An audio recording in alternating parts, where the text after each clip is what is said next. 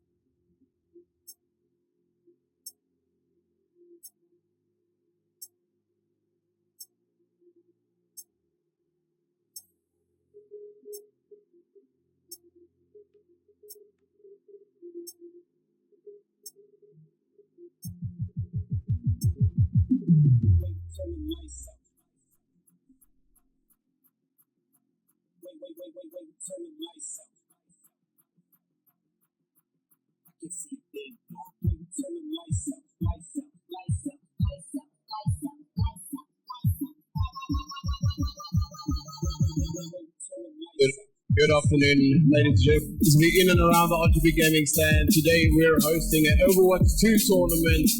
8 teams from Eduvos across Gauteng is coming to compete for the Ultimate Championship at the end of it. For those of you who don't know Eduvos, they've got 12 campuses countrywide. Stick around, chat to them, learn a little bit more about who they are and what they do.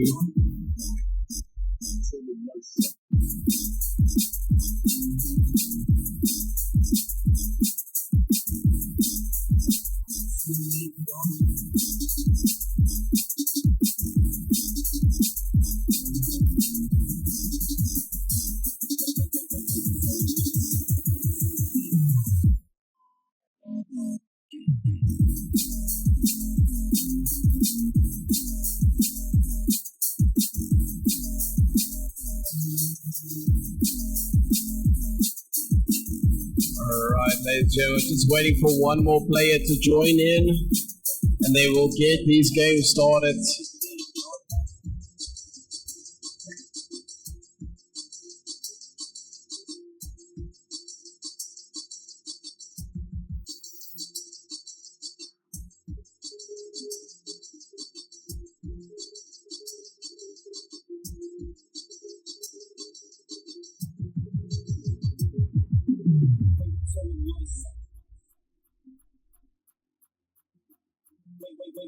Turn the lights out. I can see a big dog. Baby, turn the lights out. Lights out. Lights out. Lights out. Lights out. Lights out. Lights out. Baby, turn the lights out. I can see a big dog.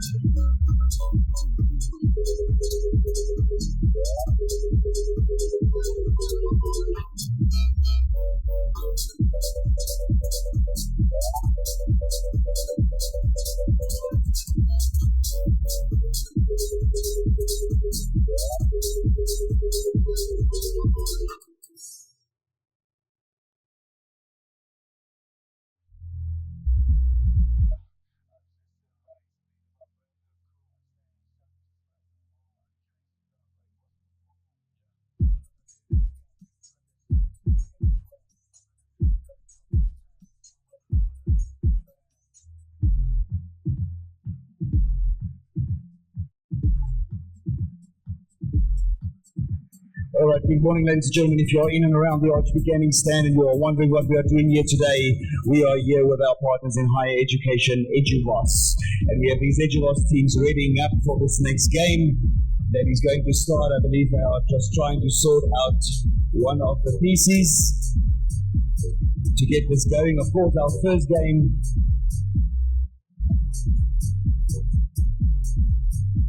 and we are excited to see what the outcome of this will be.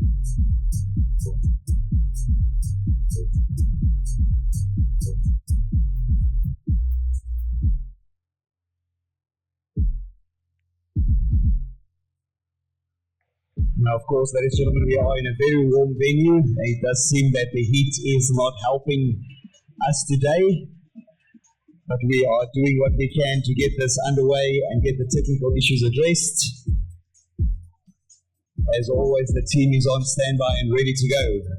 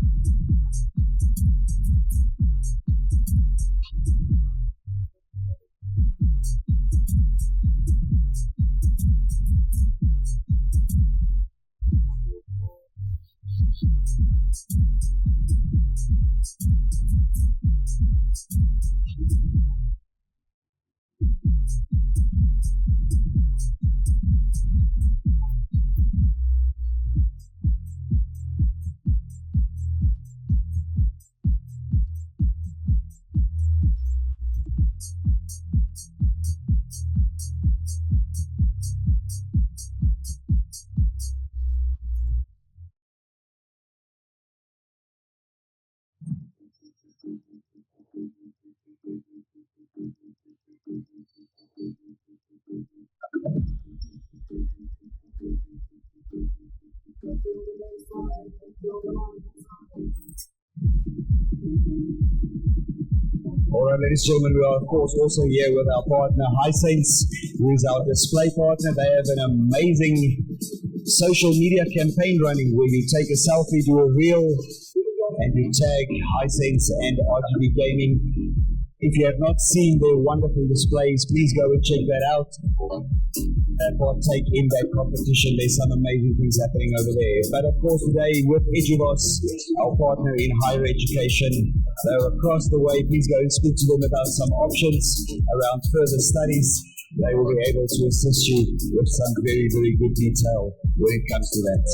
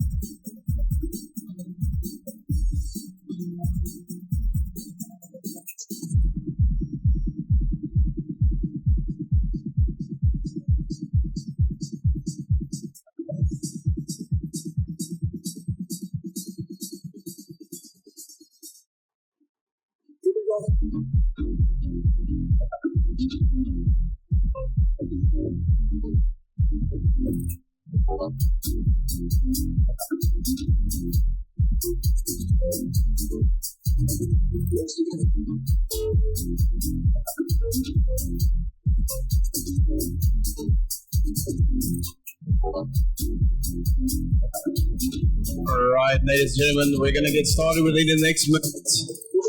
Looking for one player to finalize the keybinds.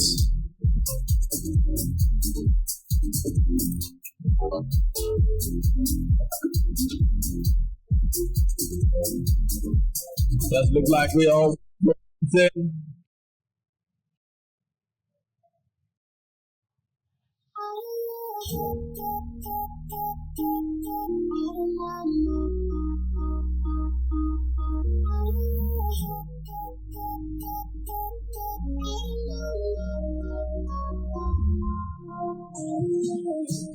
We are looking for Ethan.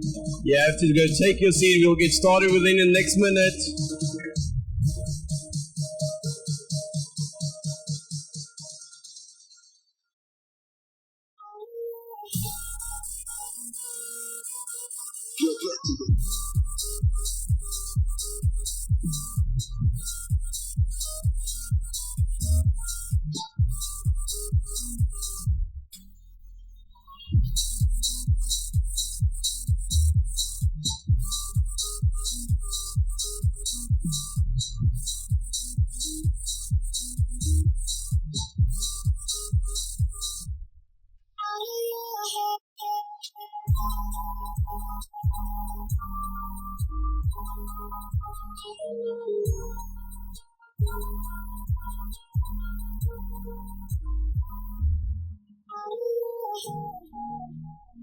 Alright, players, grab your seats.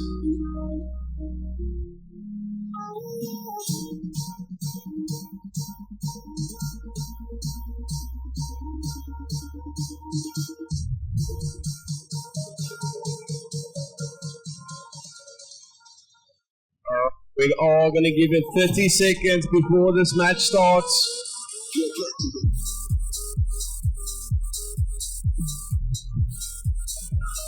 Both are good to go. Casters in the back, take us away. Alrighty, let's see.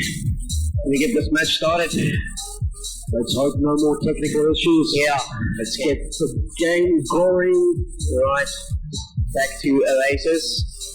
Let's see what these teams will pick. Okay.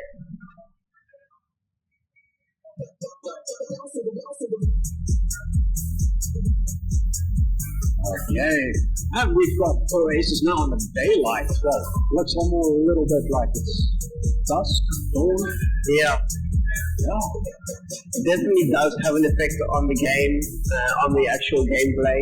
Surprisingly enough, yes. Yes, especially when it comes to champions that fly. Most certainly. Right, here we're seeing a Diva with the Deviants playing Diva. What's a very nice composition to have a look at both these, and we have Orisa here, the tank here, tank versus tank. Very different styles here, so this will be interesting to see because we've got a dive composition, well, semi-dive composition on the Deviant side, and the Quantum Breakers, we've got a little bit more of your Bronco comp. So this is perfectly what you want to see, two different compositions, and how these teams will best utilize these compositions. Yeah, first line, here we see. Here we go, sitting here on the Zane outside. Okay, switching over to Genji. Genji trying to deflect over there, trying to keep his team safe. Diva trying to absorb there, and Diva DMake, Lady Diva out. And we've got Genji trying to dash, hack, slash, and get it over and done. Killing the Baptiste there, going for the Bastion. Bastion was on his own, Bastion is gone. And just Reaper left for Quantum Breakers. Alright. There we go. Deviants take control of the point first. Lady Diva is back in her neck.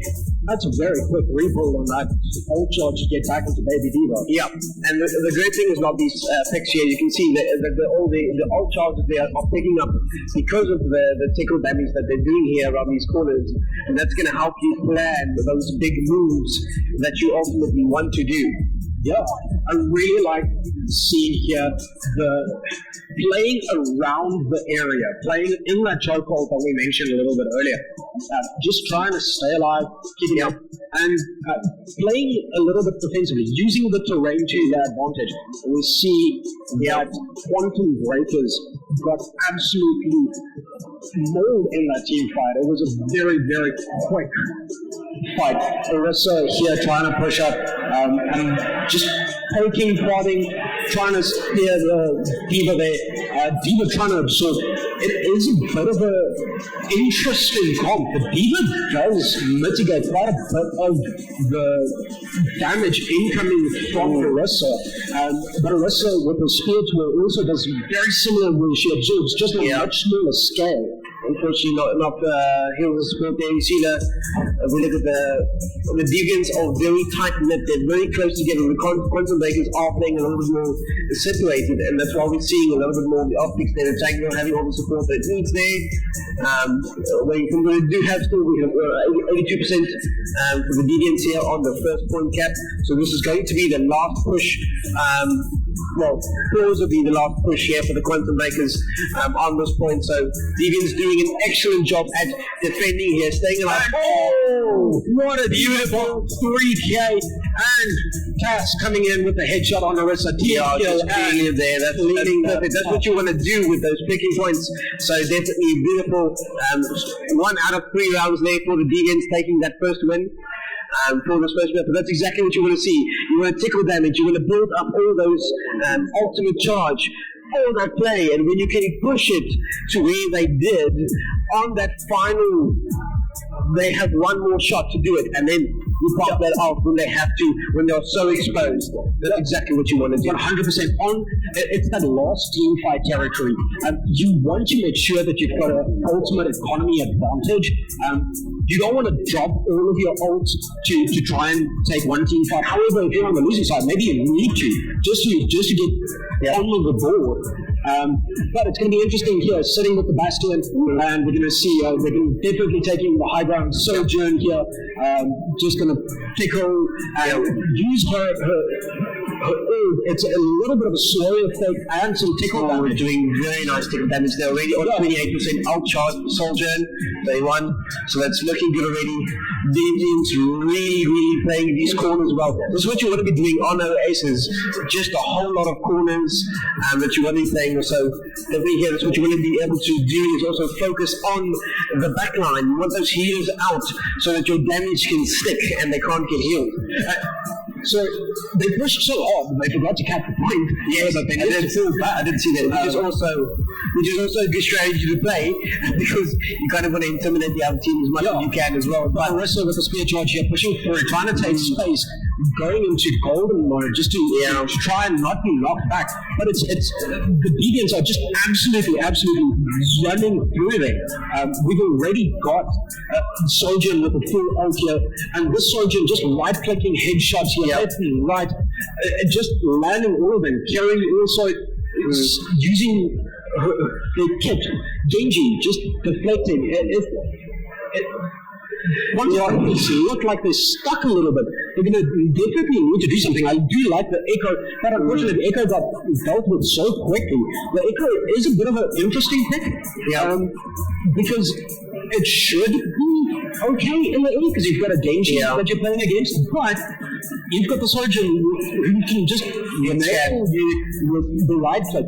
Yeah, the left click, primary fire is not that good, but the right click, just instant hit scan and does 170 damage on a headshot. It's a lot. Lamp out there, Lamp really helping a lot here. Orisa trying to absorb, Orisa fading out there.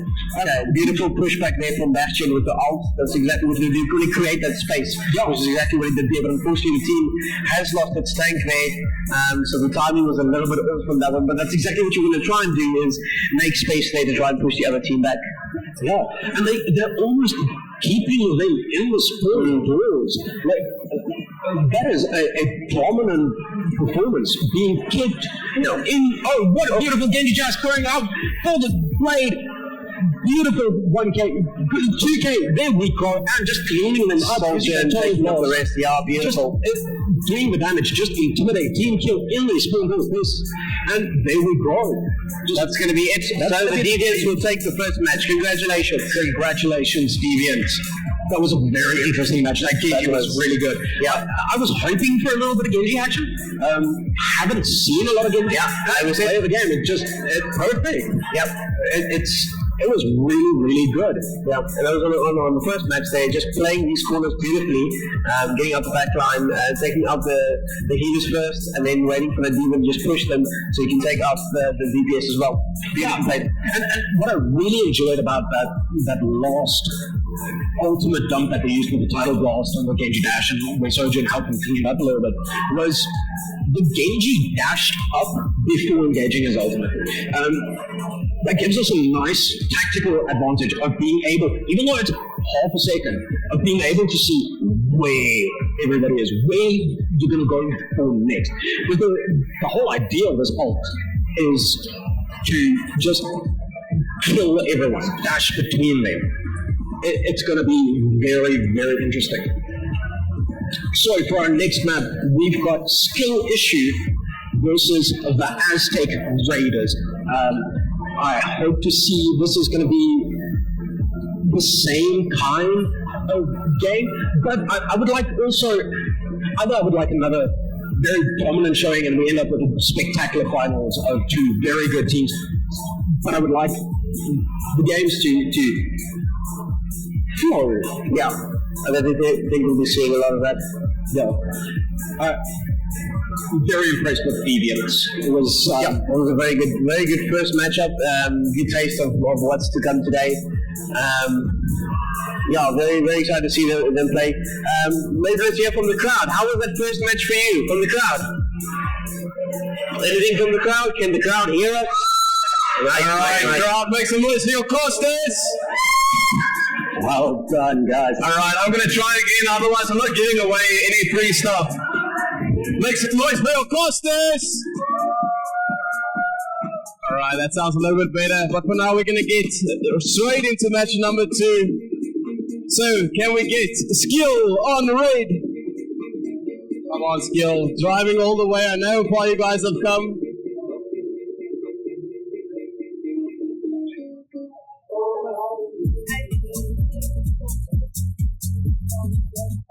Aztec, can we get you guys on the blue side, please?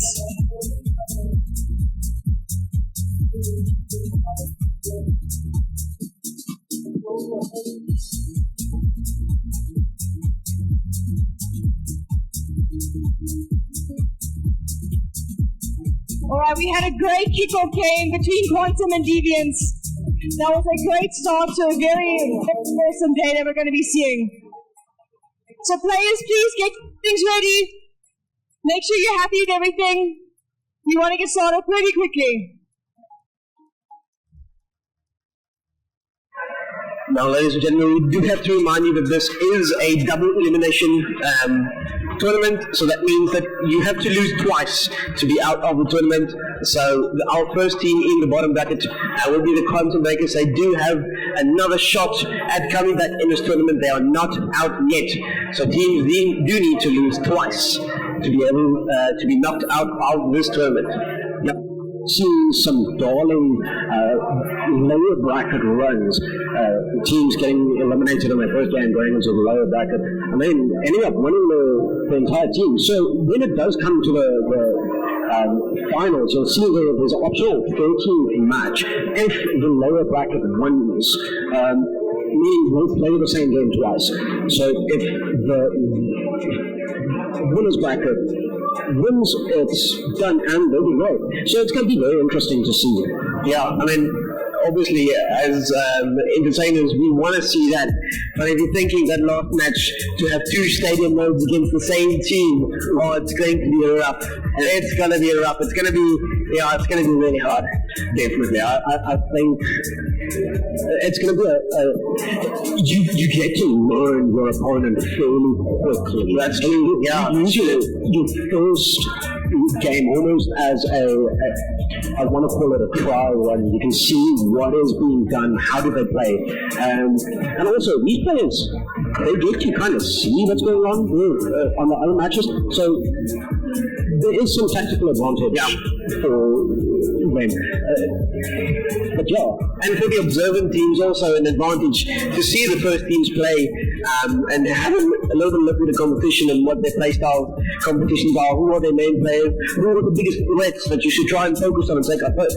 Yeah, because like Shale mentioned during the previous game, is you always want to, ideally you're always going to want to go for your supports first, but that's not always just possible, because if you have high mobility characters like a Mercia, a Lucia, or a Moira, or something like that, where you can escape, you're going to have a hard time. So you might need to focus on your tank. Everybody focus at the tank and just dive on it, very much like Deviants did, always focusing their Rissa first and then going for the backline. So it's very, very interesting. I think I would like to see some honor. I really enjoy my honor. I'm a big honor player if I play on support. What I would love to see, I don't think we will. He hasn't been meta for a very, very long time. I'd love to see Reinhardt. Ryan is always so fun. But yeah, I think we're quickly going to hand over to Rudy. I think he's got a little bit of a surprise there for you guys. All right. So, for those of you in the crowd who would like to win another prize, this is from Hisense, our display partner. You gotta woo more than that. That's more like, right, please make some noise for Hisense! Alright, I actually need to choose someone. Okay, Gary, you're gonna be my judge. I'm not doing this. It's up to you to decide who goes home with this. Alright, 3, 2, 1, make some noise!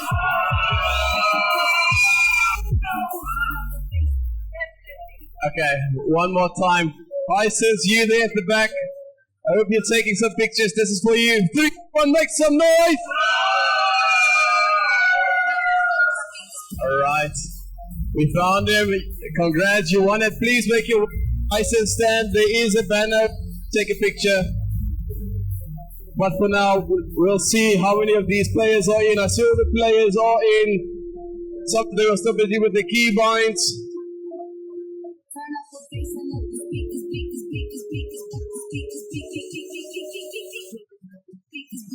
Alright, we're currently in round 1, moving into match number 2. Costas, what did you think of the previous match?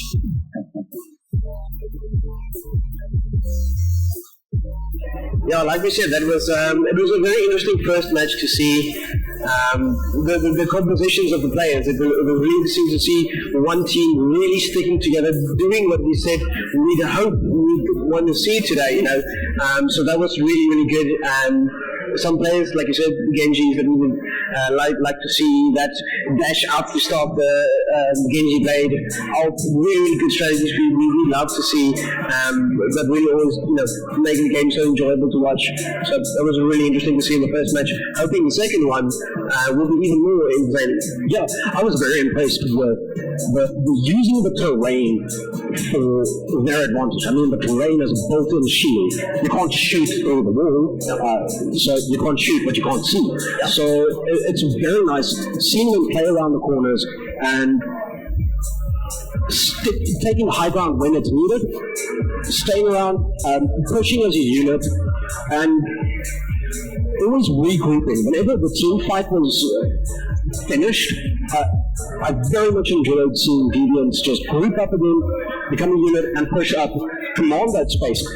Because the reason for pushing up, the reason it works so well is you've got to take now 2 team fights to take the point. So you've got to take the team fight at your spawn door, at the choke point, then you've got to break through, get to point, but probably by the time that you've broken through and gotten to point, your opponents are on point again, and it's their points in control. So you need to take another team fight. Even if you don't get a team kill and the defending team is backing off, their dead will be back in and respawn back on point. So you've got to take another team fight. It makes it very, very difficult. And it's I don't know how to put it.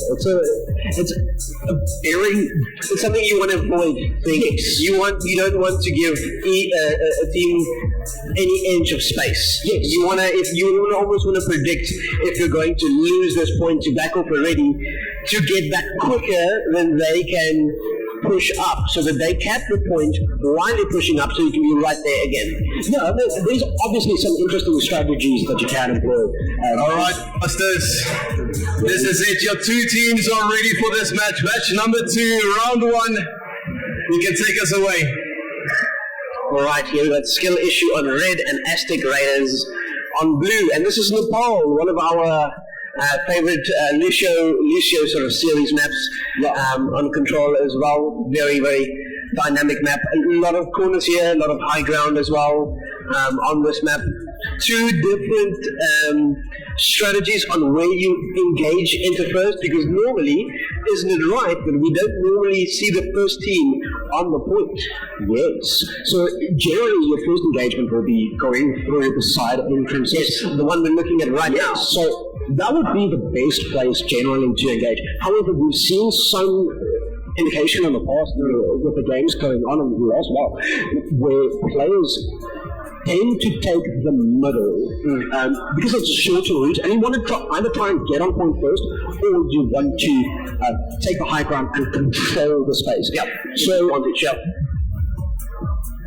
we do have a very brawl style map here, especially because the point is in a very enclosed room. So with Aztec Raiders, I'm liking seeing the Doom here as their main tank, because he can very quickly take up space, he can poke and prod, but he can also, in the enclosed space, just beam them down, one punch against the wall, and it's game over.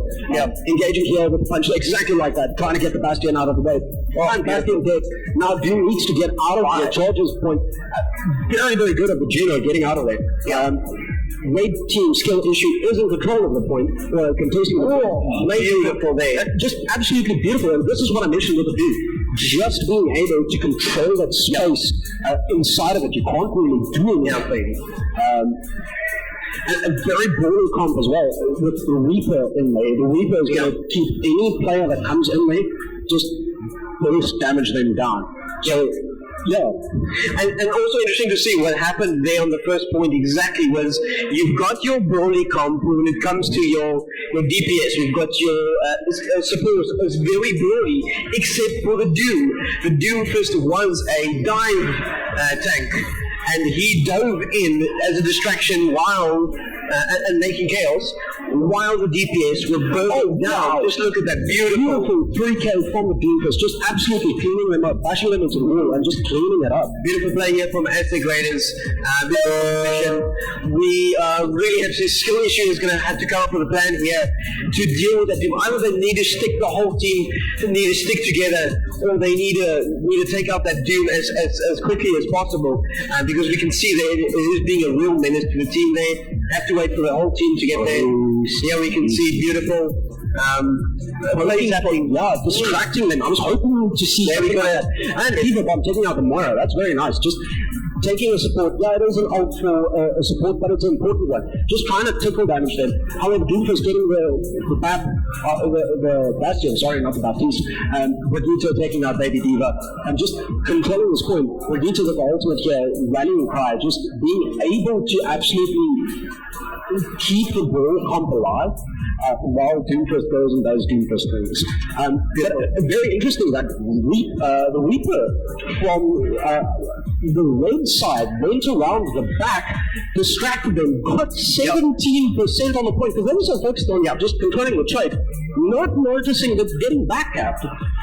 Beautiful, yeah. I think that's exactly what you want to do as well. If you're seeing your team struggling on the choke points, you want to go around and cause a distraction, hopefully far enough away that you can actually make it count, and you definitely see that it has there. 17% that did count from team there.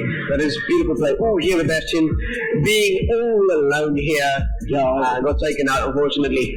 And the rallying cry, like I said, just keeping them alive in that world, just walking straight into a Bastion and turret mode is a lot. Very, very, very well done there to Aztec Raiders. That was some interesting. Doomfist is very difficult to play locally, just with the ping that we generally have in South Africa. Yeah, I'm very happy that we've got some servers now closer, but Doom is very difficult. This is going to be an interesting matchup here with the pit with Doomfist, being able to both use walls and as well just put them off into the pit, which is an environmental kill. And an environmental kill gives you extra ult charge, so you definitely want to go for those as well. Yeah. No, it's definitely going to be an interesting one to see how they play around the pit area there. Having the main tank as a diva gives them the advantage of being able to fly back on back onto the pit, as well as looking at the judo there, being able to do the same thing. That's definitely going to help them there to deal with these boops, as we call them, into the pit. So immediately onto the point there for the Aztec Raiders, disrupting the backline, as we can see here. And Doomfist just doing, like I said, Doomfist things. Disrupting, going in with a slam, getting some additional charge, and just falling through them. Juno jumping off into the pit, trying to get out. Got out successfully. Wujan being focused here by the Doomfist. Baby Diva. And let's see if they're going to stagger them. Baby Diva. Beautiful.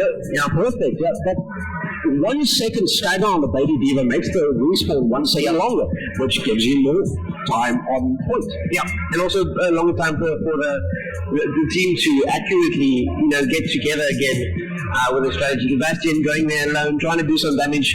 No heals for him. He did get a lot of damage. He's actually pretty alone. Being kept alive there by the Diva, just putting her defense matrix over and absorbing the incoming damage. Mitigating the damage, With Brigitte here, just being able to push through using melee damage. Defense matrix can't do a whole lot against that. And there we go, staggering the Baby Diva, taking her out, and back onto the... And this is what we talked about there, that sacrificial staying back to let your team gather first. Otherwise, you end up where they are, where skill issue is now, where they're being pushed in spawn. So now they have to, like you said, take on 2 team fights, which I suppose they could do. They're not doing that here. They are connecting a little bit. Over here to the far here, and then it makes a big difference. You can see from the far here, they immediately get to push back here because it's different angles there, and they're forced. And we've got the hit scan from the Aztec Raiders down there out, and now we're left with the Reaper, which is going to struggle against that Farah. That is exactly what you want to do to counter that composition. Yeah, I mean, Doomfist is making a lot of space for them in taking control and making chaos on the backlines. So the Pharah is not so susceptible to that. The Pharah, because she's in the sky, you got to be pretty good with your right click, with your punch to get it. But Doomfist using his ult exactly, both as an escape to get out of a little bit of damage, but also taking out the backline, making them confused. And Aztec Raiders back in control of the point. But it's very good to see that one swap, like I mentioned, making such a big difference, getting a 30% on the block for just poking constantly. Doomfist here is stunning the Bastion. The other team needs to stick together here. Yeah, try and just hold this choke, get those ult charges in so they can just push through and get back on the point. Here we go, 90% point capture, 10% left for the Aztec Raiders. If they do cap this point, it looks like they're going to take this one. Aztec Raiders will take game number 2. We've got a Reaper on Reaper actually here. Here we go. Round 2 going to Aztec Raiders. That's very, very good. That Doomfist was very interesting to see. Yes. I really perfectly played. Yes. I mean, this is definitely going to be that 3 count in the first round. Yeah. Let's see what happened here. Fighting around the corners, perfect. In there. And just, that's phenomenal. Just leaving there in the corner, lighting up, and then lighting themselves up for that Doomfist slam. Just bang, get some additional damage, additional shields, but being inside of it. I think this is going to be very, very interesting going forward. You can see that these teams did break quite a bit. You can see that they knew what they were doing going into it. They knew exactly what they were going to play. They knew which entrances they were going to take, and they knew to push up and take the choke on both occasions. Round 1 taking the choke behind the point, and round 2 almost pushing them back to spawn, because that's where the first choke is on round 2. But keeping that distance and forcing skill issue to need to do some unorthodox things by going around the side, trying to capture point, to distract. Sorry about that. And let's see what the next teams are and what the next compositions are going to look like. All right, casters, thank you so much for doing the game for us. That was quite a hectic round. So teams, we're just going to be resetting the power, just making sure that we split it off, it doesn't get too bad. But in the meantime, on my can I please get Event Horizon coming up onto stage?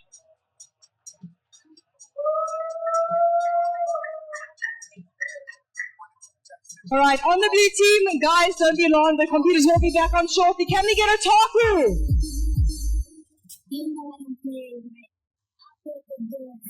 Alright, ladies and gentlemen, as you know, some of these teams have been competing for a while now. Otaku, Quantum Makers, they're not new to this.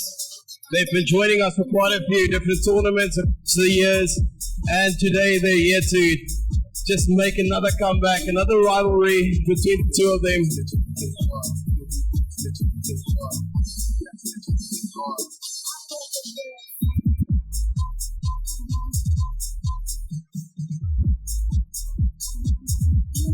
Alright, for now we're just switching over to different power to make sure that these PCs stay on and don't have any interference.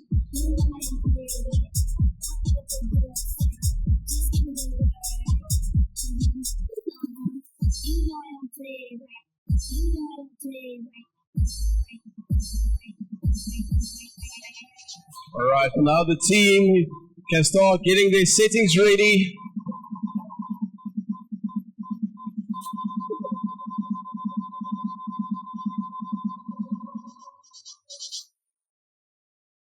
I'm gonna get back when I feel like.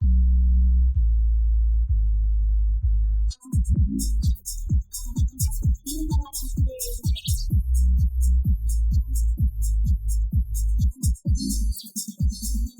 I'll take a good fight.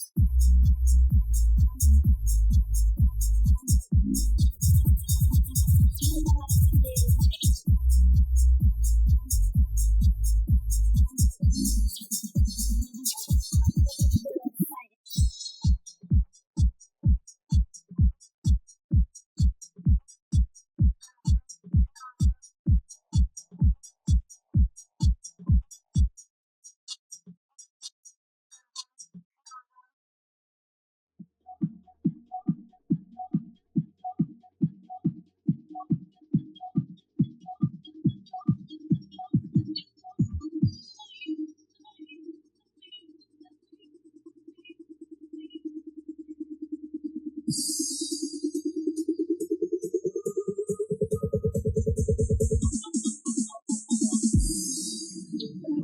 Some of the players have started joining in.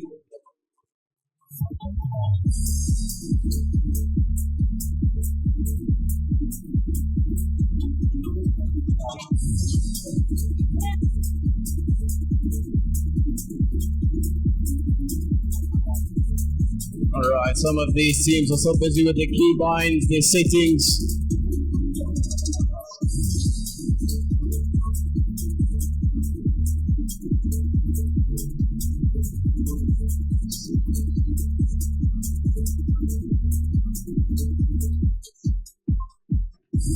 Moving into round 3.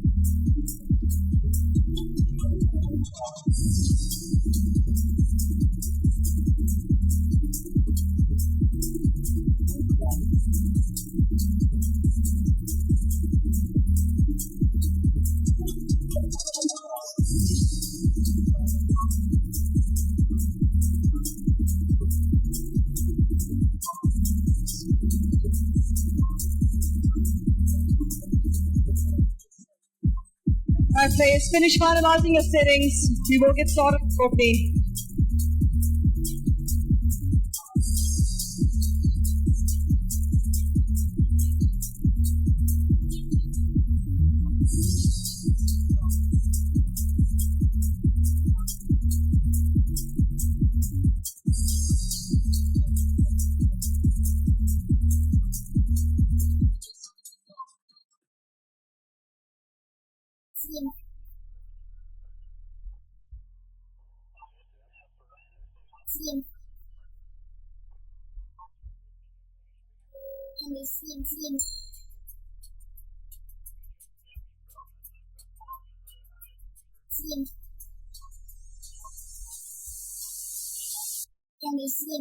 Alright, casters, the last 2 games were pretty intense. How are you feeling about the upcoming one? Well, we were actually just thinking about that.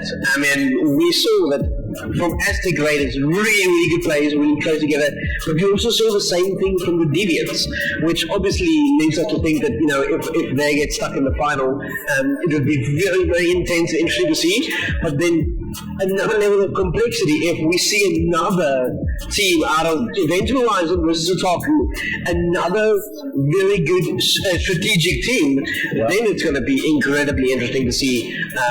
Because then we'll have 3 teams that are just like really focused on the strategy and have practiced that strategy together. Yeah.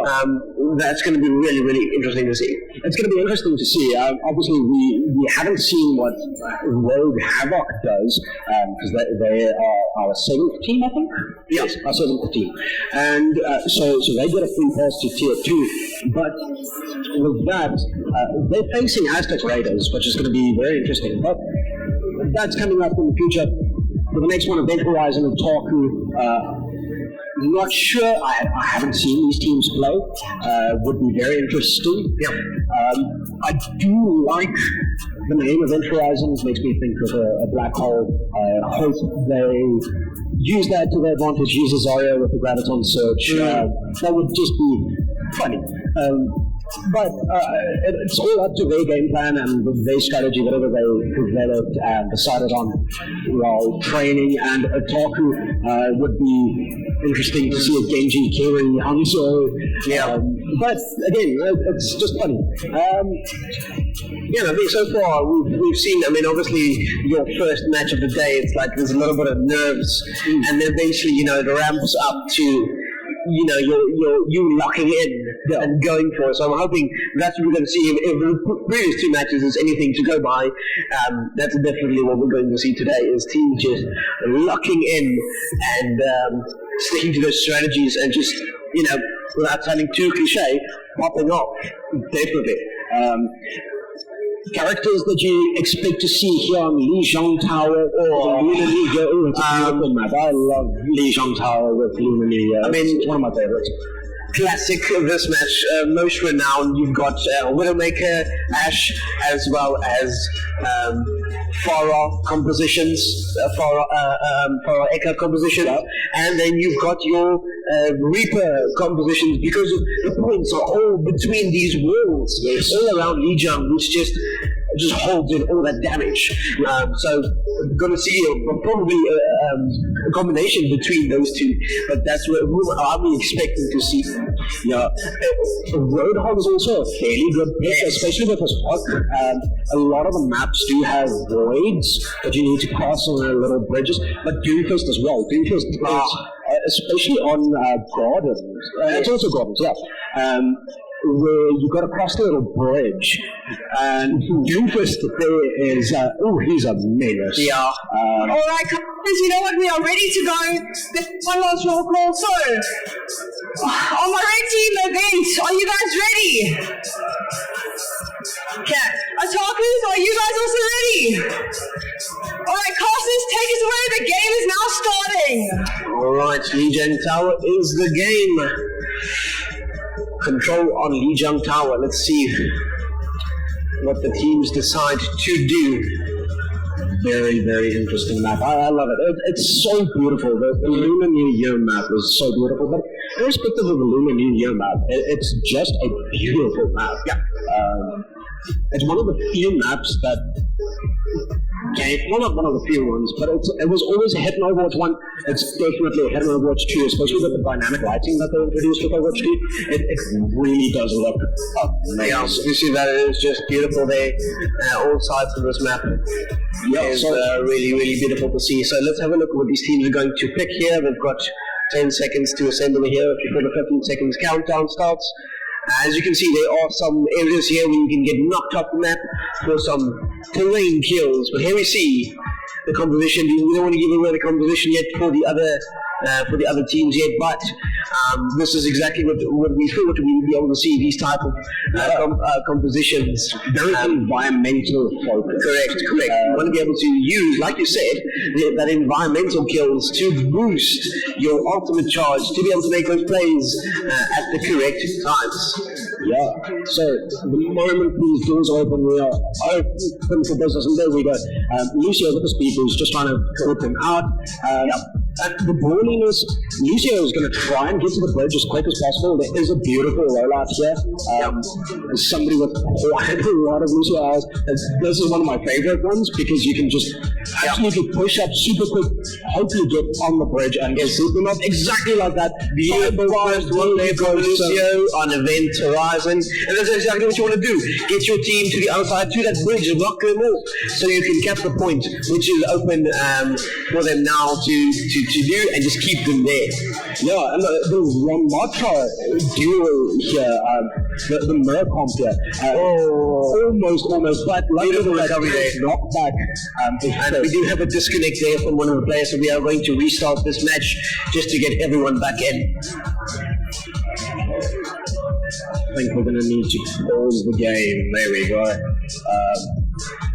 Yeah, we can just hit the pause there on the game, so we can have these Alright, casters, we are going to re-host that one. I wonder how that's going to affect the team comps. Yes, because they obviously got a little bit of a taste now of the strategy, so that's also an interesting way to take on this challenge, because you've seen what the composition of your own team is. Hopefully you weren't intimidated by it yet, and hopefully the gears can start turning. Think, okay, cool, so this is the composition, this works well. This obviously didn't work well, it's sort of like a second shot at doing it. So hopefully we can get back in as soon as possible and make that happen. Yeah, I as a former Lucia player, somebody else, I enjoyed him a lot. Probably got close to 1,000 hours on him. But yeah, the rollout there, getting that environmental kill onto the Symmetra is exactly what you want to see there.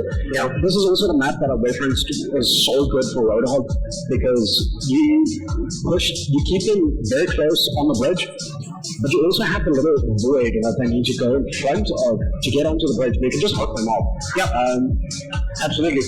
But I do like the Rematra here because of the Farah. Rematra with the ball that he throws, sucking the player down, preventing her from getting so high that quickly. And your team can focus on burning her down, because she also has some ability to move you around against your will. Environmentals, get environmentals with her knockback. But even on rockets, do a very, very slight amount of knockback, but it does do knockback, and it does splash damage. So now you want to be careful and not pull up too much on the bridge, because of all of the issues. Oftentimes, I would say if there's a comp like this, where it's focused around the environmentals, go the back route. It's longer, it's more difficult. It's just one long choke point, but you can take that fight instead of being knockbacks. Facing knockbacks, especially if you've got forwards that you're facing.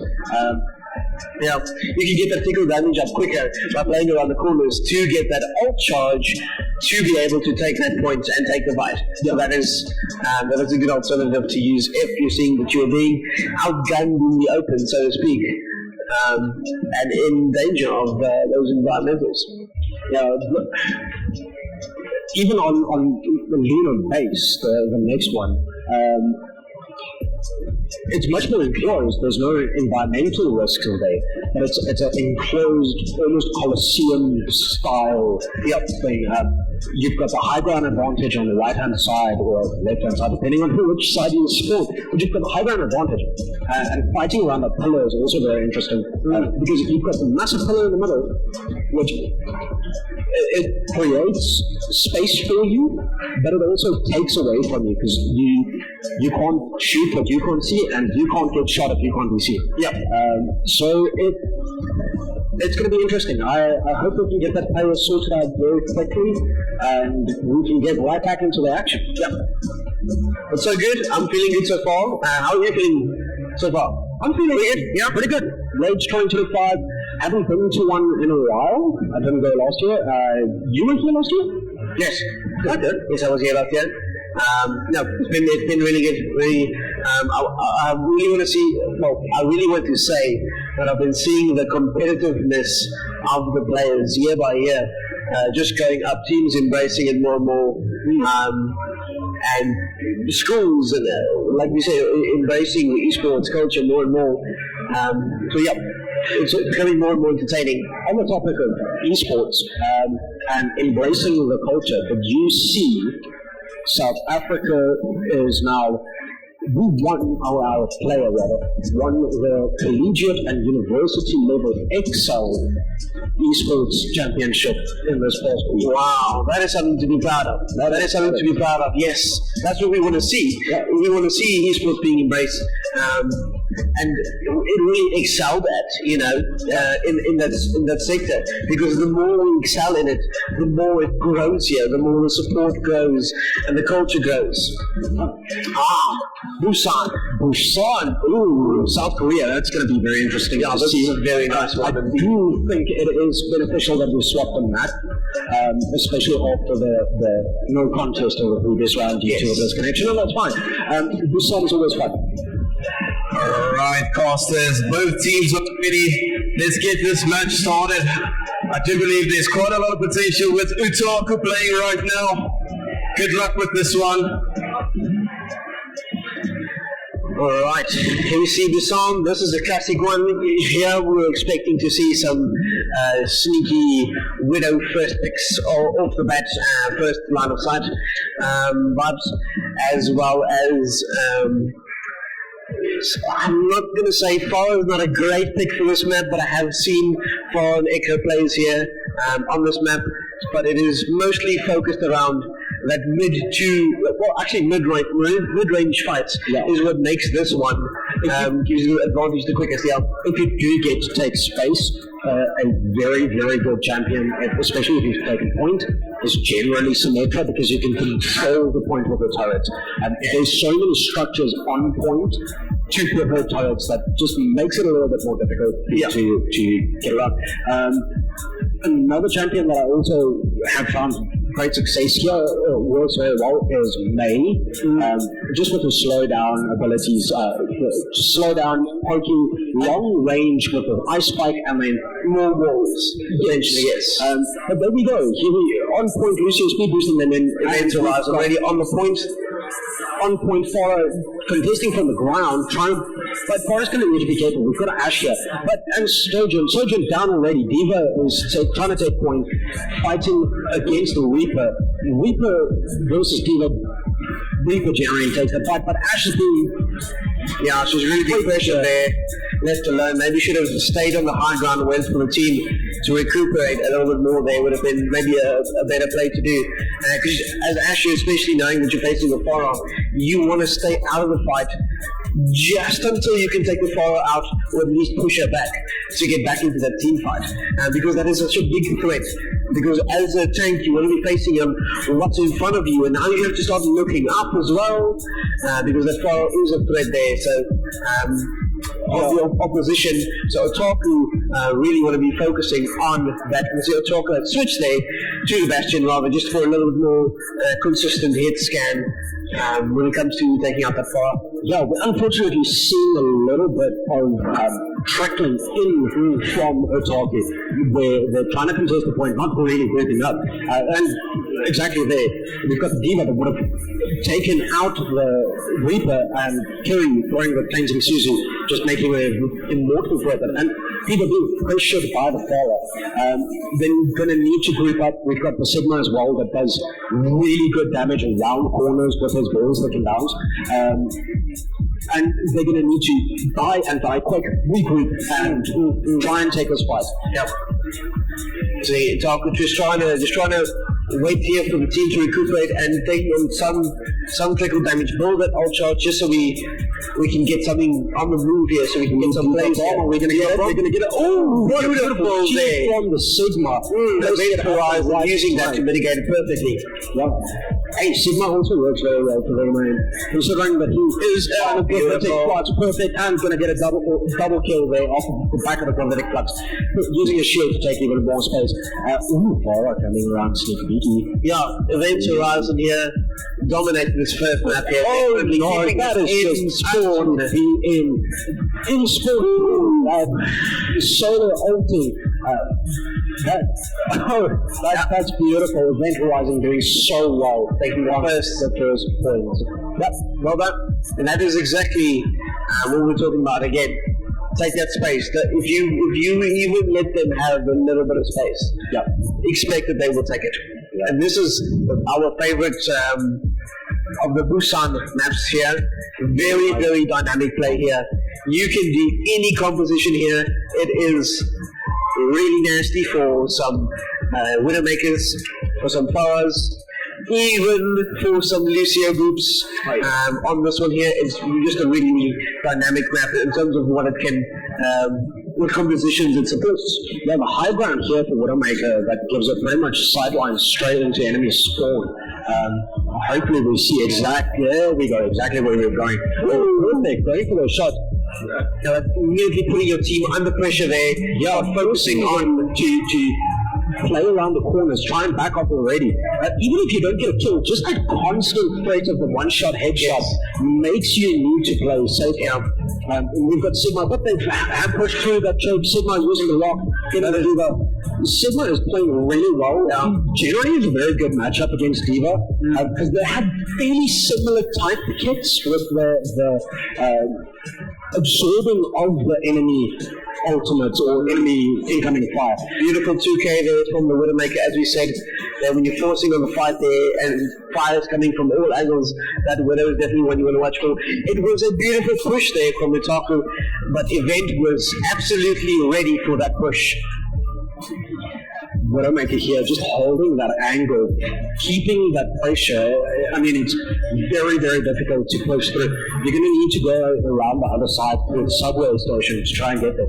But I mean, your main tank is being burned from the front with a 200 shot damage constantly from the Widowmaker at the back. Then you've got your Lucio doing boots, just keeping you in that zone of pressuring fire from the Widowmaker on top of a Reaper just sitting on you, doing shotgun damage. It's a very, very difficult fight. Both of these tanks trying to take space. They did try and contest. A little bit of a distraction. Yeah, Reaper using her Widowmaker, using a Widow's Kiss to just see what's happening. Using her Widowmaker ult, get some moves there going. Just so the team, there we go, Rivertech Flux, Junkrat is very low, that's going to be a very, very good, I wouldn't be surprised if that's going to be play of the game. Yeah, that was brilliantly played there. That bunker composition in that chokehold is just so hard to deal with. You really, really, really have to make some dramatic changes there. Here we got the ult here from the Moira from the top, just to try and push them a little bit away. And Reaper just coming in there. Oh, beautiful. Team kill, 87%. We are in very much lost fight territory. Yep. They're going to need to use your speed boost all the way to point to even contest, but I don't think it's going to be a feasible. Either going in there, have a chance. We need to pressure that Widowmaker. That Widowmaker is causing them a lot of damage, but unfortunately. Alright, Event Horizon takes that round. Event Horizon, what a good play. Very, very interesting. I will be going to be very interested to see play the game. There we go, goes to Reaper on that last hold. Yep, like we said, Death Blossom takes that one. Ooh, what a beautiful It's a very interesting composition that we saw here from these teams. I mean, we've got essentially from Event Horizon a complete bunker composition, or broadly composition rather, with the exception of the Widow on the high ground there to just keep them in line. It was beautiful, beautiful play there, beautiful composition that we saw there from Event Horizon. It is a different, I have to say, it is a different play that we have seen there from looking at the composition and the strategy from Event Horizon versus Aztec and the Deviant. It was a different strategy that they played. So that makes this this day and the match up so much more difficult there. What I am going to be interested in seeing is what we did see was Event Horizon, I believe. Alright, and there we have it. As we can see, good sportsmanship between all.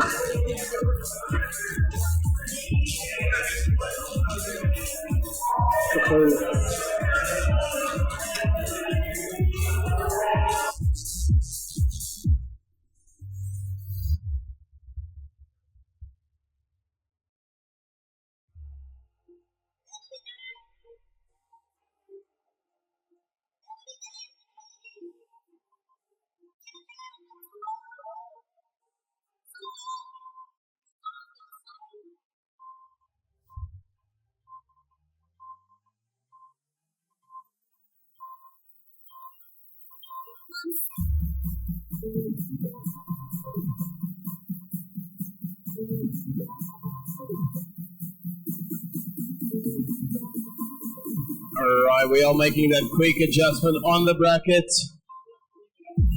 We do apologize. It's not just the heat acting up with the machines, but us as well. But for now, we are going to move straight into match number 4. The first match of the losing brackets. On the red side, can we get the Quantum Breakers? And on the blue side, Skill Issue.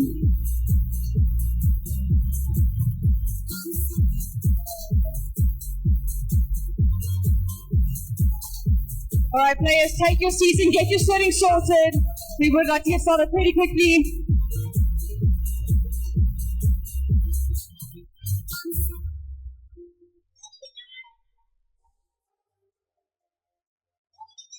We've had some 3 incredible matches, and now into the next bracket. Match number 4 before we start the quarterfinals.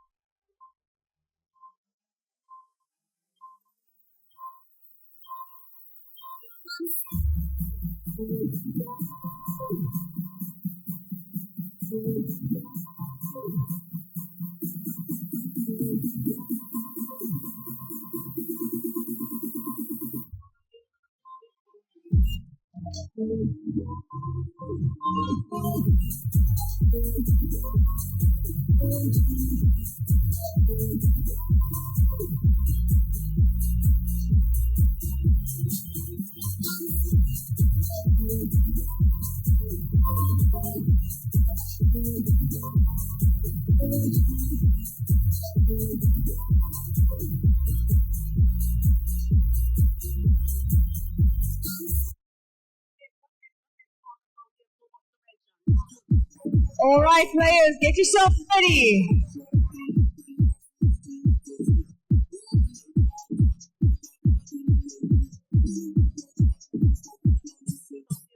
So crowd, just by the way, this is a double elim.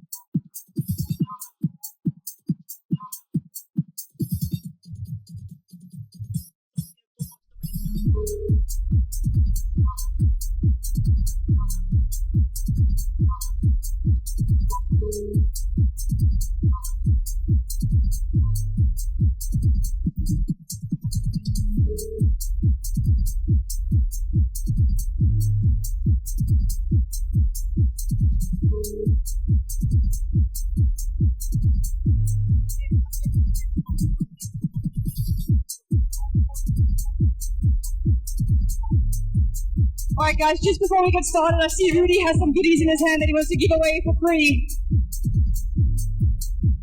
Alright, ladies and gentlemen, I know this is quite a hot day, but I know you still love free stuff. Who wants to win a backpack? Come on, who wants to win a backpack? Alright, tell me, who loves Eduvos? Okay. So how this works is I'm gonna shout take, Eve take. Okay, take. Alright, but guys, you gotta make some noise. Come on. Are you guys ready? You guys can also join in.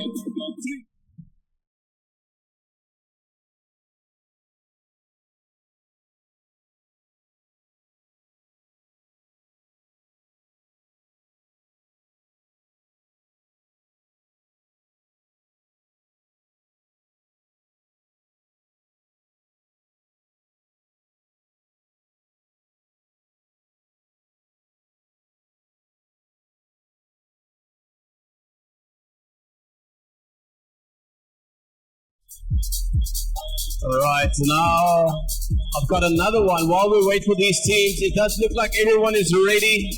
So before we get started, I'm going to do yet again another giveaway. I need a judge. Who is it going to be? Where? Oh, who can I ask? I think the gentleman there from Hisense. Please join me. Gentleman from Hisense. I'm not picking winners today. All right, you're gonna pick someone who wins. All right, you guys ready? Make some noise for Hyacinth! One more time! Who is it? All right, come and grab it. Come and grab it. Make sure to take a picture by the Hyacinth banner. All right, casters, it looks like these teams are ready. Let me find out. Teams, are you guys ready? All right, team 1 is ready. Are you guys ready? Oh, all right, casters, take us away. And here we go, Quantum Breakers versus Skill Issue. I think this is going to be interesting. Yeah, I mean, especially since the teams have now, they've had the nerves are broken. They've gone past the nerves state, and they're ready for the fight now, ready to take it back on both teams now. I think we have a fair chance here to get back into the tournament, either of them, to get back in and take the fight back to the teams. And maybe they had some time to rethink their strategies now as well, which is also good for them. For sure. We're back here on the pole, and it's going to be interesting. We've got my Reinhardt. Oh, yes, I love my Reinhardt. We've got two of them. Yes, Wine versus Wine. Match. This is going to be a fun match to watch. Oh, Wine versus Wine. It's just, this is the ultimate example of first W. Very started as a post late mouse one and yes. Oh, yeah, so we have it. So, yeah, unfortunately here, Ryan does not have anything to do with its food into the pool, but hopefully he can just take it away. Maybe healed there by the Wu Yang. I don't see a lot of environmental damage capacity here. I don't see anyone that sneaky. But this is going to be interesting. We've got these Ryan's already taking a point from the skill issue set. Bastian poking here. Oh no! Feeling Quantum Breakers there, just not being aware of the surroundings. That'll happen to you. That's happened to me as well. Yeah, and it has happened to me as Reinhardt on this map. Yeah, it just feels so natural to walk around that corner and peek that corner, and he just drop off. It does happen. And it's a part of the game. It happens. Let's see what happens with us. Who's going to win the shield battle? Okay. Move it up. Keep the space. Here we go. Charge. And swing the this is with high. Beautiful there. Quantum Breakers just completely taking the house. Team kill, flipping the points into their favor. That was a very good just waiting for the charge. Yeah, waiting for the charge, getting the team fight, below sitting up here, killing pylons, and just taking the point. Now they need to push up a little bit. They shouldn't stay on point. They need to go take that chokehold. Yep. But they also do need to wait for their run that unfortunately couldn't make it. But it was a very good team fight that. I was very surprised. Got this the Sojourn and the Soldier here poking each other. The Soldier here sitting and poking from the high ground, forcing the skill issue Reinhardt into the little box there. They can't really do anything. Two Reinhardts duking it out there. Very aggressive play we're seeing here from the Moira on the Quantum Breakers, playing very DPS style. I mean, Moira kind of does support that. You can pop a healing orb wherever your team is and just forget about them for a while and just really focus on the team play. Technical issues there. Let's see. I think we are going to reset the backup. Yeah, that seems we're having some, at least from our side, I can see we're having some internet disconnect issues here, which is what you saw there.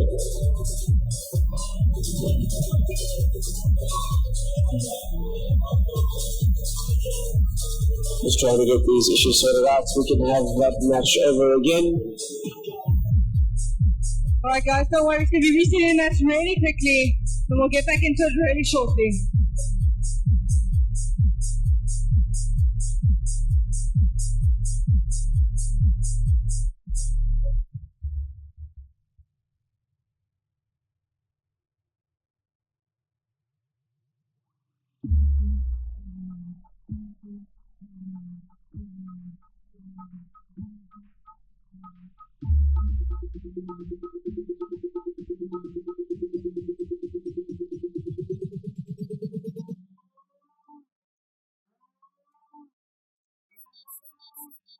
Energy overload.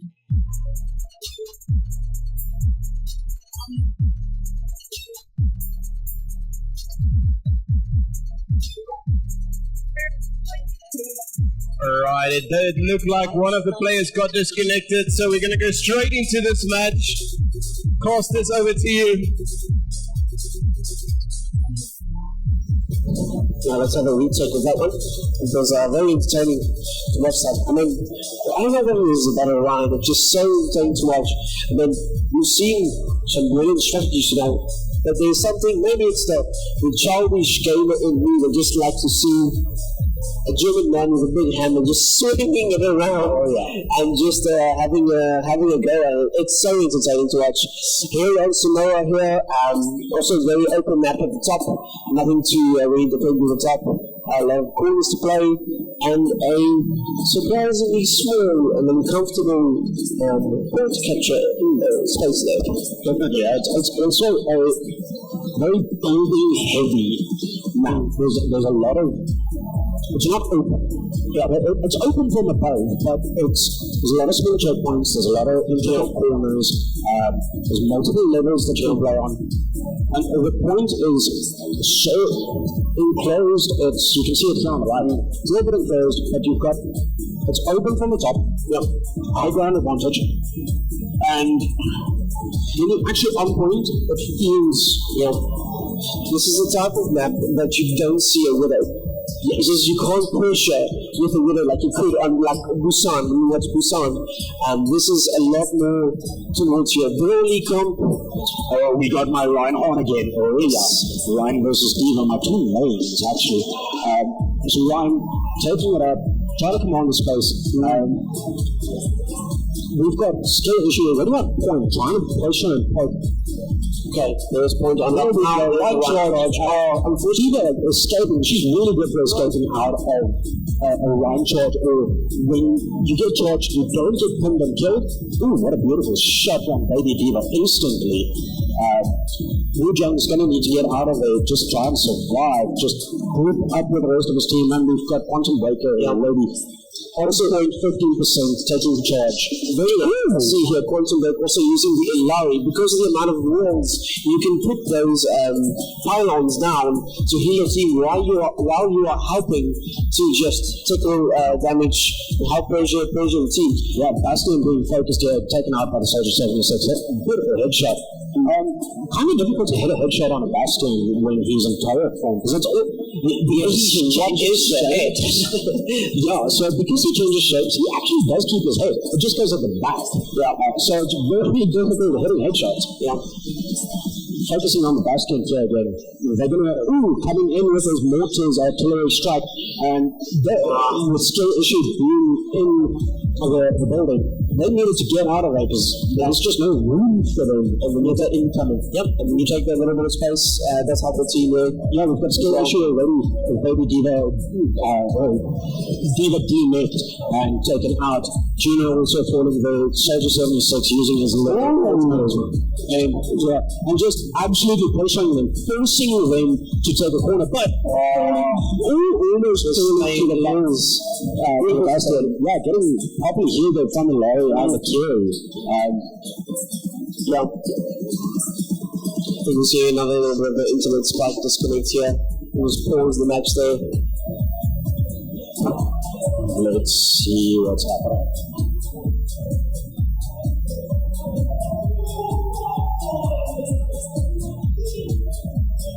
Yeah, I think we are seeing another internet disconnect. We do have two players that have left. We are returning to lobby just to figure out what might be happening here.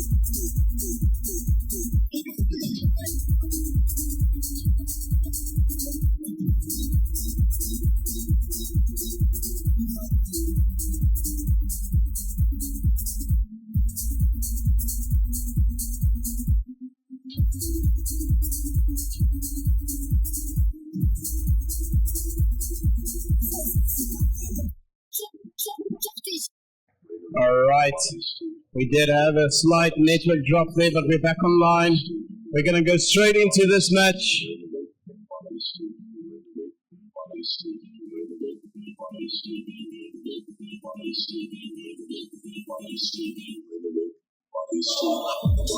Alrighty, and we are back, and unfortunately for the event of fairness to both teams, we have to give them a fair chance. We had to remake this. Unfortunately, this game is internet reliant, so if the internet does drop, it will cause disconnects. So in the name of fairness, we just have to remake. We're back on Oasis, Lava. As long as I get to keep seeing my Reinhardt. I like seeing Reinhardt. But yeah, very interesting composition that we're seeing here. But we're not going to spoil it for the next 10 seconds. Once we're out of gate, both teams have made a little bit of progress. We will give a bit more info. But it's looking very interesting. Yeah. And here we go. Yeah, this is the exact composition we have not yet seen today. Yeah, we haven't seen a May, Mercy, nor Mauga. That's going to be very interesting. Mauga with his machine guns should burn through the Ryan shield a bit. Because Ryan has shown that he kind of knows what he's doing. The May, on the other hand, is a very, very big pace for a Ryan. With Quantum Breakers just absolutely hitting Mauga, just actually killing the roll over there. But Mauga being burnt down by beautiful play from skill issue. That was very, very good start. The idea they have around this strategy is good. They just need to keep it together and keep playing this. Definitely. The May did do good there. She did fall back, used her wall to create some space, but unfortunately there was somebody on the high ground that did take her out. I see changing Susie a high cooldown or long cooldown time that was unfortunately lost. Stunned her by the Malga. Reinhardt's going to need to keep it up. Malga falling into the bastion. Ryan just pressing W, exactly what we said he wants to do. Press W, take space for your team, make your team do the hard work, and you just bash them when they get close. I want you to look at how close this team plays. So Quantum Breakers on rAge here are so close knit. They're just sticking together, literally a meter away from each other there.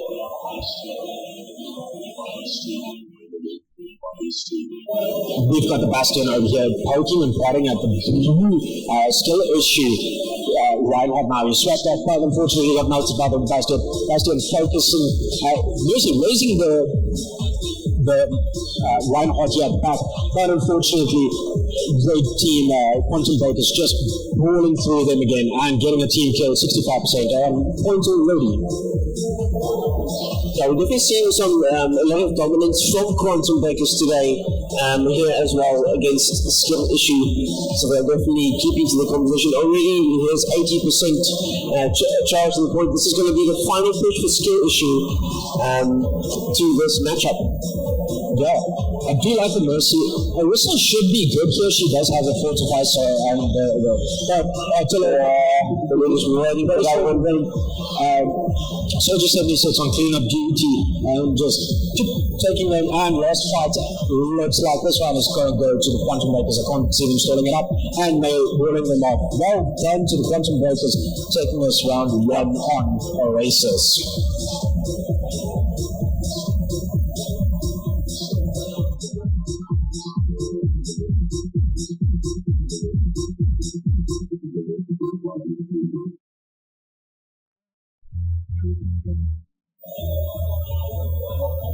Alright, ladies and gentlemen, just to make a quick announcement, this might be the last game. If Quantum Breakers takes the win, they will be moving on. Right, here, this is the one map of the Oasis we have not yet seen today. It's a very open-ish map. Open again from the top. It's not enclosed like the others, but it is. There's a lot of structures on point again.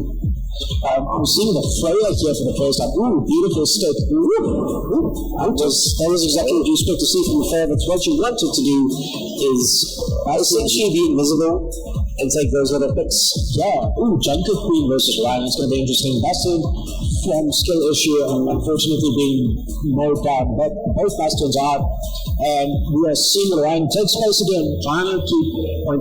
With the Ryan play here, facing off against the Junker Queen composition, the Junker Queen and the May are going to have to play very closely together because the Junker Queen has nothing to deal with the Ryan charge, but the May wall is something that can help there with that charge, and as soon as the charge is blocked off by the May wall, the Junker Queen can then come in and do the damage there. Yeah, Quantum Baker, Bastion just going on absolute tear, as well as the Kiriko taking out the May there with a headshot. Beautiful. Kiriko, I believe, has a headshot multiplier on her kunai. So it is. You want to be wary of a Kiriko that can hit headshots constantly. Yeah, it's one of those things where, from a support hero, it's kind of the same thing as a Zenyatta. You don't really expect it, but it is way more powerful than you think it is, and it comes out of nowhere often. Yeah, Bastion here using his probe, switching into turret mode with rockets, super hard, just cleans them up. Yeah, doing a lot of burst damage so that your team can do the final trickle charges. rAge being eliminated, trying to take the team fight, should have pulled him back. Yeah, and we did that. Unfortunately, it looks like he was stuck a little bit there. Yeah, there was a little bit of gatekeeping happening there just for him there. And he tried to hide to wait for his team to recuperate. Unfortunately, it cost him a little bit there. They caught him out. Just taking out the Gina there by the Bastion. 55%, almost over 60% charge here for Quantum Breakers, really being dominant here in this matchup. Yeah, it's a very interesting matchup. Quantum Breakers performing very differently compared to their first match. The Freya player has been hitting shots that are very good. The Kiriko hitting the headshots to Ryan, pushing up, pushing W, commanding space. It's going to be a very interesting fight going through it. This diva trying to, with skill issue, trying to swap off of the various tanks to try and just do something else to right. Oh, just a little bit of a miss there on the ultimate fail, but it did push the team back well, and there's going to be the final push there. Just getting them off away from that point. Ah, there it is. Pushing to get rid of the Bastion. Oh, couldn't make it on the point of time. Almost. rAge is taking this match. Congratulations. And here we're going to see the play of the game. Ooh, from the Bastion there. Must have been that rocket shot here in the second round. Oh, first round. Oh, lovely. Just absolutely going through, cleaning up. That's what you want to see. You want to see the Bastion, the ratio with that burst damage, swap to his primary fire in not center mode, and just walk up, do headshot damage, clean up what he could not do with the center or turret mode, and burst through the shield with. And then what a great match there, Casters. Thank you very much. I know you guys also need a moment to take a bit of a sip of water. So ladies and gentlemen, if you are in and around the RGB Gaming stand and you're wondering what we are doing here today, of course we are here with our partners in higher education, Eduvos. They have 12 campuses countrywide doing some amazing things in game design and game development. Please do go and speak to them across the road. They are in stand 75. There's more than capable people there that will help you make some interesting career decisions. We are also, of course, here with our display partner, Hisense, who are running an amazing social media campaign. Please go and take your photo, yourself, your reel, hashtag RGB Gaming, hashtag rAge. That is, of course, important to be part of that competition. Then, of course, we're also here with EveTech, who is our partners in our hardware and our equipment. If you have need to speak to someone about your gaming setup, go and chat to them. They will be able to assist you. But without any further ado, back over to Rudy, which I think is going to perhaps do a giveaway now, or not yet, after this game. So it's going to be after this game. Rudy, over to you. Right, there we have it. I am waiting for Hisense to bring me their special giveaway today. They've got their media team here as well.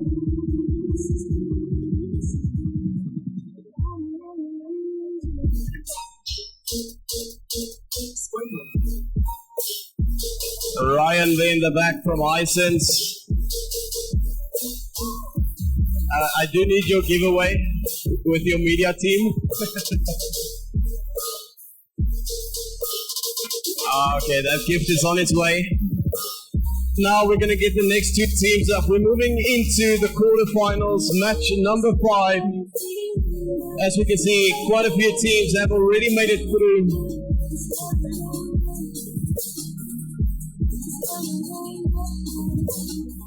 Alright guys, so team, can I please get Aztec Raiders? On the blue, Rogue Havoc. Alright guys, get your settings sorted quickly so we can get this match underway.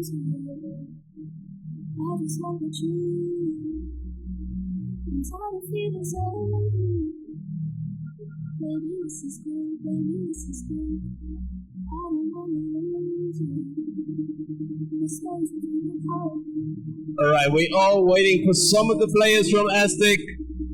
For those players, please make your way to the stage, onto the red side. We will get started in the next 4 minutes. Make sure that your keybinds are ready.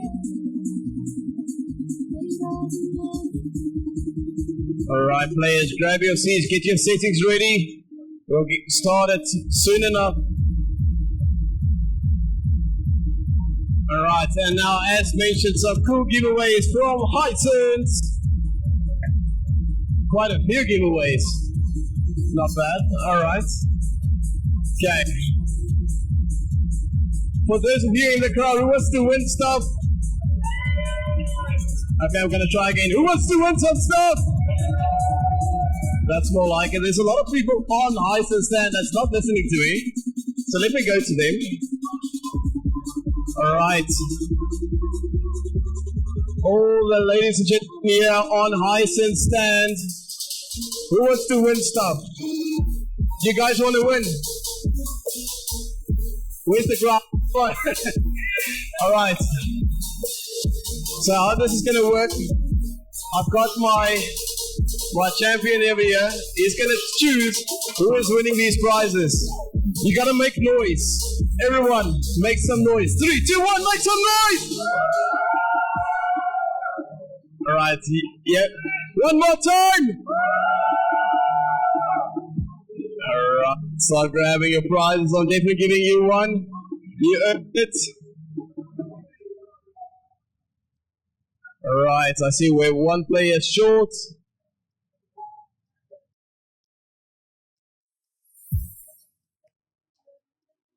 We are going to wait for them to join back in.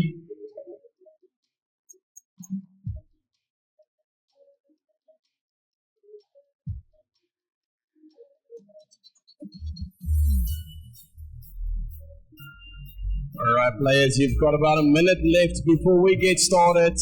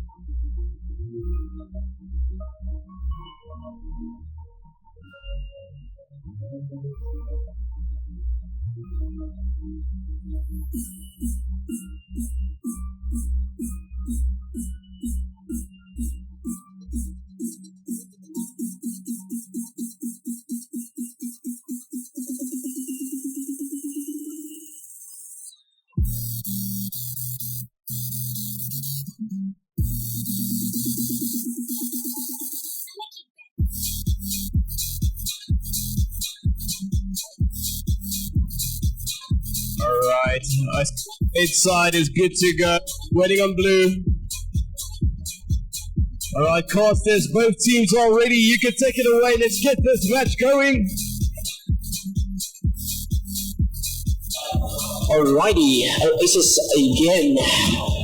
Let's have a look. So we've seen what Aztec Raiders can do. We have not seen what Rogue Havoc can do. But Rogue Havoc have also seen what Aztec can do. So let's have a look and see how they pick. What would be their counterplays? Let's have a look.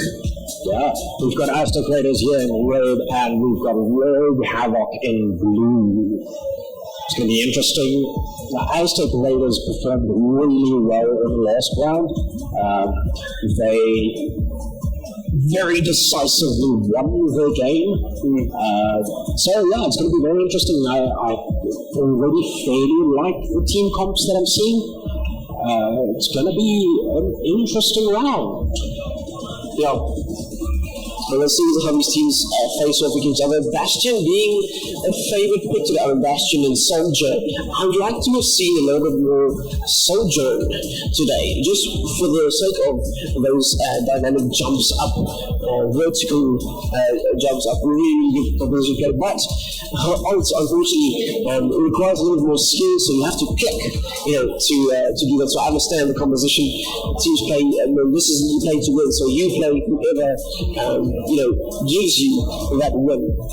So here we see Malga for the tank on Rogue Havoc facing off against Zoria on the Aztec Raider side, coming in very aggressively here.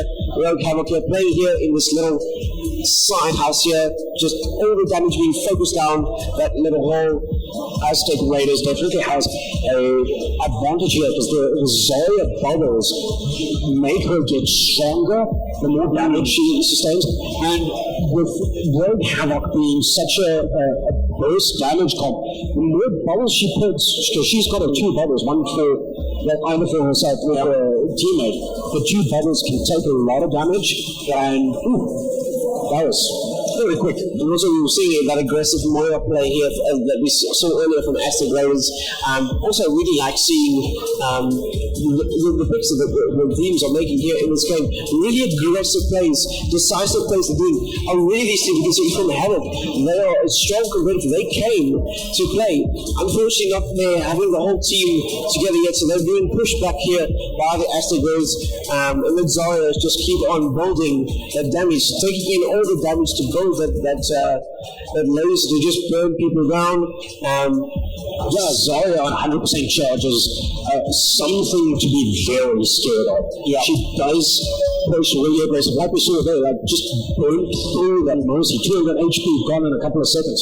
Quick swap here we're seeing from Rogue onto the Martra to try and deal with that Zarya damage, just making a little bit space there with the shield. Again, you see that Moira taking on both DPS's Aztec Raiders, because she can get out of it really quickly and relatively self-sustain herself into the fight.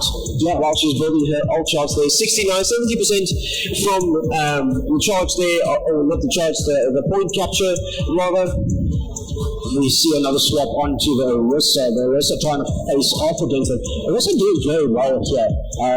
She should have a bit of an advantage compared to the Zarya because she doesn't do as much burst damage to keep charging those Zarya bubbles. Yeah, if she can just receive sustained healing here, I feel like she can just break through.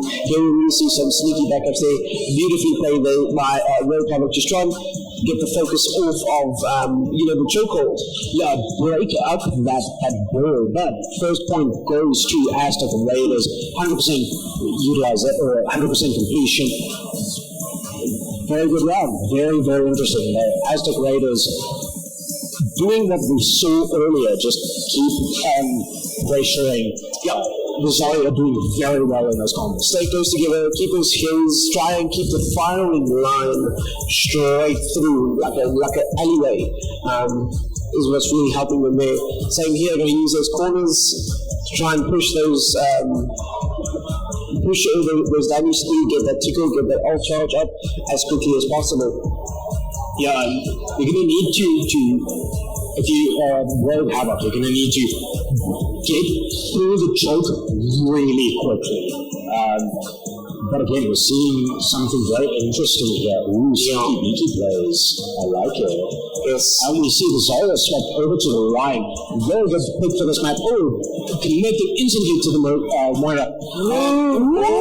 Beautiful! Beautiful! Wow! Got it? Beautiful. That was Aztec Raiders just dominating there with the line. That's what we love seeing on a line. It's so aggressive. You don't expect it. And you almost forget every time on how aggressive that is. The Rhino just charging at you like that. There's almost nothing you can do but get out of the way. And that was just beautifully timed. Did not see the angle coming there. Yeah, and then Lucio into the environmental kill off of the map. It's very seldom seen that. We see the Malga trying to push through, trying to just break them apart, antagonize them a little bit at the back, split the team up. We see the Brigitte and Reaper following, but the Malga deciding that his fate is better served elsewhere. Soldier 76 being mowed down by another Soldier 76 grenade. Ryan just here waiting on the ability to use his Earth Shadow. Moira being very much a DPS Moira, standing where she wants, taking damage. Oh, beautiful shatter. Unfortunately, half a second too late with the Malga already on the charge. Lucio also unfortunately won't be making it out of it alive. They're going to need to regroup, maybe use the Lucio speed boost to break through that chokehold that they're going to face now. This Moira is doing DPS Moira. Yeah, I mean, it's a choice that you have to make as a hero. Is your team okay without you in terms of heals? For you to be able to take on the aggressive role of Rogue Moira, to just try and get a little bit more tickle damage on the teams. Here, Moira beautifully just holding the Ramatra back here. Yeah, because she can do a significant amount of damage, and she has a lifesteal, which heals her up a little bit. And if you face it with or pair it with the Brigitte from Aztec Raiders, you can sustain the rest of your team because the Brigitte heals with the more smashing she does, exactly like this. So she just pumps out heals in an AoE effect. Yeah. Beautiful charges from this Reinhardt, just absolute masterclass. Even keeping this Junker Queen in her spawn doors, can't do anything. And it looks like Aztec Raiders is going to take this matchup. Well done, congratulations Aztec Raiders, keeping them in spawn. Such a great team I composition. really hope the player of the game goes to the line. I hope so. Yes, there we are. Let's see it again. Just not angle was not expected. Just beautiful play here from the Rhine. Yeah. First going onto this Moira. I mean, getting the perfect kill. 180, grabbing the Bastion, smashing him, and grouping that Lucius straight into environmental. Just absolutely perfect. Beautiful. What a way to open the quarterfinals. Alright guys, we're going to be going to match number 6 now. Everyone please make sure you exit the stage, reset your settings if possible, and we'll start getting the next teams up in just a moment. Alright guys, so on my red team, please get Horizon. On my blue, Deviants.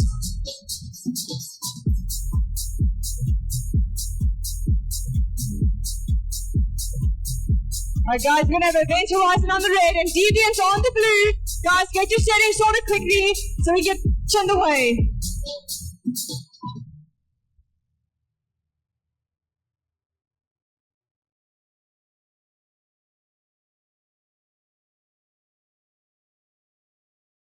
So just to look at the scoreboard while the teams are just passing the settings, we've just seen the first match of the quarterfinals, which means Aztec has gone through to the semis. The winner of this match will then host them as the first match of the semi-finals. Alright players, get those settings sorted ASAP and let's get moving.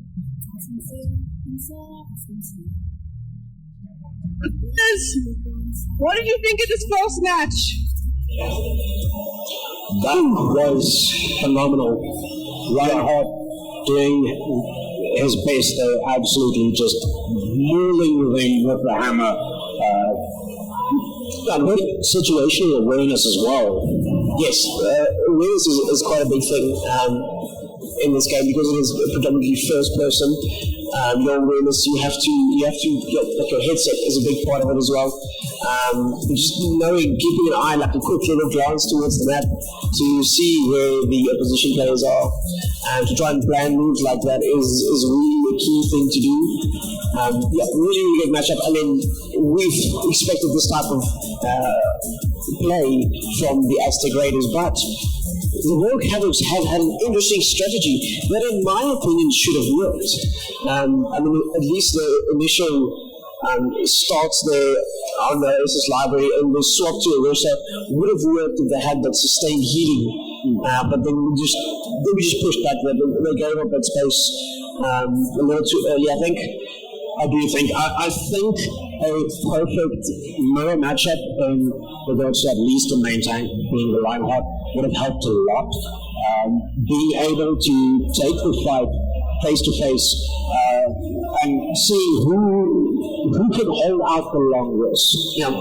Pushing back, keeping the shield up, trying to counterplay. There's a lot of main tank energy when you've got two lines facing off against each other. But Orisa and the ram that they used there for that, Orisa saw a little bit of success, but unfortunately she just couldn't push through with Moira doing DPS. Moira feeling herself, pushing her, irritating them. I do like that we did see the little backhack that this Reaper tried, and that you could see that confused them for a couple of seconds so that somebody had to go and deal with that problem. Because you can't leave it unattended. It will switch over to a capture. Yeah, for sure. Then you need to worry about falling back to point while trying to keep the opponents at bay. It's not going to be a good day for you. But I'm very excited for our next matchup. Yeah, no, this is what we've been waiting for. I mean, we've seen Horizon, we've seen Deviants, we've seen how they play really strong teams. So this is going to be an interesting matchup. We'll see what strategies they will use here. Obviously, hopefully they've kept an eye on the other teams while they're not playing to see what kind of strategies they're doing. Who's being sneaky, who's doing sustained healing, who's doing dive compositions, and the type of plays they do, who's being left alone and can potentially be taken advantage of. Interesting things that you can keep your eye on to make sure that you can start thinking about strategy, you can start thinking about ways to, with your team, take advantage of the play style. Yeah, I'm very interested to see what the DPS for Horizon would be doing. They were one of the, if not the only team that actually swapped DPSs to fit the map that they played. Yes. The first map on Busan, they played I believe it was a soldier, and then swapped a Reaper, so a Reaper, and then swapping over onto the Widowmaker for the train station, making sure to utilize the sightlines that the maps give you. Yep. I think it's going to be interesting to see that Deviants also just how decisively they won the first match. Yep. They didn't need to swap, so hopefully being paired against somebody that do make counter picks and do make counter swaps.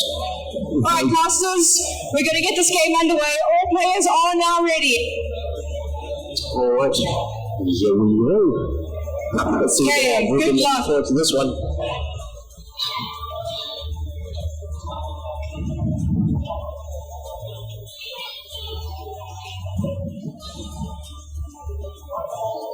Alright, we can get the match started. And Casters, good luck, enjoy the games. We'll check you after. We have been enjoying these games. It's really interesting to see these compositions and the players that actually. I mean, these compositions don't come out of nowhere. We have to learn these. It's nothing to do with luck. This is practice. This is research. This is passion for the game. So this is what we enjoy seeing as classes. Definitely. It's interesting to see some of the matchups I wouldn't have suspected to work as well as they did, but that shows you how the teams workshopped exactly what they were doing to make sure that these semi-unorthodox team comps do work out for them.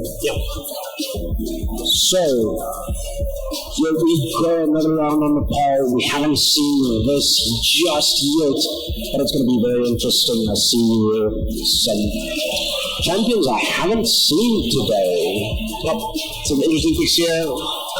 Obviously, myself being a Life Weaver main, this is one of my favorite champs to play because often for those environmental plays, Life Weaver is good to help set you up there. This specific map does not have many environmentals, but it is mostly focused around these corners. You want to get onto the point as quickly as possible, and you want to be able to set your team up. So, We've got a little bit of an issue here, it seems, on the blue side. I'm not sure what's happening there. They're all still stuck in spawn. they're moving. I don't know if they're waiting for disconnects or something. We haven't seen any disconnect markers specifically. Alright guys, we're just going to be remaking the match real quick. Just getting some technicals out the way.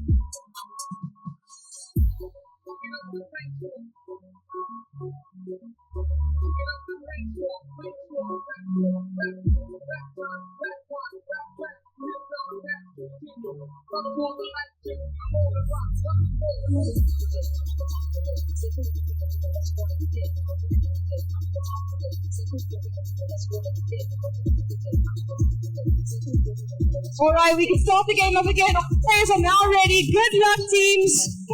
Casters, take us away. Right, let's look at this matchup. Back to Legion Tower. Firstly, earlier we didn't get to see, because of the disconnect, a proper matchup and a proper full game on Legion Tower. So hopefully here we can see some nice environmentals in this one, some high grounds, lots and lots of corners and choke points on this one, but also some backcaps. Also a very good map for Widowmakers, depending on how where you stage your fight. There is a nice big sight line right here where we're flying through 4 Widows. See very similar comps that we saw in the previous round, before the disconnect, but the opposing team did not see the team, so I won't be spoiling it just yet. But let's see what happens. We've got Event Horizon in red, and then we've got the Deviants in blue. Both teams very dominantly won their previous games. Let's see what happens here. And the control point unlocks in 25 seconds. So we've got a Freya for the first time. Freya going for the high ground there, exactly what I expected her to do. And trying to take these points, poke a little bit. Careful of shooting the Zarya shield, very well done. Getting the stick and rolling quite significant amount of damage onto the Lucia in the main. Ooh, that mobility is good. That's exactly what you want to see from a Freya. Try and get those backline picks. Oh, then we have a little bit of a disconnect there. Let's see. Oh, first time we've seen Cassidy today. Always fun seeing the cowboy again. Beautiful play on the teams, getting into that choke point. Yeah, the Martra pushing here. Team not utilizing the TP that was set up for them. They could have gone straight onto point, take the fight, walling them off. Ram needs to swap around. Life Weaver giving himself high ground. Facing off straight into that tank. Both teams receiving quite sustained heals here. You're seeing the Maze and the Symmetras healing off here. Symmetra being exceptionally powerful in this map. And the point kept happening for the Deviants. Deviants taking this point. They gotta take it quick. They gotta set up. They gotta hold it. They need to be smart. Use the Life Weaver power. Just give themselves high ground. This Freya setting herself up for these beautiful shots, trying to go for the Life Weaver. Using the power, getting the team together, May going into ice block. Losing that, unfortunately. Junkrat moving off the Freya. That's a beautiful swap there from Event Horizon to the Junkrat. Not expecting that burst damage coming from the Junkrat so early quickly into this second fight up. And really made all the difference there with the Freya. Yeah. May using a freeze, killing the honor. With Event Horizon trying to go for the cap, but Deviants still firmly in control of the point. Symmetra here setting up. This is also a really good Sim map. Sim on fire, doing a lot of work. Her sustained damage, especially when paired with a Zarya, is phenomenal. They both use their beams. And you can see they just melt through their opponents. Those Sim turrets really make all the difference in this corner, because not only are you taking damage, extra damage, you now have to turn and look at the Sim turret to take it out first. Taking your eye sort of almost off the enemy, and that really helps the enemy team gain that advantage over you there, distract you so they can take it away. But we see here, Event Horizon pushing back up to their cap now, both pretty much equal cap terms now, trying to keep Deviants in spawn here, spamming as much as they can, being taken up there by Horizon. See another swap. Oh, there's the Graviton Surge. Graviton Surge getting it. And just getting the honor there. And going well, pushing through. May bullying the team off, protecting herself. Like we would tree there. But we've got Deviants making a hard pushback. Unfortunately, Symmetra falling into the Zarya. Junkrat Tire killing Ray Laurie, and Honor killing another beautiful grab. Oh, that life we were just getting himself out of that Graviton Surge there with his pedal. That's beautifully played. Most definitely Defiance. Very much defiant in their actions and taking the point back. This is a close one, I have to tell you. This is a very close matchup between these two. This is what we hope to see. Is close up match like these, seeing players swap out situational things. Look at those back up here, all beautiful. They're just letting them, popping it out there. The Event Horizon doing all the damage there. What a beautiful play there from the Event, from Defiance, and Defiance taking this. Unfortunately, it looks like Event Horizon has lost deep fight territory. They've got 91 and to play there for Defiance. This round is most likely going to go to Event Horizon, but can they make it onto point? Oh, what is this ball? Overtime, pushing into overtime there with the out from the Event Horizon. Event Horizon cleaning up, taking charge of the point. What a reversal of fortune. We need to deal with this Venture. Venture is definitely going to sort that out for them. For the Defiance. Such high mobility there.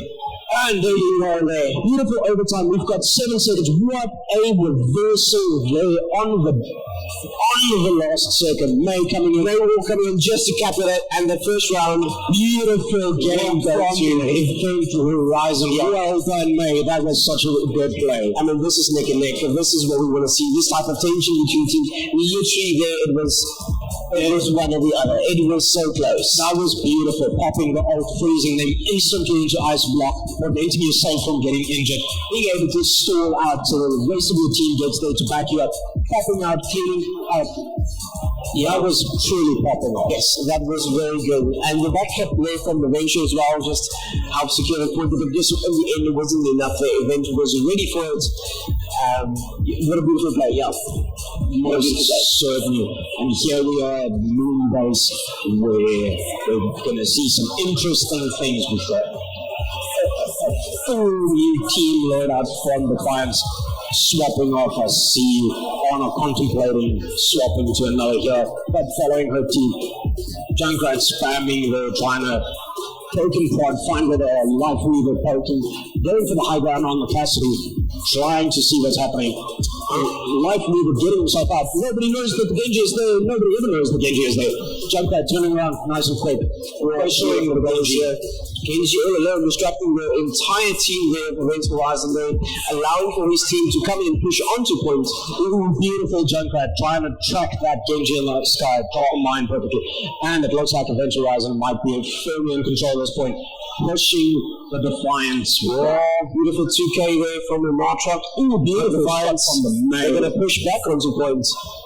Defiant pushing back, being ever so defiant, freezing and killing. That with the new perk system, that freeze being put back in May is so effective. May unfortunately not staying in the ice block long enough to actually get proper heals there, but stalling out properly as much as she can.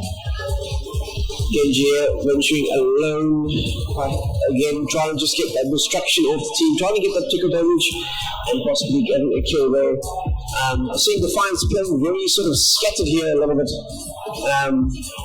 Not as tightly grouped as they were in their last match. Yeah, but very, I suppose it is part of their strategy, trying to get these picks off the side. And getting one shot to the net here. That is perfect. Take out a support. Beautiful, amazing way. Yeah. From Event Horizon, hearing that Dead Eye But Defiant has taken control of the point on the back of that Deadeye, forcing the Event Horizon off of the point. Nobu at least buying them escape, but unfortunately could not take Lucio.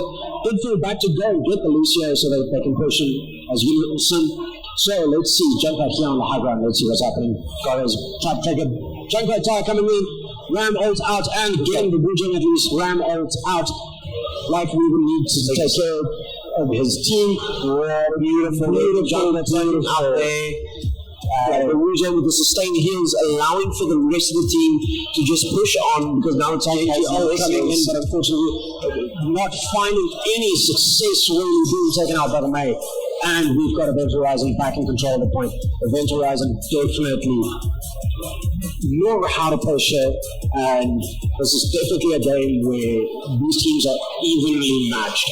Yeah, it's very, very close. I mean, when it comes down to the skill being evenly matched to this, it often comes down to timing, timing of ults and things like that. There we go, ultimate pushing back and just cleaning up all the way back in spawn, clean up crew. And Genji getting stuck there again, being Fines trying to stay on this point, especially here in the last couple of seconds. Genji just needs to stall out, needs to be wary of the May, but unfortunately mind taking him out there. May putting up the wall, making the comeback a bit longer, and there we go. Like Events Horizon, GG, congratulations. Alright, and there we have it. Well done to this team. So we are going to go into a short intermission. For those of you in the crowd, we are going to take a short break. It's 1 o'clock right now. Please be back at 1:30. 30 minutes from now, we're continuing with the tournament. Now is the to go and grab some lunch, some drinks. Please be back 30 minutes.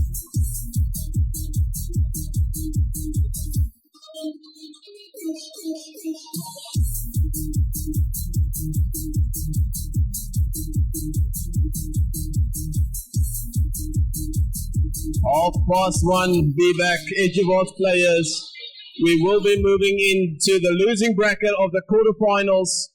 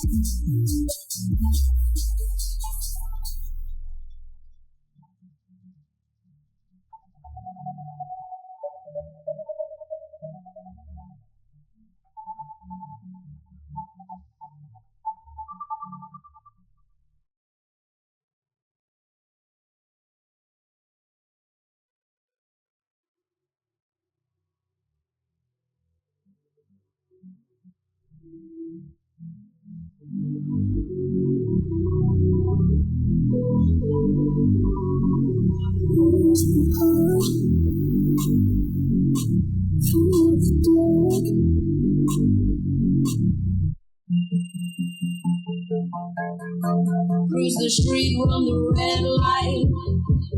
No hands, buckle up, hold tight. Gonna find another party to light. Why is everything in slow-mo? I think I'm driving on the wrong road. Siren blaring, I think they're coming for me. Oh, what a feeling this be.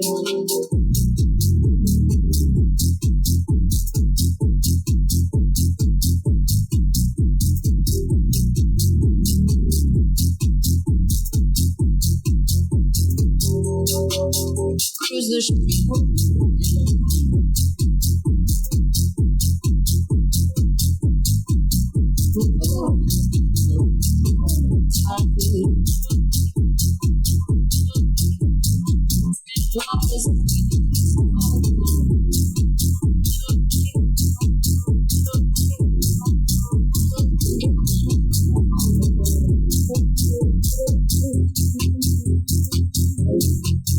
Cruise the street, run the red light. No hands, buckle up, hold tight. Gonna find another party to light. Why is everything in slow-mo? I think I'm driving on the wrong road. Siren blaring, I think they're coming for me. Oh, what a feeling this be.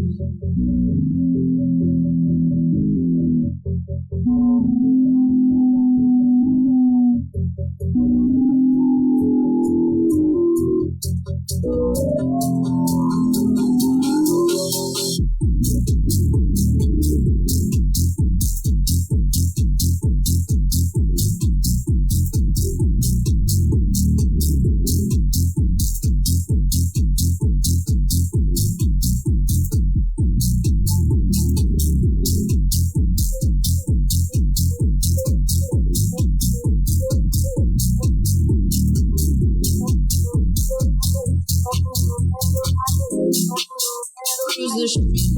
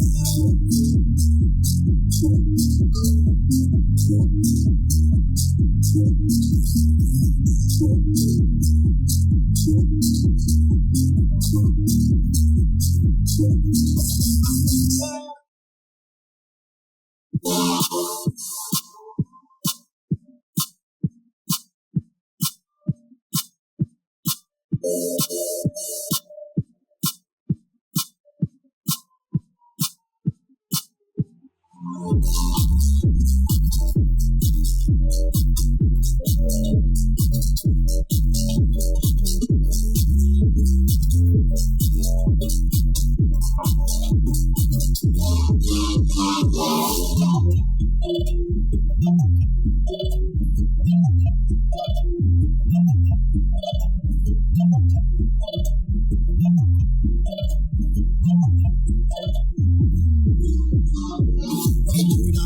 people, come here, I'm going to see the evil. What? This is not shop people. I me gun man a devil. The devil is in your server. And if you rock, in your server. The devil is in your server. Come to the trouble.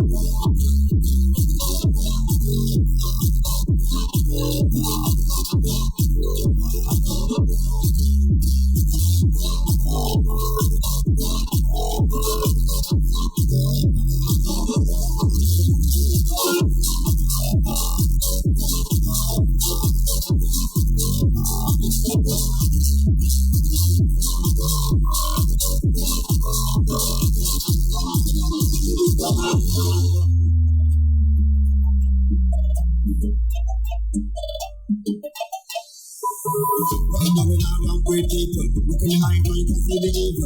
What? This is not shop people. I me grandma a devil. The devil is in our server. And if you walk, and I set up, when you become a profession of recycle, come with us, come predictable.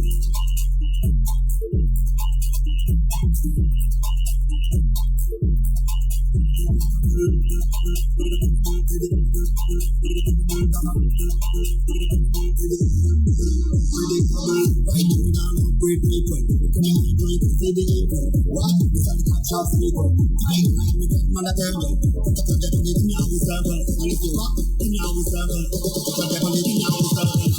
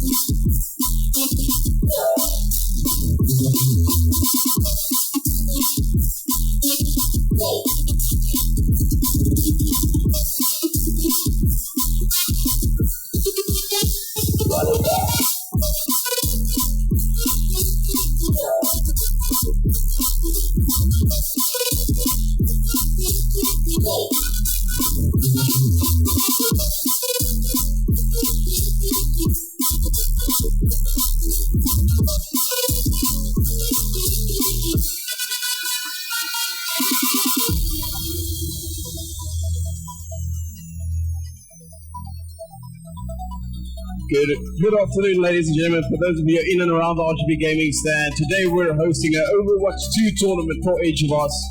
You will get started within the next 10 minutes. For those around, please take your seats. We will get started in 10 minutes.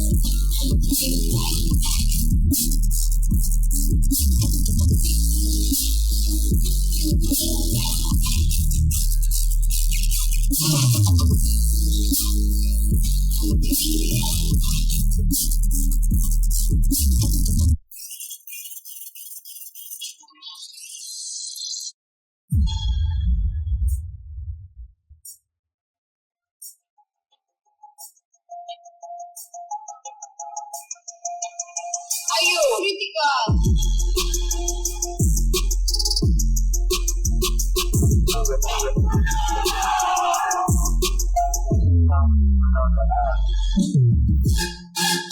This is how we do it. This is how we do it. This is how we do it. This is how we do it. This is how we do it. This is how we do it on that. This is how we do it on that. This is how we do it on the avenue.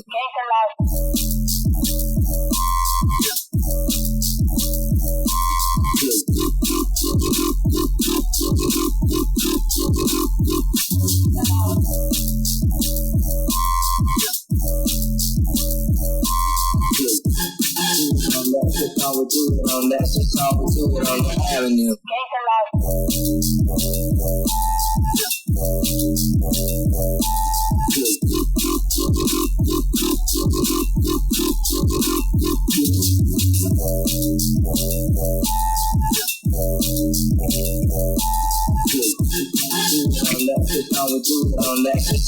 Good afternoon, ladies and gentlemen. For those of you in and around the RGB Gaming stand, today we're hosting a Overwatch 2 tournament. 8 Eduvos teams came to compete.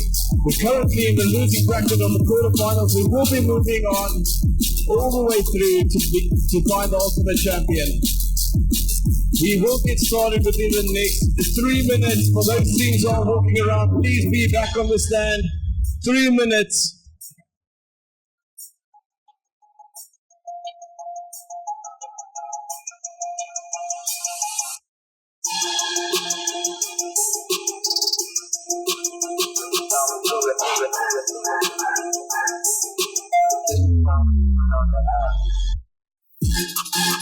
This is how we do it. This is how we do it. This is how we do it. This is how we do it. This is how we do it on that. This is how we do it on that. This is how we do it on the avenue.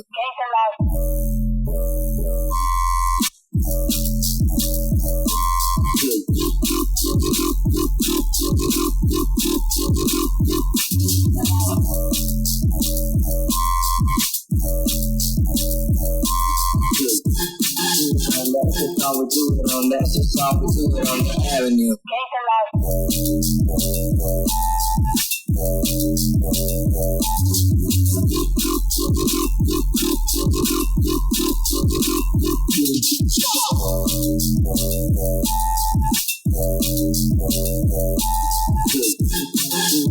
This is how we do it on that. This is how we do it on the avenue.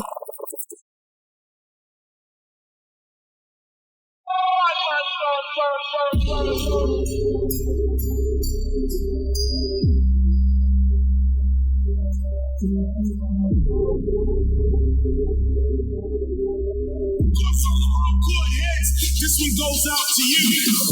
They tryna eat, I was out for work, shake it out. They tryna eat, I was out for work, shake it out. They tryna eat, I was out for work, shake it out.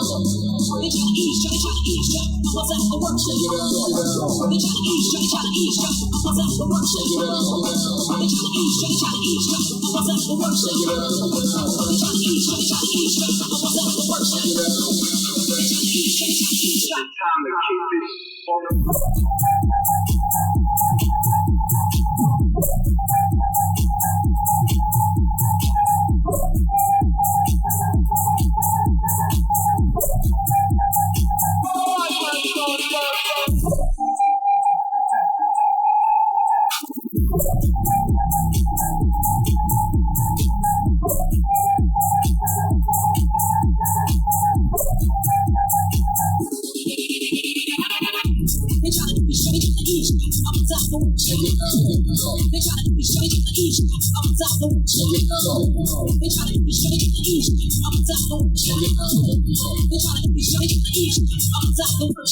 on the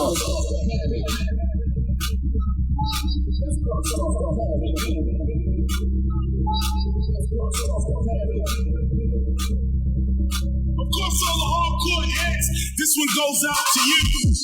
they tryna eat, I was out for work, shake it out. They tryna eat, I was out for work, shake it out. They tryna eat, I was out for work, shake it out. They tryna eat, time to keep this.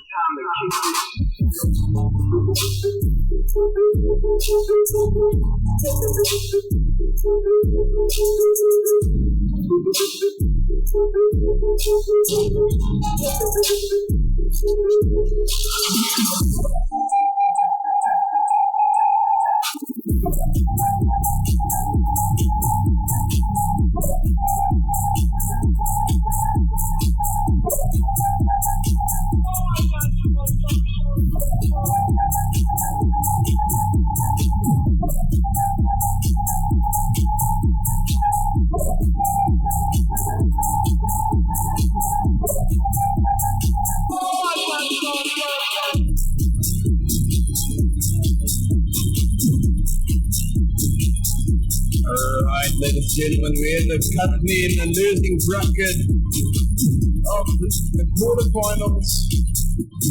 Match number 7.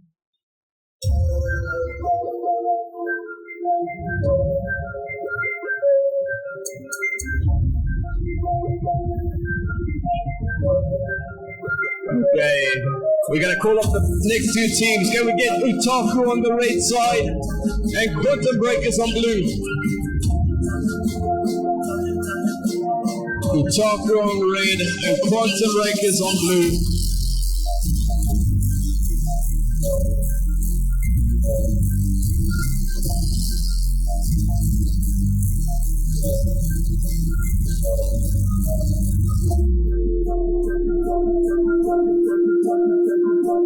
Utaku on red and Quantum on blue.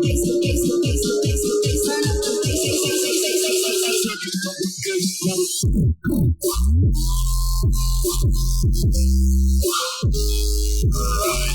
Moving into match number 7.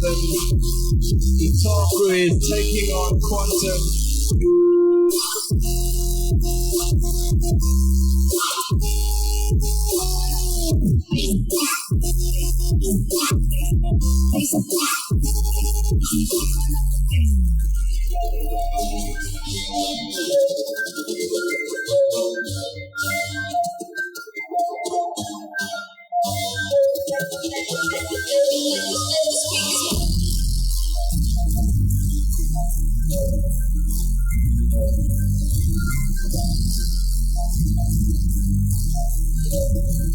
Alright, players, take your seats, get your settings ready. We will get started in the next 2 or 3 minutes. Turn up the bass and let the speakers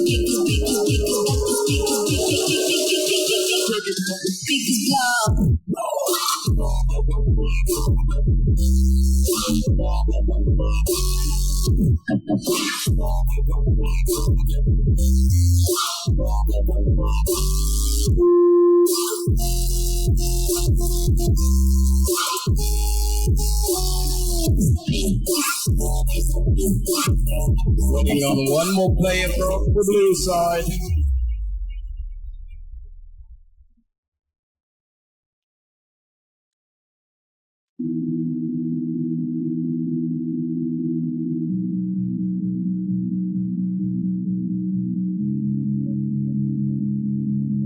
Alright, players, get your settings ready. Make sure your keybinds are correct.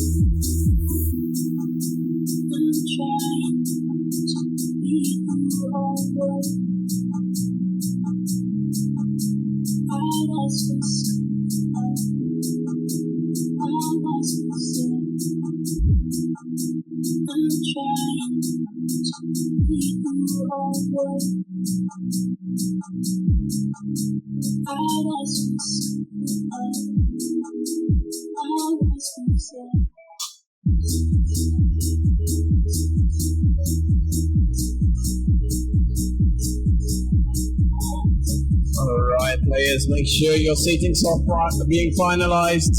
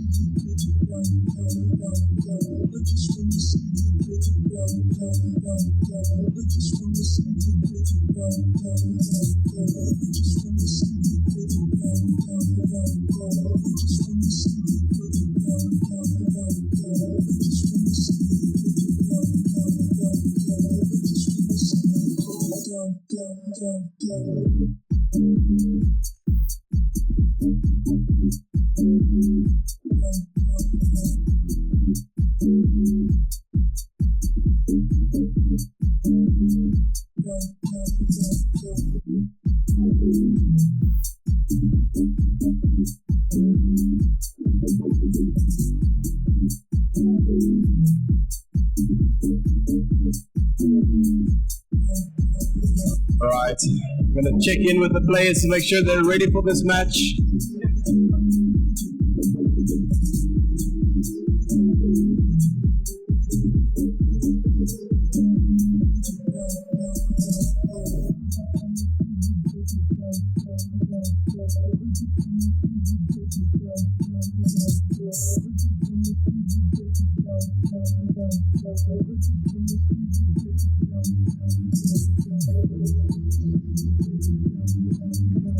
Alright, I see both teams are ready. Casters, you can take it away. Let's get this match number 7 started. Alrighty, welcome back, ladies and gentlemen, to the Eduvos rAge 2025 Overwatch 2 tournament. Right, for this matchup, we have Otaku versus Quantum Breakers. Quantum Breakers already had the shot at the second match and have won. So now let's see how Otaku fares against Quantum Breakers. Just waiting for this match to load in. Yeah, so this will be match 7, our first quarterfinals in the losers bracket. Like Shell mentioned, Quantum Breakers versus Otaku. Quantum Breakers have won their last losers bracket against Skill Issue. Otaku this is their first lower bracket run. They lost against Event Horizon. Event Horizon has won their last match as well. After this match, we will be having Rogue Havoc and the Deviants. Are you excited? I'm excited. Yeah, no, that's gonna be great. This is, I mean, it's like I'm not a gambler at this point, but it is so. Like it's so difficult to pinpoint exactly what's going to happen. It's still really up in the air, and there's still a lot of things that I think we want to see from these teams, and that we need to see, and that we are going to see that's going to help us shape that direction into where it's definitely going. But sure, at the moment it's looking very up in the air. Everyone has a good shot, and then literally all 4 of these teams in this loser bracket has the opportunity to win. Yes. There is a possibility of it. So it's still very much in the fight, and I think players are warmed up now, literally, like physically and metaphorically warmed up now as well at this point. It is quite a hot day. Today we'll try to keep level head here while we enjoy everything that's happening. It is a lot of fun for us, everything that is happening today. So we're looking at Oasis Stadium here once again. I think it's the second last time we're going to do control map. Once we head into the semi-finals. Yes. Alright, Masters, get ready, we can start the game. All players are set, take us away. Great. Let's go.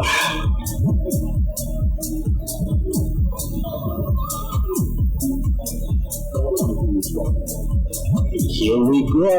Watching. Let's see what have they got for us here. 20 seconds for them to pick their teams. Let's see what happens.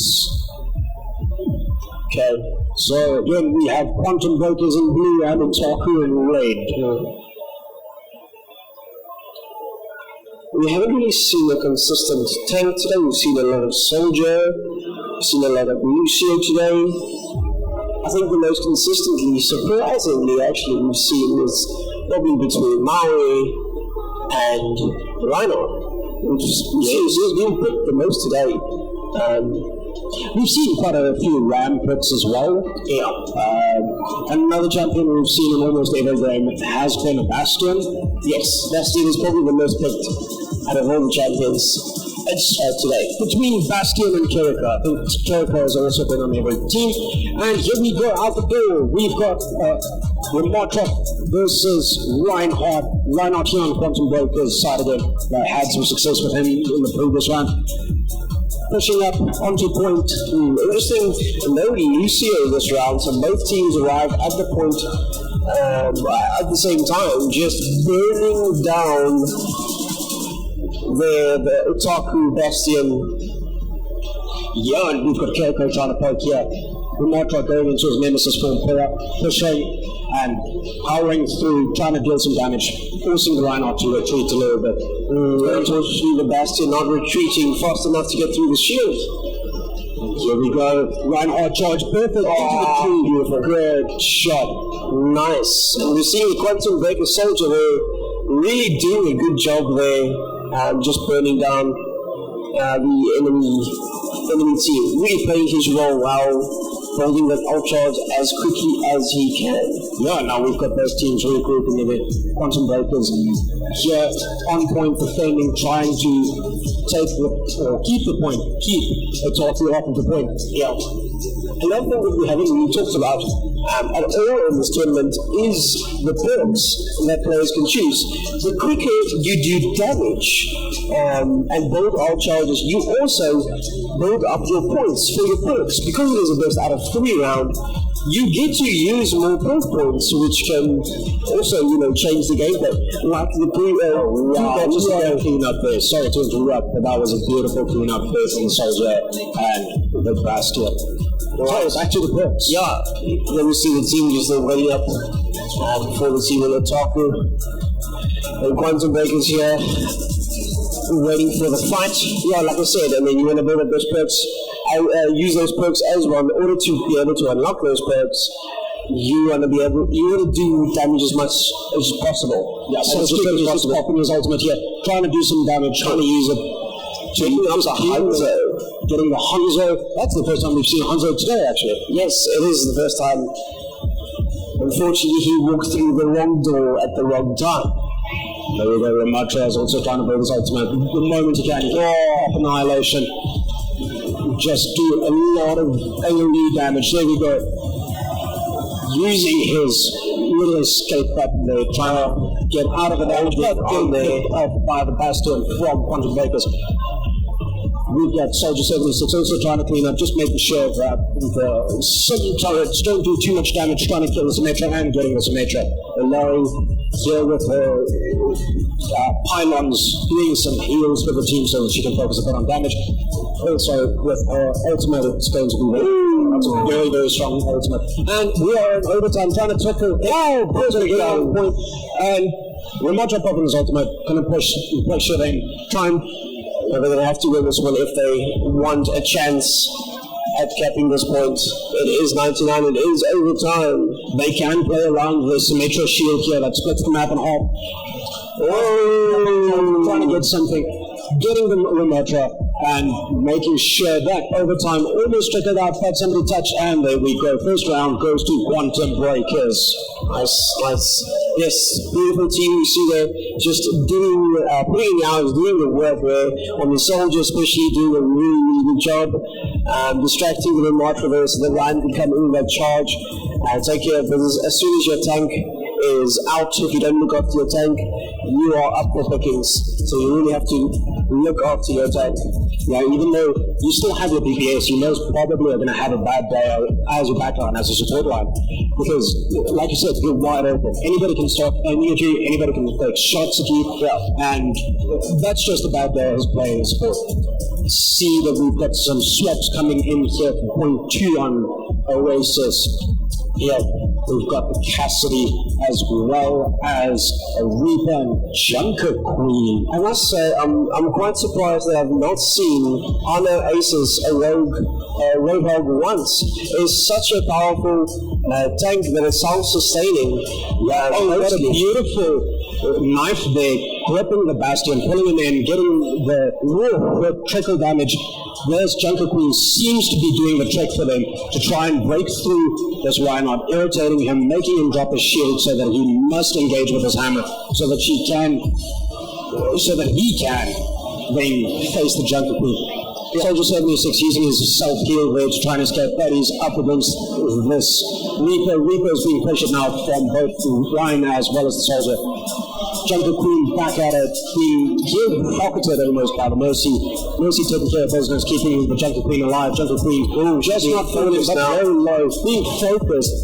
Juno, unfortunately, not making it out alive. Now aim is being set on the Mercy. Mercy just escaped purely due to the turrets needing to be addressed by the Soldier. Soldier doing such a great job today. Unbelievably, Soldier was eliminated there with a headshot full of lead from Junker Queen directly after a knife. Junker Queen coming in, doing some crackle damage. Every time she hits you with a knife, she does damage over time. And that adds up significantly. And when she throws a knife like that, you would have seen Reinhardt gets pulled in. So, very, very good pick here. I'm very happy to see. They do have control of the point as Otaku. Otaku is doing really well in this round compared to the last. I must say, the switch to Junker Queen was a very good choice for them. They're obviously much more comfortable with the playstyle of Junker Queen, and this made them a little more competitive in this match. Junker Queen, unfortunately, being pressured there by the Reinhardt. And we have Quantum Breakers in control of the point for the first time. Ultimate starting to come online. Ult economy definitely in the favor of Quantum Breakers at this point in time. Otaku did need to use a few ults and unfortunately could not win the team fight. Yeah, and it was a very good timing on those ults there for Quantum Breakers as well to just timing those ults correctly to be able to push on the point. Yeah, Kitsune was coming out, getting the speed and heal boost there. Ryan definitely in the middle of the fight there, swinging his big hammer down, charge. And unfortunately there wasn't anyone to follow up Ryan. Ryan could have charged straight through, probably gotten a through better, but they're still winning this team fight. Sim doing a lot of damage here with her turrets, and she's fully charged up. And Quantum Break is still firmly in control of the point. That Soldier 76 doing a very good job there, cleaning up for the Quantum Breakers there, being a star player in this, actually consistent damage output from both Bastion and the Soldier 76 on the Quantum Breaker side, just helping little by little. It's not big plays, but it's little by little, just pushing the team off and pushing to get your team to go on. And here the Symmetra wall comes out, splits the map in half again, forcing Quantum Breakers to retreat a little bit. Quantum Breakers now falling one by one. Otaku definitely in control of this team fight. Soldier 76 trying to do his best, but could not make it out. And it looks like the point is going to flip in favor of Otaku. There we go. 29, taking it back from Quantum Breakers on 83. Much closer matchup this one in the first round. I think Otaku has had the opportunity to suss out the opponents on this one, a little more, get a feel for them and the playstyle, and they've really got a favor in Junker Queen in this one here. And Junker Queen's ultimate online, so if she does pop it and she can get one or two even, that's fine. If she can get ideally a whole team, she would nullify all healing. Perfect to follow. And they just pushing through, getting the Ilari. Ilari is barely going to make it out. Ilari falls to the knife, Kiriko falls to the knife, and Junker Queen just absolutely finishing it up there for them. Might be a bit of a game that was there. It was really good. That was a really good push from Otaku there with the Junker Queen. Yeah. And that's what happens if you have that consistent healing and you work in that straight line attack. Yeah, Junker Queen here trying to poke hard, see what's happening. You definitely see them also trying to figure out what's going on. Unfortunately, the supports decided, from Quantum Breakers decided they're going to go a different way, split themselves up. Kiriko falling, Bastion falling, Soldier falling.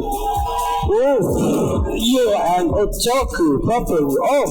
There's Junker Queen showing us overtime for Otaku taking the second round. Well done. I think this is the first time today we're going to round 3. Yes, it's the first time we're going to round 3, and this is what we talked about. Those per points are being played in the most now. You can go to that third round, so you can choose your full per points to get you that play style. Yeah, definitely. You can see Symmetra now has 4 turrets instead of the default 3. I can see that the Bastions also, both of them use the perks to switch rockets instead of bullets in Sentry mode. So it's much slower rate of fire, but it is much more damage. But you also do need to hit those shots. It's not just a spray and play with 300 rounds like in the past. Yes. Alright, so there's making the way back to point. Let's go for round 3 of Taku versus Quantum Breakers. This one's for all the marbles. Playing safe, playing around the corners. Junker Queen trying to unfortunately Bastion falling in front of Ryan. Ryan turning in and then being finished off by Soldier 76. Soldier 76 taking care of business, getting the Moira off the mercy as well. Reinhardt falling to a lorry. Soldier 76, another kill there on the Symmetra. However, after all of that work, Otaku still has control of the point. This Junker Queen just stalls them out consistently. Soldier 76, oh, what tracking is that? That is amazing. Yeah. Taking both out of the air, focusing the Junker Queen. Junker Queen in a bit of a bad way here. But she unfortunately could not make it out alive. Pylon there on the edge to try and help Symmetra using the perk to get her shields back on way back when. Second rework of her back in Overwatch 1. Nice seeing some of the getting up there, taking the DPS out, so when the tank does arrive, under a little bit under. Soldier taking himself out of a fight for it, but can't really fire from there. It's a bit of a escape, it's a bit of a. But he does pop his ultimate, comes out furious, angry. Unfortunately, not getting a lot of value from it, but Quantum Breakers do finish up, take control of the point, and push Otaku off of the point. Oh, this is such a close matchup between these two players. This is really going to be a tight match. It almost flips every single team fight. I do see some trickling in again, which generally would not be advantageous. Artillery strike coming out, not doing a lot of, not getting any kills, but doing a lot of damage. Ryan trying to hold the choke, but not. There we go. Junker Queen using her ult, nullifying all of the damage. No Kiriko available right there to with a Suzu, but she does drop her. Junker Queen going in solo. Oh, there's the strike to the Earth Shatter. Oh, what a beautiful run there. Quantum Breakers, and this match is looking very good, yeah, and all Quantum Breakers had to do there was just hold out for that volley of ults essentially, to just, push that one ult shatter that made all the difference. Here we see, good trade-off there. Some for Soldier, both of them doing a lot of work. Unfortunately, not getting a lot of value from the Sim ults, getting swapping away from the Junker Queen that has been working for them so well onto the Matra. Now pushing and trying to get the kill onto the Bastion. Soldier taking out all the sports in the background, we're having Matra face for himself. Can he sustain his own? Healing his boosted with some decent movement. Like the line takes him out. Soldier 76 falling to the Bastion. Some falling to Ryan. And it is Mercy contesting here for the win. Mercy just stalling it out on Overside 99. Now the team to come back in. The low ult coming out. Trying Juno off there. Just gets off the point for Quantum Break to take this match. GG. Congratulations, Quantum Breakers. Excellent matchup here. You get to see what is that play of the game. But he's been Soldier's been consistent this entire matchup between these two. Just really putting work and going down little by little, all those players. The tracking. The tracking on that was just the constant headshots. Yes. Perfect. Yeah, beautiful. Alright. What a match. What a match. Teams, please get a stage so we can get started on the next round. We get started these games coming up pretty quickly. We're going in game up and all the brackets. Game 8 will be Rogue Havoc versus Deviants. Alright guys, please come sit down, get your settings sorted quickly. So Rogue Havoc, you'll be on my red. Deviant, you'll be on my blue.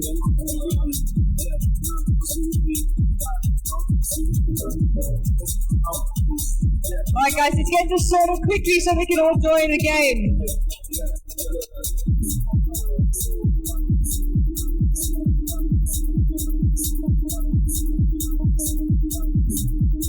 Alright, so please get Rogue Havoc on the red and Deviant on the blue quickly.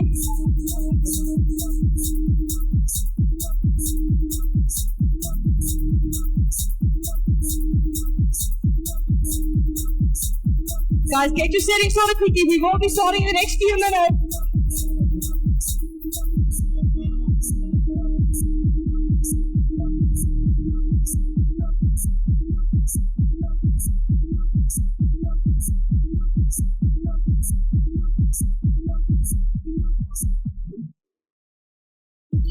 Alright players, get those settings ready.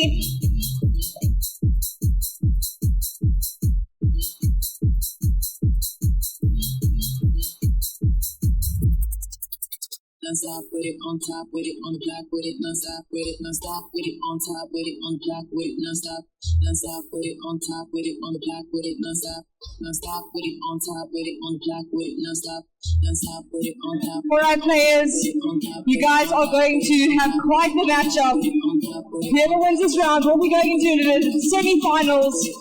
Alright, but Rudy has some nice giveaways to get everyone hyped up. Alright, ladies and gentlemen, for those of you in and around the RGB gaming stand, today has been quite a long day. The heat has been destroying a lot of us, but we're going to power through, stick it through. But for now, I want to find out who supports EveTech. Okay, I'm going to change sides. Come on, guys. Who supports EveTech? Now I'm just waiting. I need my Ali to come through. You're gonna choose a winner? Yeah.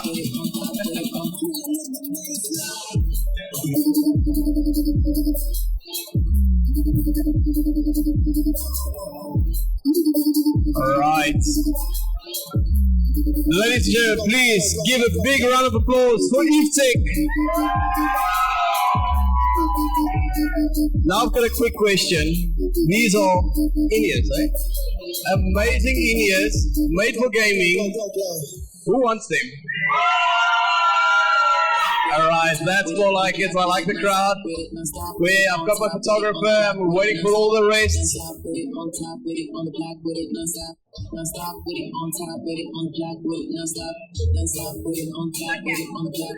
Alright, most of you know exactly how this works. I'm gonna, we're doing the EveTech.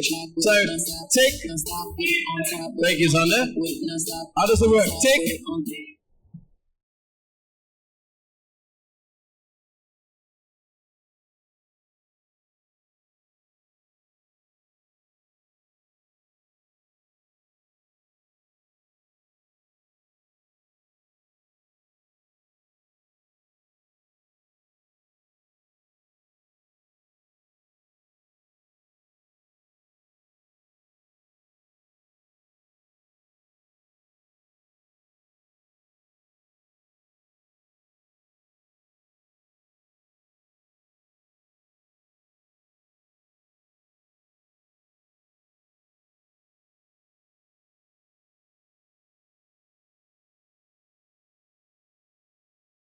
This match started. Costas, over to you. Alright, this is the last control map. So we'll move over to push or escort maps. Again, no aces. We've seen quite a bit of our aces today. Oh, Arctic Peninsula. Yes, let's do that. Let's do that. Here is another map. Well, obviously we haven't played this map today, but this map will definitely change a little dynamics. It's open to some aerials, like some areas. This is particularly a sneaky Diva Hanzo map. Diva does do phenomenally well on this map. Yes. And a Widowmaker as well. Yes. It's one of the newer maps. Well, new in a sense, it's probably about what, a year old or so. Yeah, it wasn't part of the first Overwatch. So we're going to have to do our last control map here.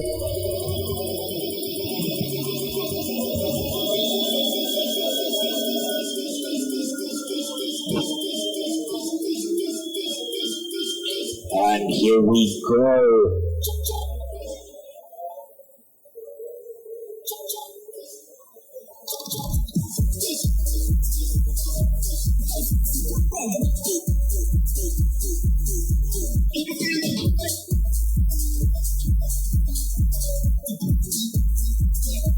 And here we go on New Queen Streams. It looks like this is going to be the first push map. So the aim of this game is to push your robot, or get your robot to move the barrier to the enemy's base. That can only happen if your team is with the robot and is not contested by the other team.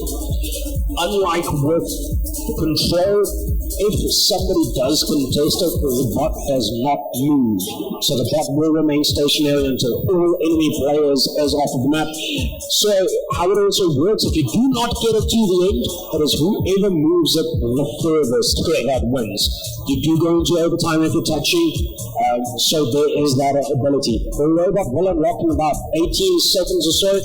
So there's generally a nice scramble here at the top first, trying to clear the high ground, but it looks like the teams haven't staged just yet for their first strikes, poking a little bit first, and then we see Zen over here. Just first time we're seeing Zen. Zen is nice and yeah, it's a really good pick for this map, especially because there are so many angles, and like you said, those Zen headshots do come out of nowhere. Obviously, they are now taking off the Orisa there of the Road Havoc's deviants, pushing the first little bit of the robot there. We can see them. We've got a player disconnect on the Road Havoc side, so we will quickly just remake.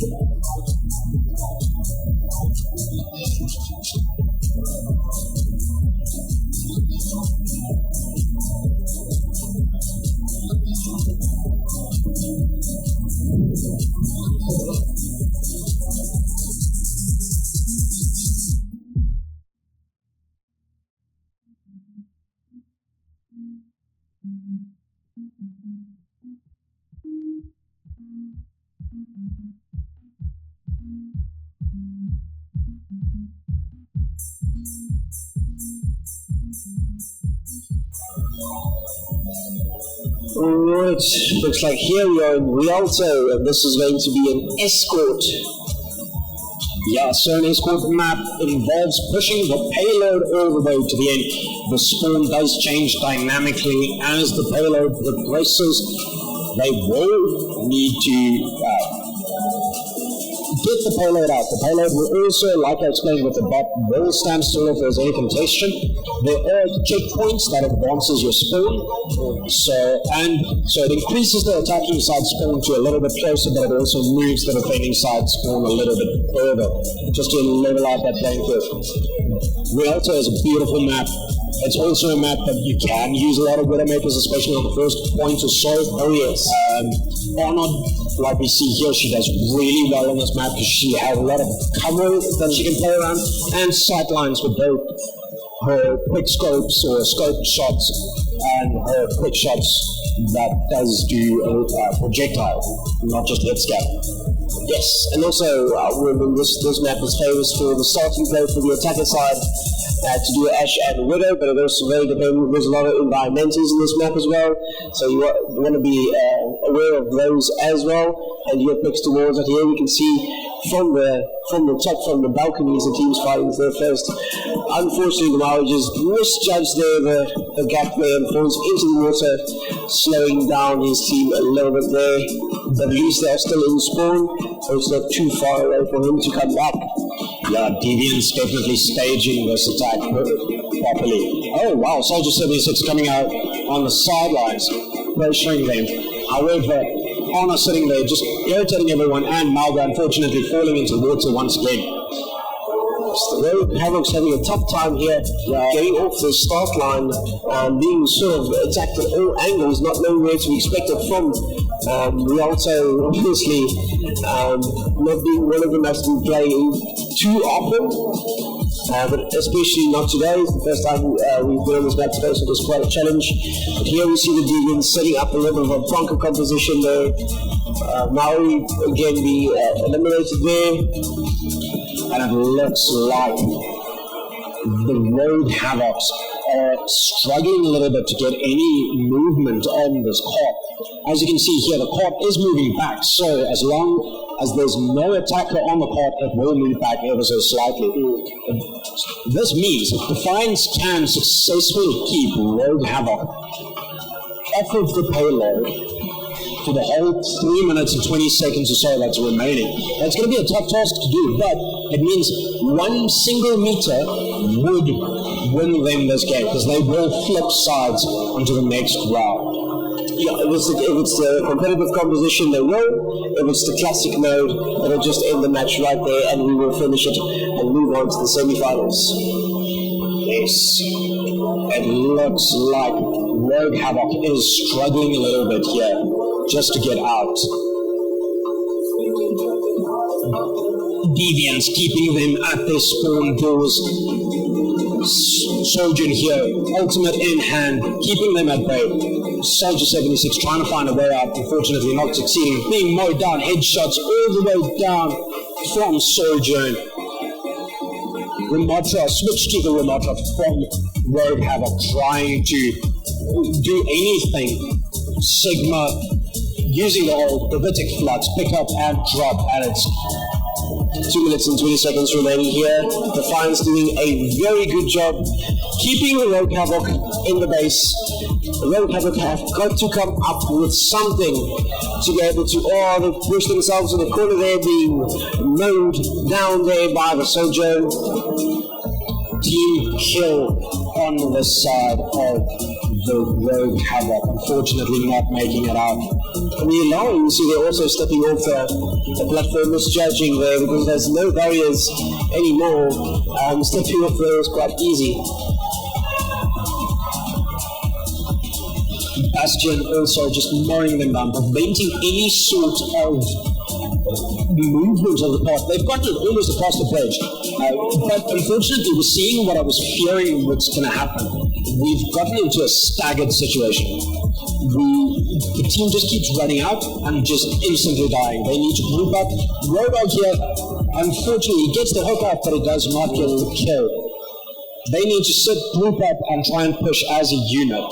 Yeah, unfortunately, when you're backed into a corner like this, the only way to go forward is very slowly and carefully, but together is the main thing. You have to go as a group, you have to go together, you have to try and get as much heals in this guy, sustain your tank, and try and get those little picks, just over 1-2 kills, and then you push hard.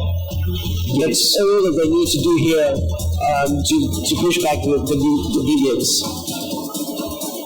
Yeah, they will definitely need to come up with something. Alicia might be a good bet just to try and get out of spawn, go antagonize someone, make them turn around, maybe go for an environmental. They're playing on the boat. I mean, it's easy pickings. Swapping to the Winston, unfortunately also just being kept in spawn by the Sigma dropping the prophetic flux just to keep them even more in spawn. And we've got 17 seconds. Anything can still happen, but unfortunately, Soldier 76 falling in the spawn doors. Sojourn ult coming out, just killing everyone as they're walking out. Anti-nade coming out from Deviants, preventing any heals from Maga. And there we go. Defiance will take this one, and the Rogue Havocs are knocked out of the tournament. And we will head on now to the semi-finals, which is a predominantly push/escort mode. Sigma here doing a phenomenal job. Oh, beautiful. Stun the Sojourn. Turning around. Ooh, just Lucio. Perfect. And those using those corners. Well done, 4K. Alright guys, we're going to be receiving the pieces really quick. Rudy, I know you wanted to do an announcement. just before we jump into the next game.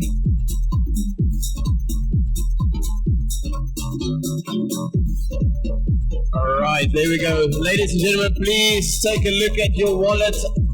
Picked up a Absa bank card. If you can give me the name on the card, then I know it's yours.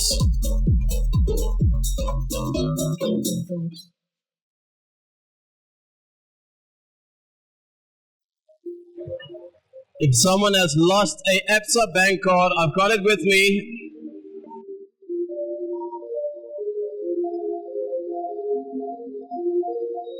Alright, the card was returned to the rightful owner. For now, we're going to move directly into the next match.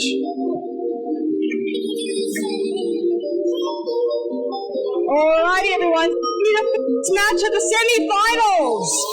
All the teams have been working incredibly hard to get here.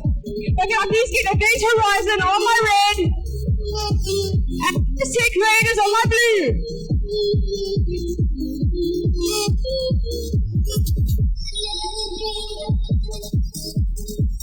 Alright guys, Event Horizon will be on the red team, Aztec will be on the blue.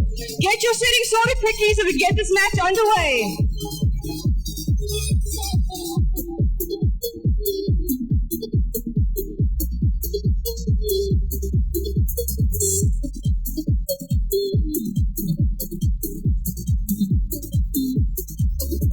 Alrighty, casters, you have so many games today. We're in the semi-finals. What are your thoughts? It has been an amazing day for games today. I'm very excited for Event Raiders Event Horizon versus the Aztec Raiders coming up next. The last game also with Quantum Breakers versus the Talkie. That was a phenomenal game as well. Shell, what do you think? What's been your favorite game thus far? I mean, sheesh, there's been quite a few really good plays. I mean, I've enjoyed Aztec Raiders plays with the Moira going around the back sneaky.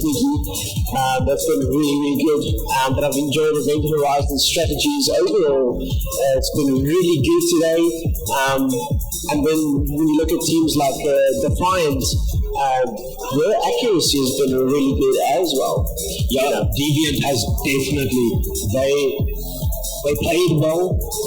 Unfortunately, they did lose the last game. That's why they were in the losers bracket. But now moving on to the semis in the losers bracket. I do have a lot of hope. Any of our teams here can still take it for today. Yeah.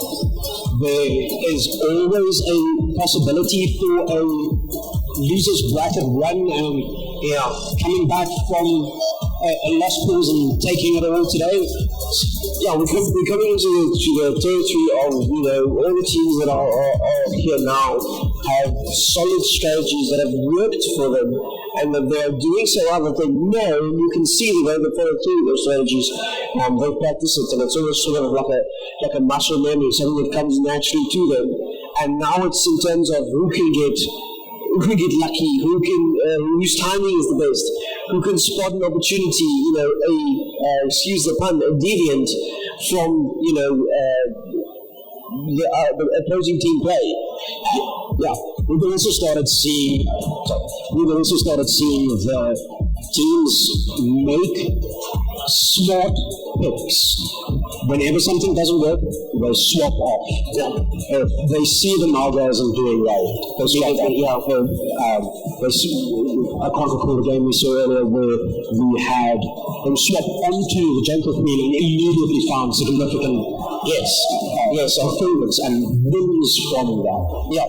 No, definitely when we saw like the game you're mentioning is when Otaku and Oasis switched to Jungle Queen, it wasn't necessarily the absolute best pick, but it was a champion that they were so comfortable with playing that it's not a bad pick.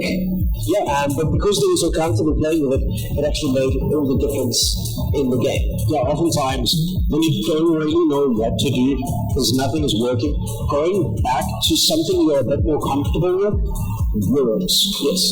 It doesn't help you've got plans and you're not comfortable with the character you're playing. If you don't know Vendetta, that's the new character that was released. I don't even know her name. I definitely don't know her kid. I'm not going to play her just yet because I'm not comfortable with her. I'm definitely going to swap over to a Soldier 76, Soldier, something like that. Just keep a chance of winning. Now what you said that, that's actually a very good point. You know, each player should say, okay, cool, if I am set in my ways, I am a tank. You should have an arsenal of tanks that you are comfortable playing. You can have a main one that you're most comfortable with, but you should have an arsenal of tanks that you can play. Same with DPS, same with support. Yeah, you should be able to do at least more than one. Because within each role, there's characters that excel at doing different things. Like a Reinhardt will almost always excel in taking and holding space. A Wrecking Ball will always excel in creating chaos within their own teams. Seems like we lost connection to the game server there. We will get that back online.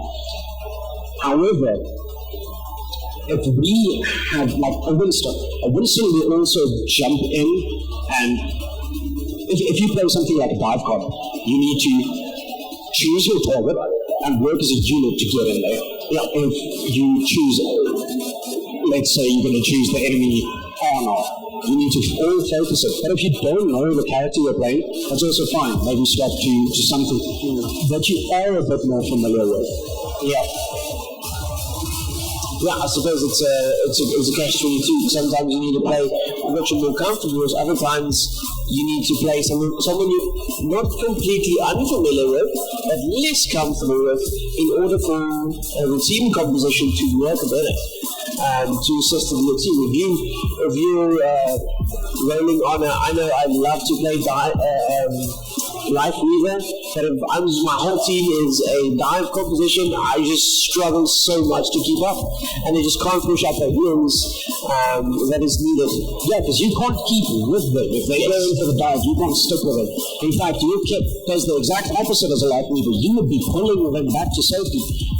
That does not help your team, so you need to swap to something that has a bit more of an impact. Even those in left can't necessarily dive anywhere in. You can discard somebody to assist in that fight. Yeah. Or if you're playing something, a brawl style comp, like the old school goats that we had of 2018 or so, you need to play the characters that complement each other. At the same time, you need to have some competency on what you are playing.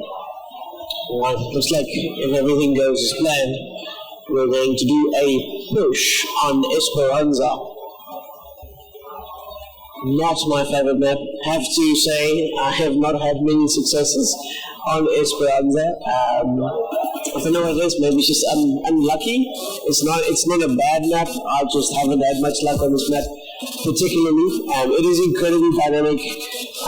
There's lots of places for Hanzos and Widows to hide, which often get me a lot.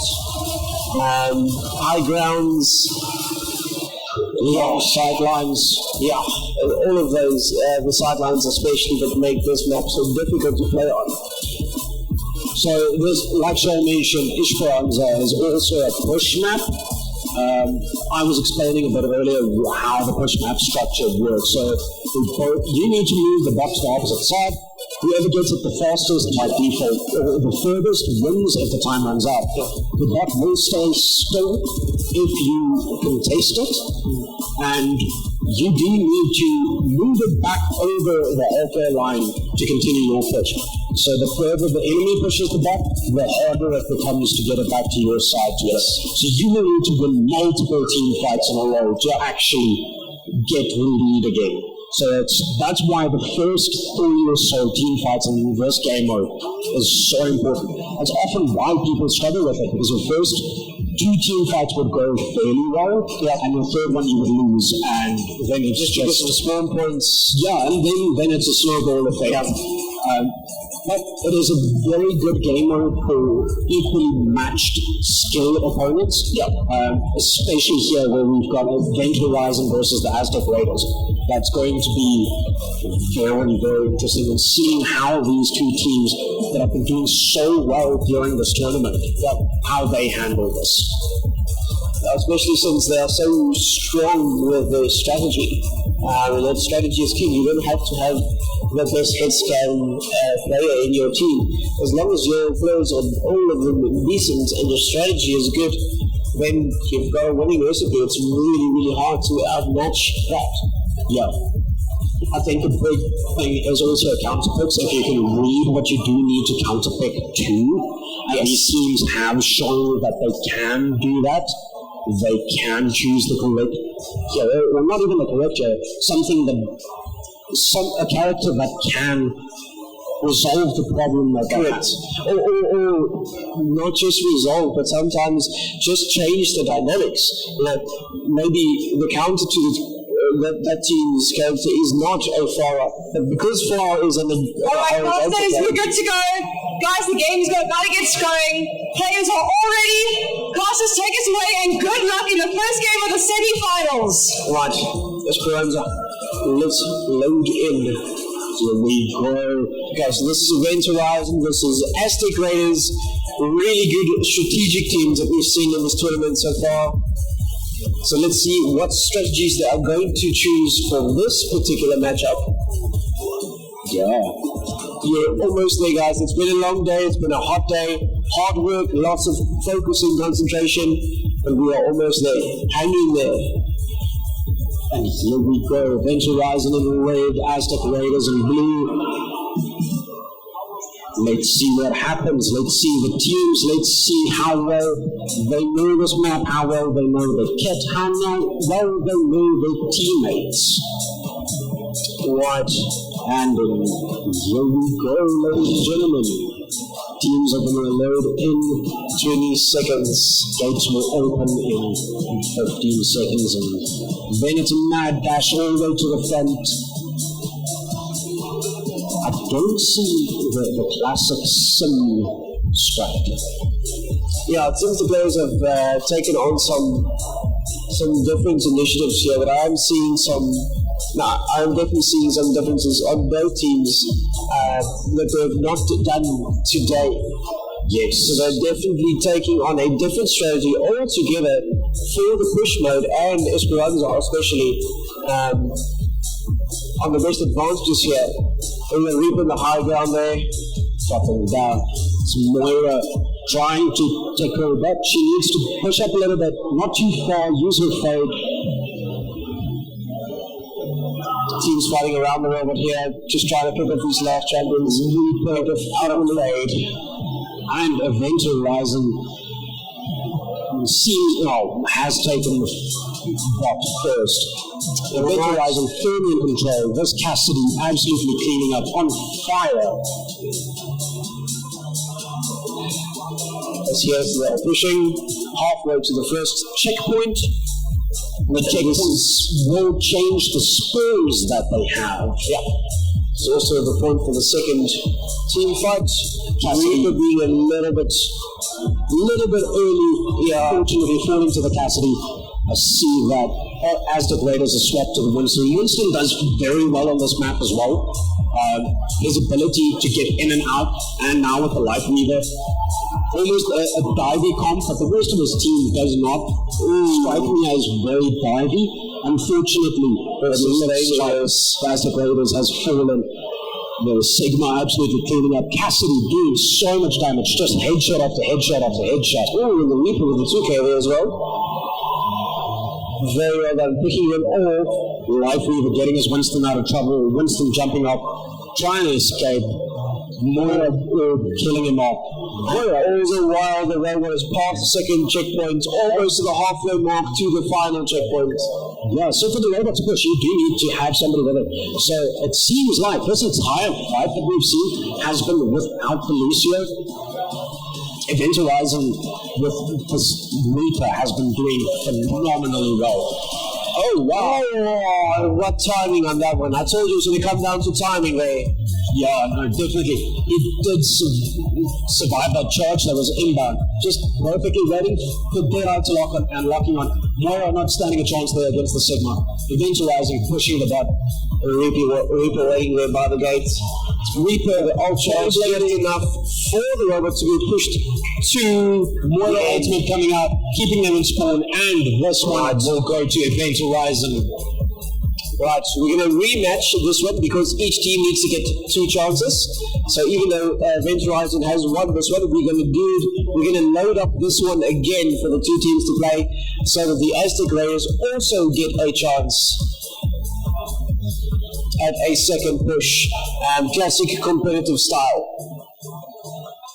Okay, so Lila, please stay seated. We are going to continue with the next round.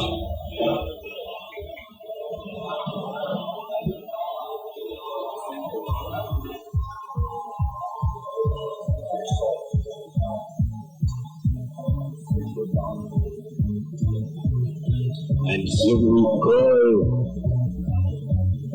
So we're just quickly clarifying on which mode will be played next.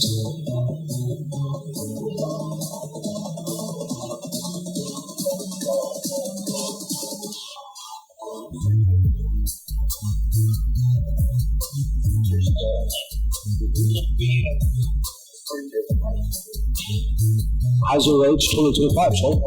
Yeah, it's good, surprisingly warm. Hopefully I can drop some calories out of this sauna here, but it is great. Okay, here we are doing, it looks like we're doing the second round between these 2 teams. We're doing an escort, so very similar to a push, but just to give the teams another chance to play here. We're going to do here in the semi-finals composition style, which means they kind of get two opportunities to play against each other here. Will it be 1 push and 1 escort per match? It's random at this stage. It's random, but at least the opportunity. Both push and escort, very similar style in terms of what you are doing strategy-wise. So it's relatively fair, and because the maps change, it gives the teams some opportunity to experiment with the dynamics of their team compositions. Yeah, so we've got Aztec Raiders here in blue and Event Horizon in red. Event Horizon already making some headway with the payload. Let's see how it goes. Event Horizon cleaning up. Reaper doing the same he did in the previous round, absolutely cleaning up. Wrecking Ball, we also seen for the first time. Unfortunately, I think Wrecking Ball might struggle a little bit against all of the stun and crowd control abilities from the Event Horizon. Yeah, especially in the composition that they're currently running on Aztec Raiders. If you want a Wrecking Ball, which is closer to your dive comp, you're going to need a little bit more in terms of your Widowmaker, your Ash, your Foras.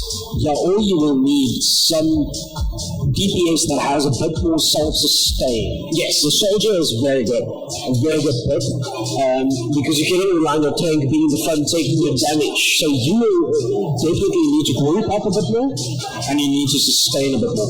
We're already at the first checkpoint here for Event Horizon. Push seeming to go very well. Reaper cleaning up that Soldier 76, pushing up. Right.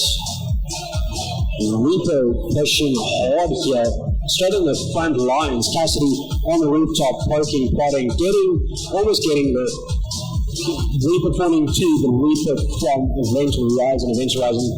Cassidy cleaning up the Kiriko, already keeping them at the start of this second checkpoint. Cassidy doing very well there on the high ground.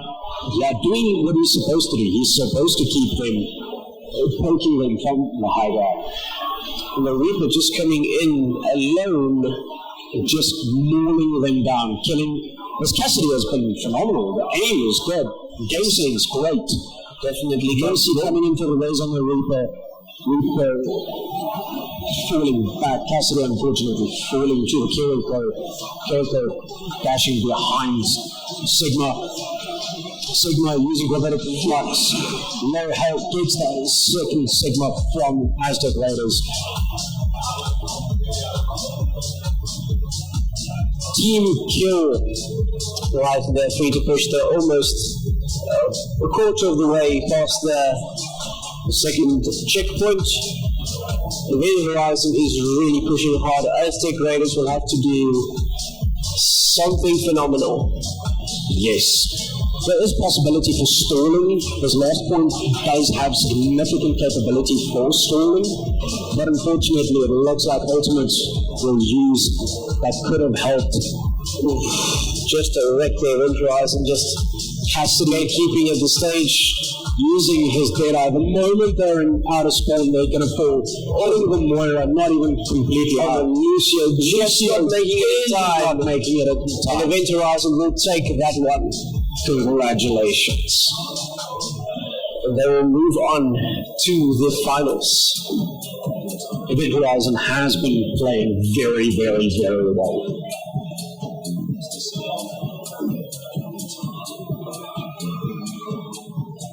So see a little bit of server lag here, disconnect.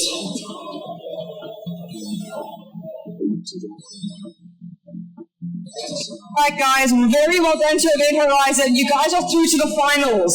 But Aztec, don't go anywhere because you will be versing, I believe, in the round 11 fights in the lower brackets. Alright, now we're going to go to the lower bracket for the semi-finals. So players, please give yourself. Okay. Deviants, you will be on the blue team, and Quantum Breakers, you will be on the red.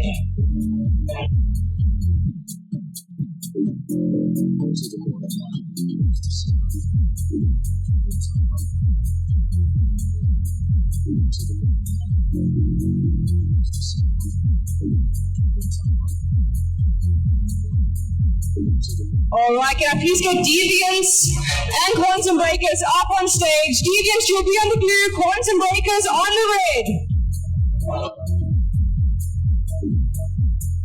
Guys, get your settings sorted quickly. We will be getting started in a few minutes.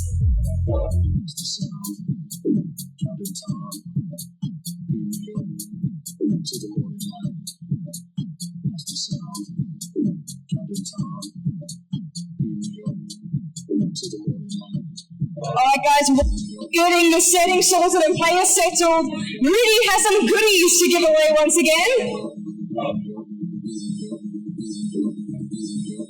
Alright, ladies and gentlemen, semi-finals, match number 10. Quantum Breakers taking on Deviants. I'm actually going to watch this one. There's a lot of potential with these two teams fighting it out to get into match number 11. But for now, I see there's a lot of people on the stand. Who wants to win a mouse pad? It's always the red side. Come on, blue. Who wants to win a mouse pad? Alright, I need a judge. Let's get Zunder here. No, you can't participate. Alright, Zunder, you're gonna be the judge. You're gonna choose one of the winners. Alright, let's do the Eve chant.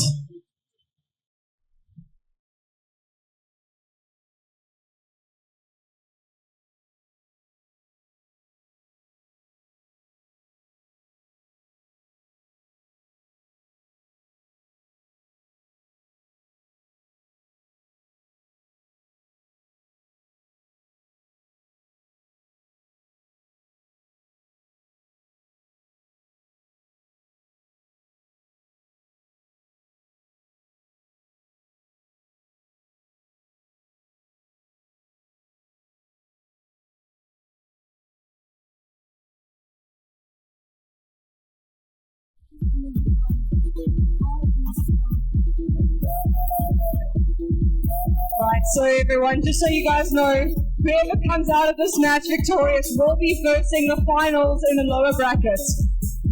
Chance to play our first place with so far. Players, the settings ready, so start it as soon as possible.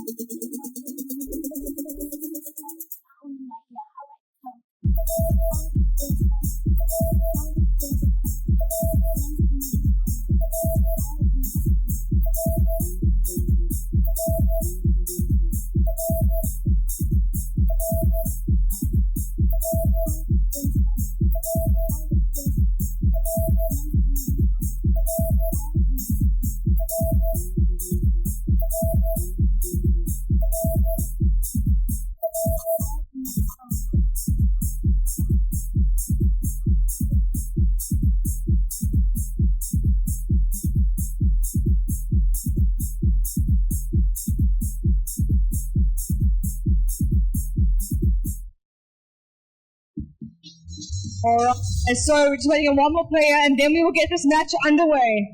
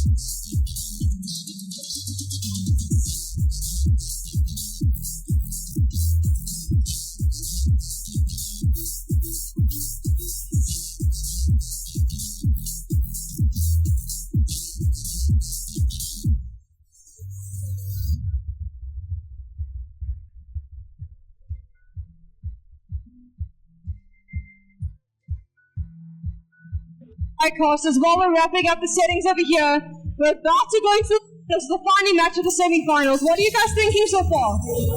Well, I think this is going to be very tight, especially this round. Deviants, Breakers Post have it's going to be an exciting matchup. I mean, the finals, there is no doubt about it, the finals is going to be an incredible match. It's going to be very, very good, and it's almost impossible to say. We have our reservations. We've had some private conversations here on which teams we think personally is going to win. We are not going to reveal those.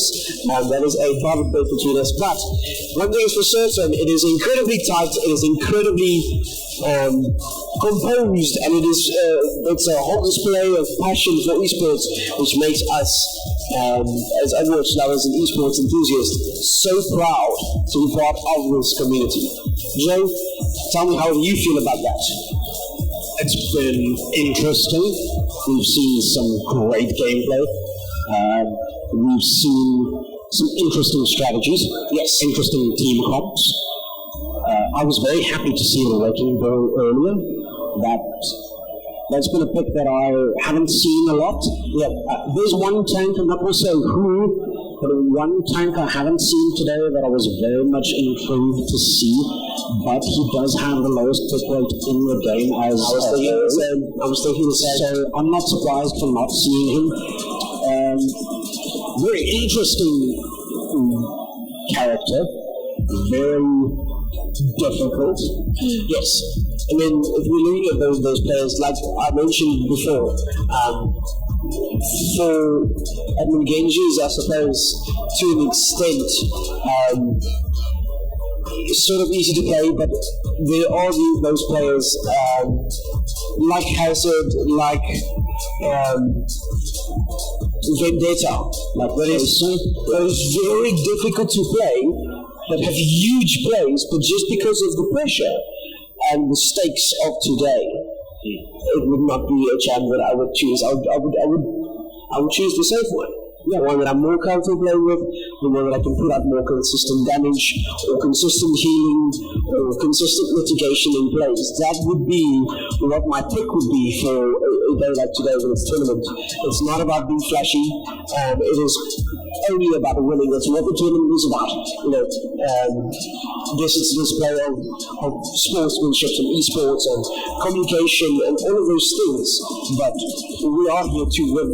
And to do that, I'm going to do what it takes. I'm going to take the champ that I feel like is going to give me Alright, Constance, I'm going to interrupt you there, but all players are now ready. We can get the game started. Good luck, teams. Right. And take us away. And here we have Quantum Breakers, Red, Deviants, and Blue. Right, we'll lock our sail and do a push here.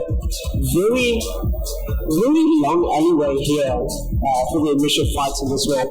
So very good for your opening picks and things like that. Yes, however, it is a little bit rounded, so even though it's long, it's not a direct line of sight. So you do often run into some issues with, if you're going to go with a maker, she doesn't have a straight line of sight between the 2 points where you would enter. Ash would work very well. Freya does really well here. This is also a map that Wrecking Ball excels in, because it's so big and there's so many little rages and stuff, so you can get his power driver and use his and those things. He does really well here, and then there's a few shortcuts. If you play Overwatch, you should know, especially if you play Wrecking Ball, you should know of the little shortcuts on Coliseum, depending on where you want to be and what you want to do.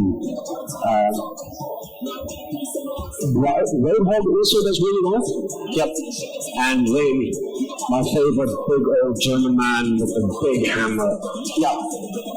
Actually, mentioning that all of that, my recent games on Colosseum have been mostly dominated by Doomfist.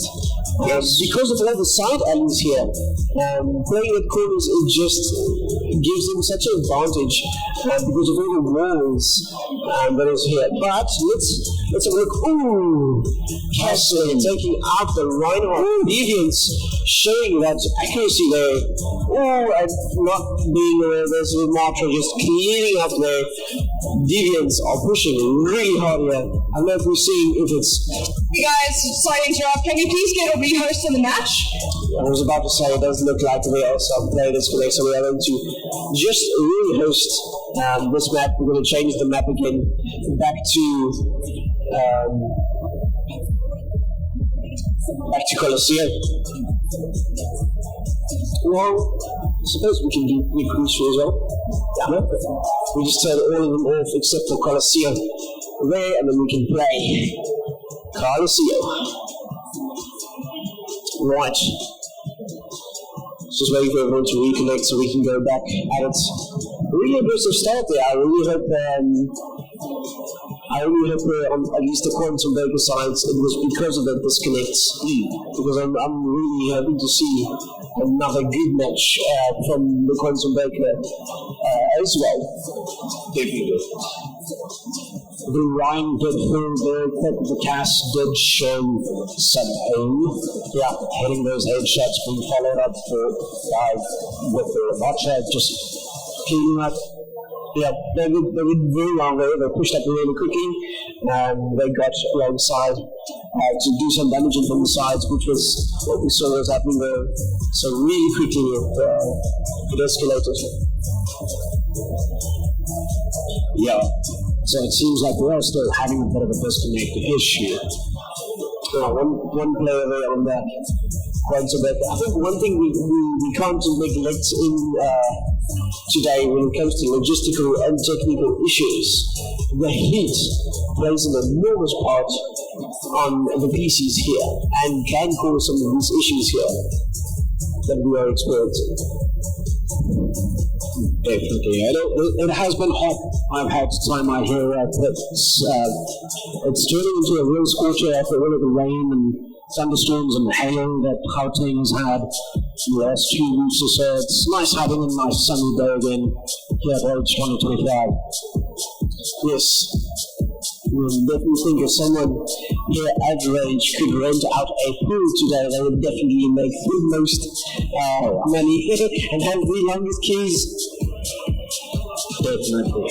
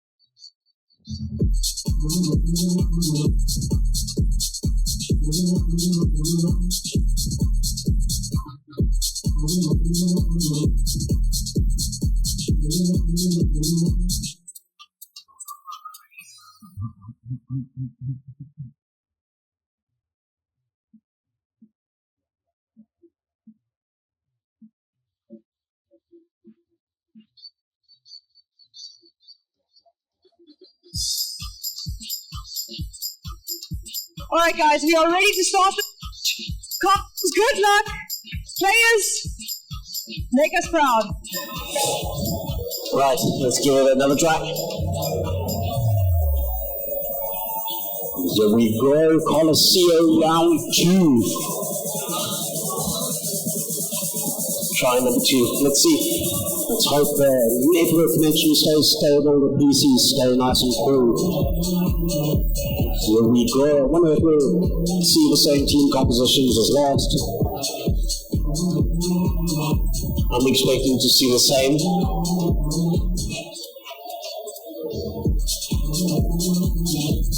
Beautiful map. Yeah, it is quite a nice map. I mean, we have to take new hats off for Overwatch map creators on just how balanced this map is. You get those maps where it's really incredibly difficult and not favored. This is one of those maps that is people don't mind playing it at all. It's really has a really nice balance to it. It has all of the factors you want. Do you remember the unbalanced maps of Overwatch 1, the 2CP maps? Yes, yeah, the Horizon as well. Even though one of my favorite maps, it's incredibly. It almost felt like if you were on an attacker side or a defender side, you just really automatic, lose sometimes. Then we have another disconnect of that PC. I think we're just going to give that PC a restart or maybe switch it to a different one. It seems to be a heat-related issue when we're looking at the Quantum Breaker's PC. We'll be right back.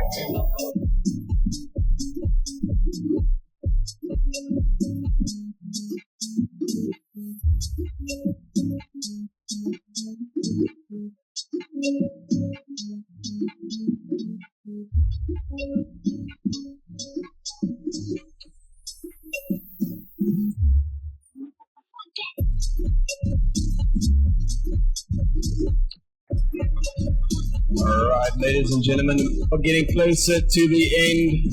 We're currently in the semi-finals match, number 10, the losing brackets. Quantum is taking on Deviants.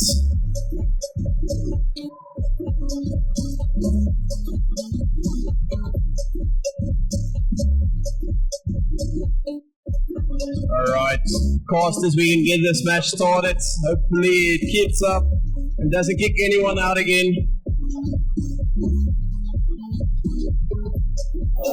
And here we go back again to Coliseum. Third try. Stitch on. Let's get going. I did see a quick line out again, so it looked like the teams were keeping the comps more or less in the same position, yeah. So again, we've got Deviants in blue, Quantum Breakers in red, and let's see what happens. Like I was saying, beautiful map. It's the home map of the new champion Vendetta. She used to be a gladiator within the Colosseum here, on which this map is based. It would be fitting to see her, but again, like we mentioned earlier, it might not be the best choice to pull out a brand new character for a game that's this high stakes. This is the semi-finals of the losers bracket, so whoever loses here is unfortunately out. Whoever wins here does progress to the next third place playoffs, and then we take it from there. Right, we're seeing some of the compositions here. The teams really want to give this a go, so let's see. Again, Ryan Hart pushing up, Soldier 76 just pushing all the way through, Moira diving in. Trying to get some early technical damage in there with the Moira. That's what you want to do to get that ult build in quickly. Ryan posting W. Soldier 76 trying to poke him hard at the sides. Beautiful sleep there onto the Ryan just as he was charging. He did escape and survive, pressuring them back. However, Quantum Breakers do need to fall back ever so slightly. They have found themselves in a bit of a pickle here. We're not just pressuring them, punching straight through and now shield, picking up a 2K with the help of Honor on another 2K, taking out the Ryan. Soldier 76, clean up crew. That was rough. That was a rough start. For the quantum breakers there with the deviants pushing up really hard. And Ramatra again there just pushing. Doesn't need to push for the game win, but just pushing for that technical damage, pushing for that, make that shield to make life a little more difficult. There goes the line. Unfortunately missing that tackle charge there. And overextending slightly. However, the Quantum Breakers has taken 2 kills. That line being slipped and now being antied and taken down by the Honor. Completely missing the Honor has been on him, behind him the whole time. Bastion being tickled by Honor. Honor going full DPS mode there. She can do quite a bit of damage. 3 shots can kill a DPS of 200 HP character. So she can do quite some damage. But it looks like Quantum Breakers are in control of the robot, slowly moving him back to the midway to move their barricade. Reinhardt joining the Soldier 76, most of the team here. Deviants coming in front. Soldier 76 popping the ultimate, using it to just try and keep them at bay. This ultimate is very important. We're not popping Annihilation, killing the Reinhardt. Sombra coming in, killing the Soldier 76 and Lil Larry Pylon. First time we've seen Sombra actively being used today. Yeah, Sombra also a very good pick for this specific map because of all the side alleyways that there is. This is exactly what you want to think of when you are doing this push mode. You need at least one player there on the robot, which can be your tank or the healers close by. Then you want your DPS either straight line of fight firing or on those side alleys. That's what you want to be thinking when you're playing this specific map, push mode. Yeah. 2 ults we've seen up on both bastions there. You see the deviants pushing through 102 meters. Sombra coming through with the hack onto the Reinhardt. Unfortunately, Reinhardt falling instantly afterwards onto the Soldier 76. 76 trying to get some cover behind, but could not. Sombra coming in, she does have her EMP and is going to pop it, hitting the whole team, escaping with her invisibility and a translocator, getting out. And unfortunately, it looks like the Quantum Breakers are definitely on the back foot in this round, almost being pushed into spawn, and there we go, goes through to the Defiance, or Deviants, apologies. Right. And we'll do another round. Yes, we'll do another round there. Our players just are going to be redoing it so everyone gets a fair shot. Yeah, this was a good Annihilation. Just working off of the back of the Sombra hacks, disabling those skills for just a couple of seconds, and making sure there's no escape. So now we're going to see if the Quantum Breakers can also push to 100%.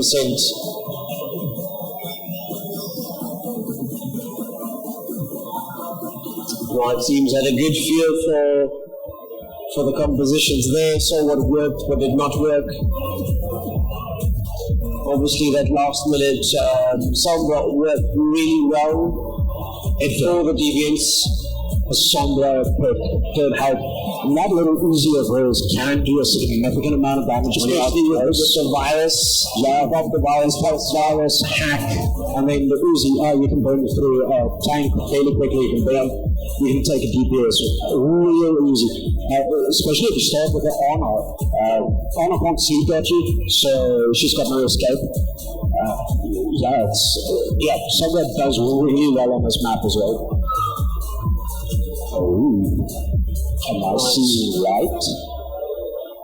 Yes, I am seeing right.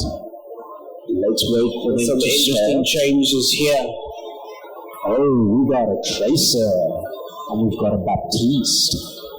Tracer hopefully coming out to deal with the Sombra. Also high mobility, very much like the Sombra. Sombra has the advantage of this 5-second invisibility where you can't see her after she uses the translocator. But Tracer has the recoil where she can go back, get some of her health back, whatever she had 5 seconds ago. Tracer, unfortunately, being spotted, but escaping with a lot. She's going to need to get more onto the backline and harass them. Do tracers, just a flanker. Working really hard on this Reinhardt. That needs to be careful. Beautiful. Perfect. Recall, escapes, and gets the kill. And this is what you want to see happening. You want to see the Tracer being disrupted. Tracer is not the champion, and nor is Silver the champion, but stays behind the tank for the entire push and just shoots damage through the tank and the shield. It is a disruptive champ. You want to go on the sidelines. You want to get to the back line. You want to distract them. You want to, do some damage there and get out. Not necessarily go for a kill, but if you do get a kill, it is a win. And that's what you want to do. You want to distract them for the push to be able to move quicker. So that's exactly what both these champions are doing. Defiant's doing it very well though with the Tracer. Yeah, she is harassing them. The aim of Tracer is not necessarily to get kills. You do want to clean up whatever has been brought down to lay out, but it's your job to irritate. Yes. Make the backline worry, make them concerned. I do see that we've got a Baptiste now for Quantum Breakers, hopefully trying to use that immortality field with the ramp and just try and survive. Ramacha absolutely demolishing them. Ram is going to try and keep this Ryan at bay. Ryan do get the Tracer, but now in control of Quantum Breakers. Quantum Breakers is slowly going to take it back. And also very important to see here when we're talking about tanks, your tank's main role is to, yes, mitigate damage, but it's not to face off the other tank, it's to take out that back line. You want to get that back line, the DPS is out of the way, so that the tank, the opposing tank, has no one to defend him. Oh, beautiful 2K on that. Oh, very nice there from the Deviants. 83 meters there with the Deviants. Ramatra taking care of business. Ramatra is such a strong tank, especially unfortunately against the Reinhardt, purely due to his punches going through shields. Yes. So he gets in your face just like a Reinhardt does, but the two Reinhardts can hold up shields and no one can really do anything. When a Ram goes into Annihilation form, or into Nemesis form rather, he can punch straight through. And he'll still do damage in like a small hole, not just on the target. Beautiful taking out the backline there. That is exactly what you should do. Yeah, Quantum Breakers, soldier be soldier. Unfortunately, the soldier from Quantum Breakers falling to Deviants. Deviants. Deviants are pushing hard. Sonic Arrow coming out from Hanzo, trying to find them, see where they are. Hanzo coming in for that hopefully one-click headshot potential to recall it the glass cannon. Just super squishy, and you don't hit a lot of shots, but whichever shots you do land generally hits really hard. Well, they do make an impact. Ramatra here, almost again on his ultimate in the middle of the fight. Probably a share on the last final push. Annihilation ready, going to stand right in front of the devil there with Annihilation ready. Team kill, whatever comes in, they can definitely just push. Most likely take this final push. Soldier 76 needs to work for his team. His team coming in. Nano boosted and Annihilation coming in. Unfortunately, Reaper not standing a chance. Soldier 76 is in for a bad day. Soldier 76 falls to the Ramatra. Baptiste also going to fall to the Ramatra. Beautiful 3K, and Reinhardt stuck on his own with the Ramatra between him and a Kiriko. Kiriko falling to the Ramatra. A player of the game as well. That was textbook from Ramatra from Deviants, and Deviants takes this match. Congratulations. Well done. There we go, ladies and gentlemen. What's an absolutely great match to watch. Wonderful to see these students having so much fun. We are, of course, here today with our partners in higher education called Eduvos. They are an institution with 12 campuses countrywide, also doing some amazing work on game design and game development. We are also here with EveTech, our hardware partner for PCs, and of course Hisense. And I'm about to give away some really cool gifts for Hisense. I'm going to do a left and right giveaway. Are we ready, ladies and gentlemen? I'm not feeling the energy for this final. Are we ready, ladies and gentlemen? Right, we'll go to the right side first. The way the game works is I shout I, you shout sense, right? It makes sense. Okay, are we ready to go on this side? Hi! Do better, hi! You can do better, hi! Gentlemen with the white shirt, please come and get your bag. Right, and on this side, hi! You guys are on it, hi! You understand? And the gentleman with a very cool Stranger Things shirt, you will get it. Alright guys, Kiara, back over to you.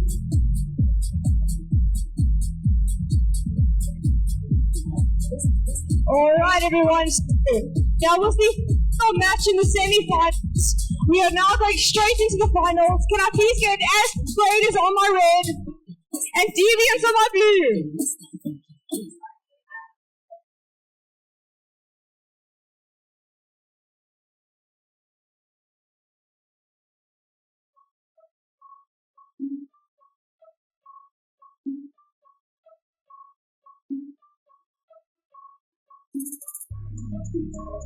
Alright, can I please get Deviants on the blue and Ash Graders on the red? Guys, get your settings sorted quickly so we can get this match underway.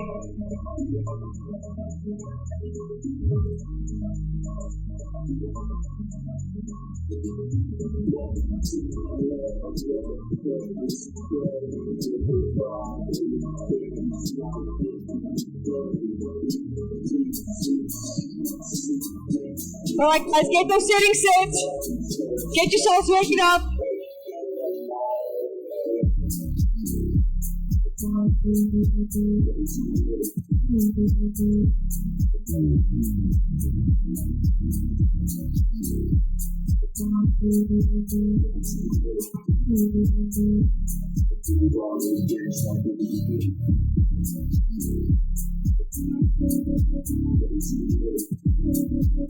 It has been a very long day for all the players, but they're still fighting really hard.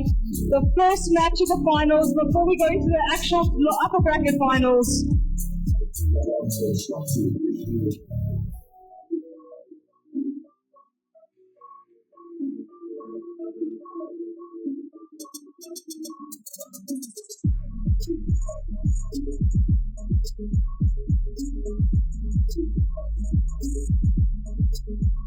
Alright players, confirm those settings.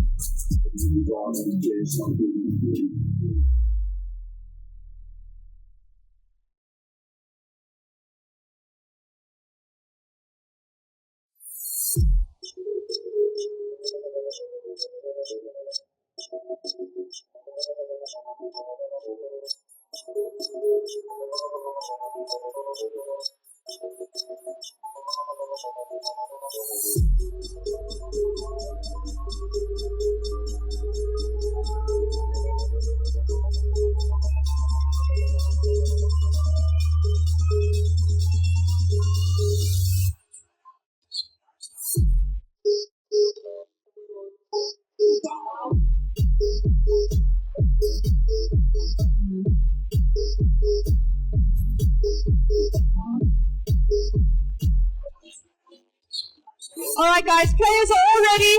Finalize those settings and we'll get started in the last game before we go to our brackets once again. So the team who wins this will be sent to the finals and the loser will be third place. Masters, luck, take us away.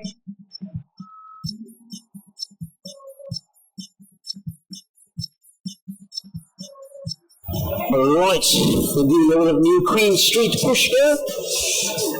And this is going to be another best out of 3 on New Queen Street. Alright, let's see what these compositions will look like for this one. I know Deviants are tired, they just played a match and now they're in the third place playoffs. But such is life and so it goes, and the battle is hard fought. So let's see what we're about to get ourselves into here with this third place players. So just to clarify, the players, if whichever team wins twice here, gets the third place position and then we will move on. Also, whoever loses here gets the third place position.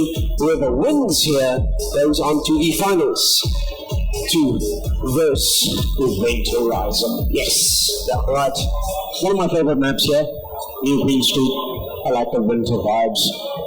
I like the little Easter eggs, the Tom Beansons, yeah, instead of Tim Hortons in Canada. They are one of these little Easter eggs where Olympic curling. Hey, you can see some of these guys have been playing a little bit. Yeah, I'm going to take some trick shots, some ability shots there. Yeah.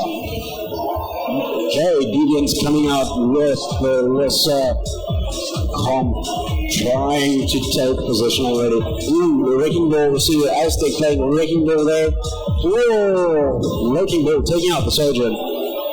Deviants need to back off a little bit. Wrecking Ball doing, like I said earlier, that disruption, that causing the chaos, making you not be able to just check in front of you. You need to constantly check in the rear.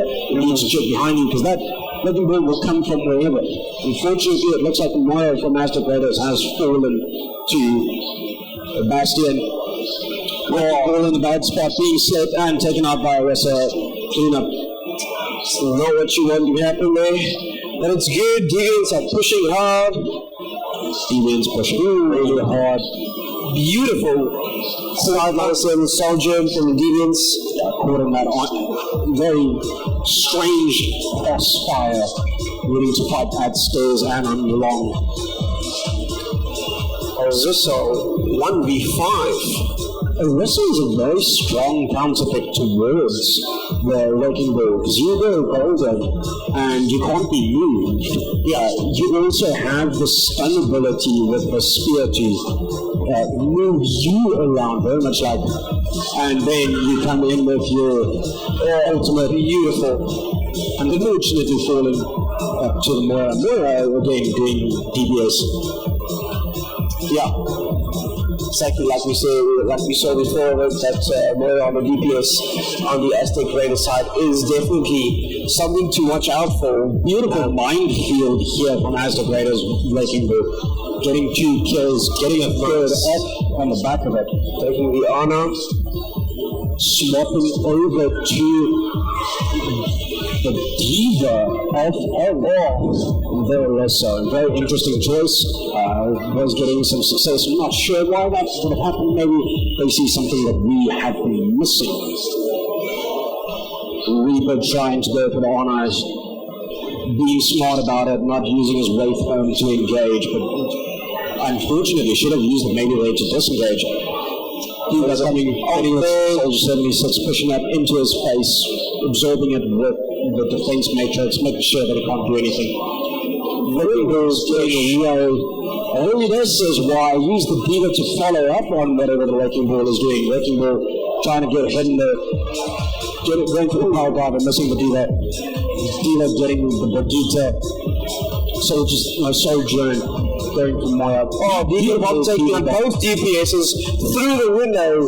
That was a sneaky one. I saw that one just going there and I was wondering if it was going to hit anyone on the other side, but it did connect. It was such a luck shot and it did connect so well.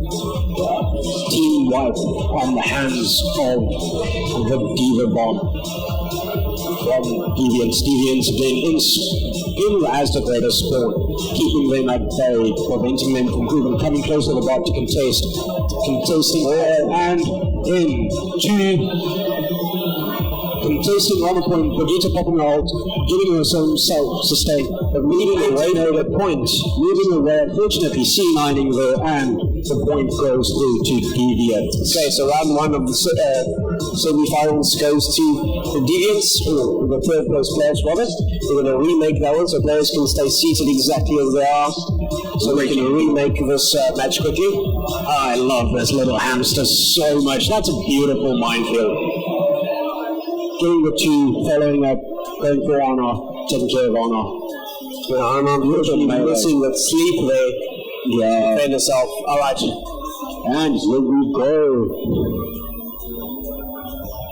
Round number 2, New Queen Street.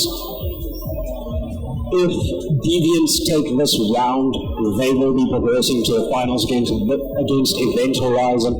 If Aztec Raiders wins this round, we will play a third one. Unfortunately, if Aztec Raiders do lose this round, they will have taken third place.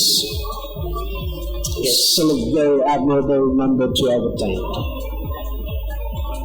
Yes, and then we will face the fearsome Event Horizon, who has not lost today. Yeah. Aztec Raiders still has a chance of going to the finals. They're going to need to win this round and then the next one. So there is a chance. We have seen this happen before. Yeah. So Aztec Raiders have to come in strong and quick and hit really hard in this round if they want to make it to the finals. Yeah. What comp would you think? I would go dive. I would go complete Doomfist. Genji, maybe a Farah to mix it up a little bit more. Okay. That's what I would say, you know, if that was me, wanting to come in.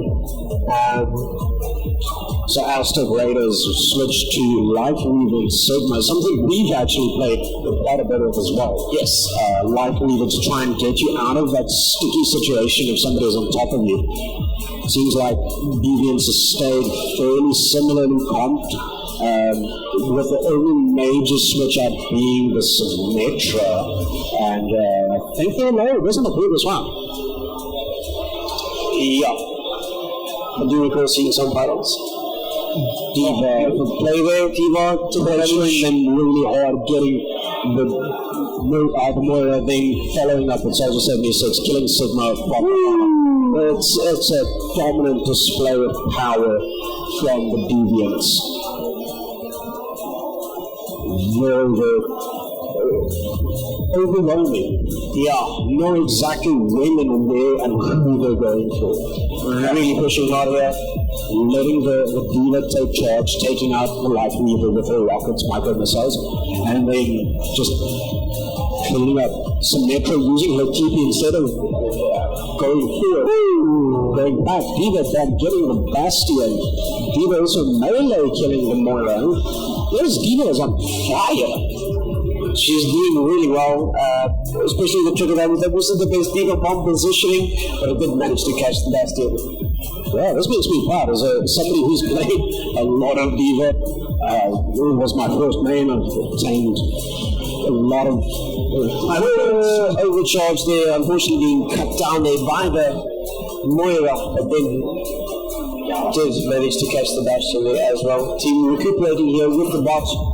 Diva using, getting out safely as her baby flow now without the mech.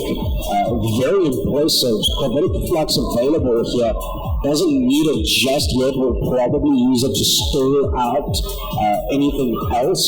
They do have the point Diva remaking over there inside the coffee shop or inside the gym, I think.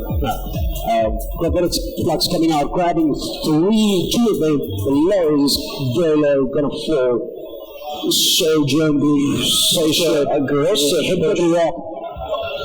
Diva, a little bit too late, but saving her team, using her defense matrix, absorbing that Bastion, killing the Bastion, going for Soldier 76 next, 76 being Life Weaver equipped.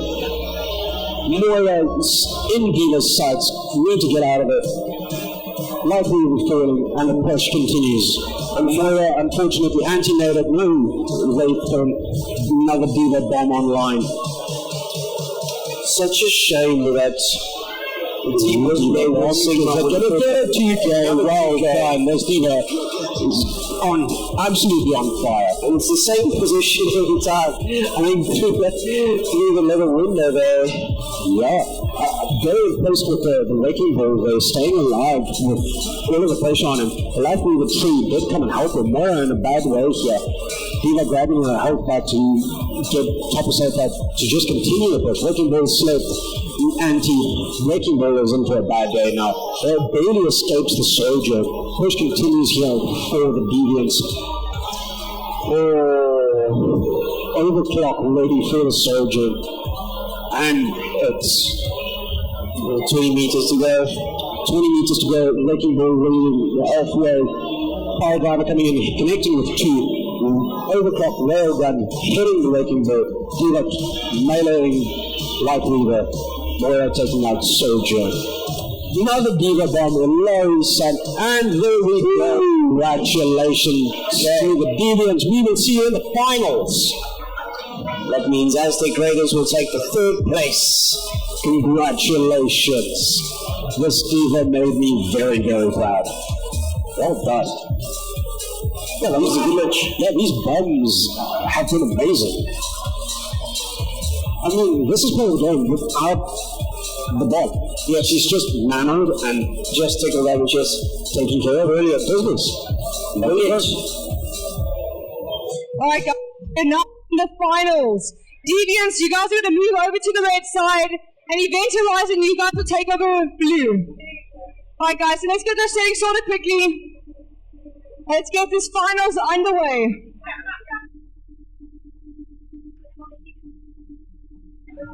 Alright, there you go, ladies and gentlemen. For those of you in and around the RGB Gaming stand, today we're hosting an Overwatch 2 tournament for Eduvos. If you don't know who Eduvos is, they have 12 campuses countrywide. Please chat to them. There's a few of them standing around. Get to know them. And now we will be moving on to the final match of today. The first and second place winners.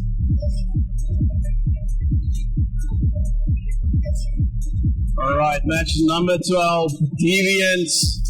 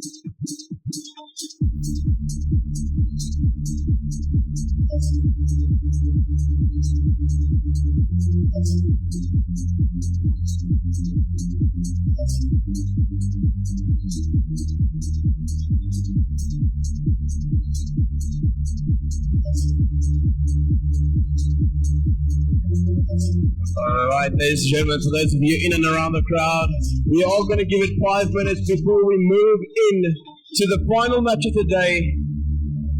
Event Horizon has not lost a game yet, so how this normally works is with the double elimination round, a team will need to lose twice. So if Event loses, there will be a rematch to get to the final match.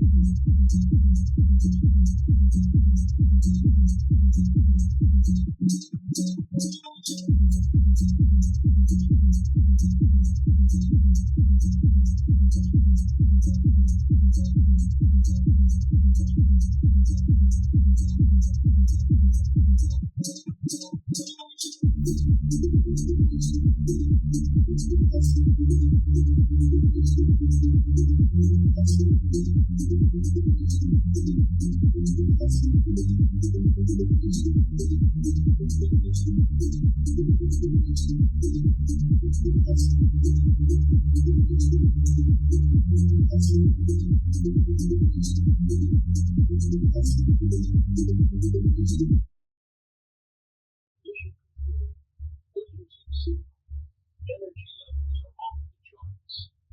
Gravity's gone. Sanity's drifting. Entering unknown territory.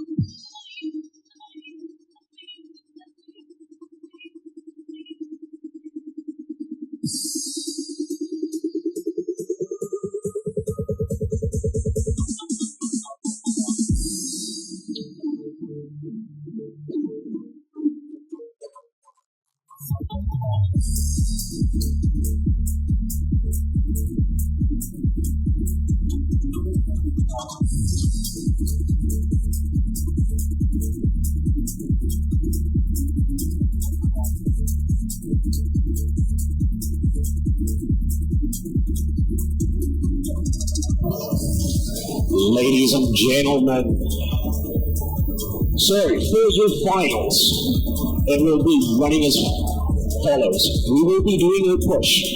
Afterwards, we will be doing an escort. After that, it will be a control. So all three of the maps we've seen today, or the game modes we've seen today, should Event Horizon lose, we will repeat the same structure. So we will play 6 games in total. If Event Horizon loses, should Event Horizon win, they will win the tournament, and this will be the final game of today. So we will do a best out of 3, starting with a push, then an escort, and then a control.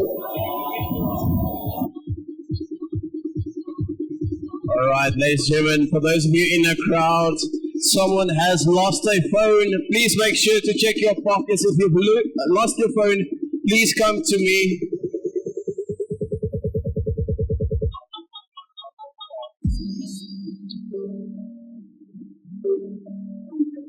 I am looking for a Miss In Majola. In Majola, you have lost your phone.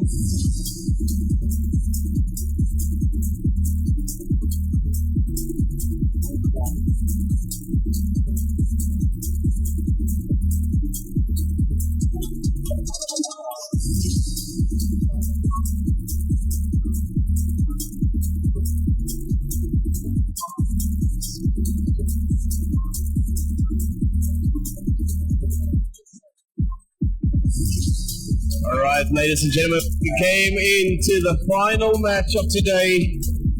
Match number 12 for the Eduvos tournament. We will give it another 3 minutes for the players to return before we get started. I am repeating, someone has lost their phone. It has been handed in. Please make sure you have your phone.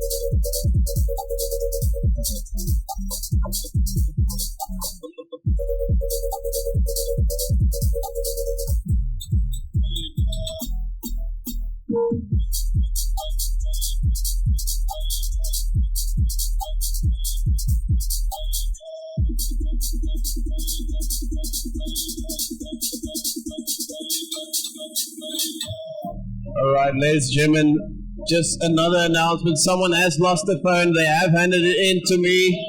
Please come and see me.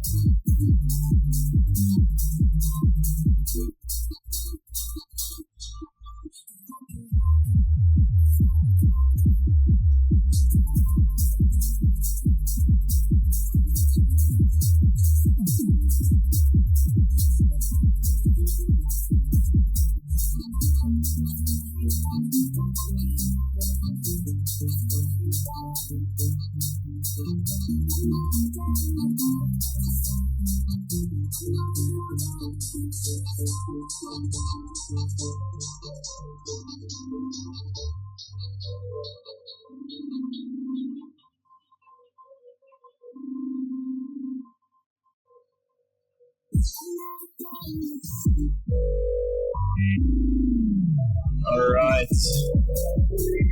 I see the deviants have returned.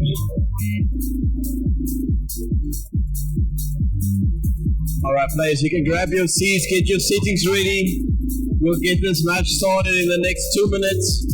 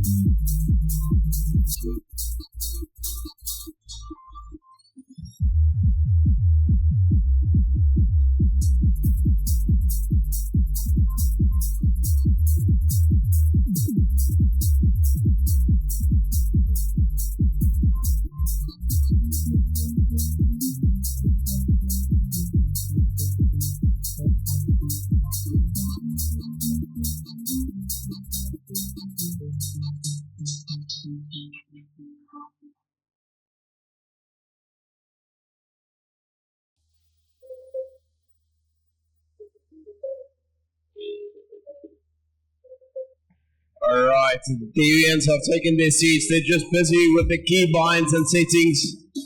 We are going to give them another minute or two.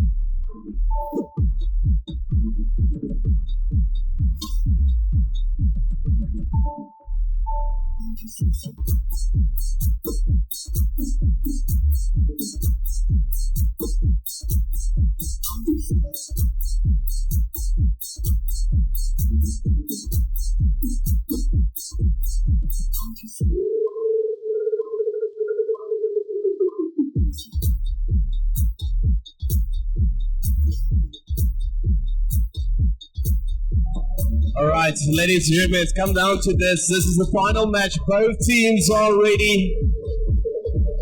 Casters, I know you guys have been talking quite a lot, but I do want to know, what do you think of all those games that have been played today? Oh, what an incredible day it has been. It's been such a privilege for us to watch these players play and see all the strategies that see them using the strategies that they've actually been practicing. We just talked about that sitting back here. You can see which teams practice. You can see which teams practice by playing casual games, and you can see which teams actually load in together and, physically play their strategy. Yeah, you can see who went into custom games and figured out, okay, this is what works for us. This is how we're going to do this. You are very good on this role, you're good on this role, you're good on this role, let's do that. It's been very eye-opening to watch. It's been fun. Like I mentioned earlier, the Diva from the Deviants earlier, very, very good plays. Very much how you should be playing a Diva. Get all up in their face, shoot them with the shotguns. When you get a little bit overwhelmed, you back off. Sojourn in the previous round, also just aim on point, hitting those right clicks, cleaning up, doing the damage to build the rail gun, because it's not just they. A little bit of feedback loop over there, but building the charge for the railgun and then hitting the railgun shot, knowing when to hit the railgun shot, because it's so easy when you've done tickle damage for that long to just default right click and you've got 12% on your railgun and you don't actually get any benefit from it. Yeah. Alright, Costas, it's come down to this. Both these teams are ready. Let's get this match started. Crowd, please make some noise for these two teams. Come on, crowd, you can do better than that. Make some noise.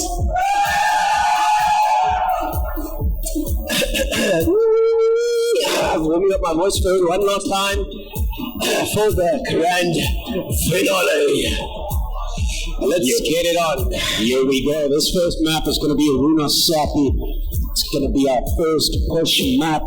After this, we will have King's Row, and then should there be a tiebreaker, we go through to Arctic Peninsula as a control map. Yes. we're definitely going to decide after this one. So if Event Horizon wins this one, and then Kings Row, they do take the tournament. Yeah. But again, it's not over until it's over, until a last checkpoint has been reached. Yes, and so the timer has hit 0. And we're playing essentially 3 matches, like you said. We're playing this one, then after this we'll play Kings Row. And if it happens that Event Horizon loses both this one and Kings Row, we'll reset and do the 3 matches, push, escort, and control again, as is their right, because Event have not yet lost. That is correct. And here we are with Winston from Deviants already poking and prodding. I see that there's a Cassidy poking, hitting the shot. Zarya cleaning up. Zarya taking out the pylons. Very, very strong. Rise already in control of the bot. Already gotten that first team kill. Reaper taking out the Bastion, Eloy, and then Cassidy coming up. Yes, so this is a very strong map for Zarya. I like to play Zarya on this map if I am tank role. Just because you're in the line of fire the whole time, you might as well do something with that damage. Yes, most certainly. There's the bubble coming out onto the Reaper. Winston diving in on his own, unfortunately, could not get any back at falling immediately to the Zarya.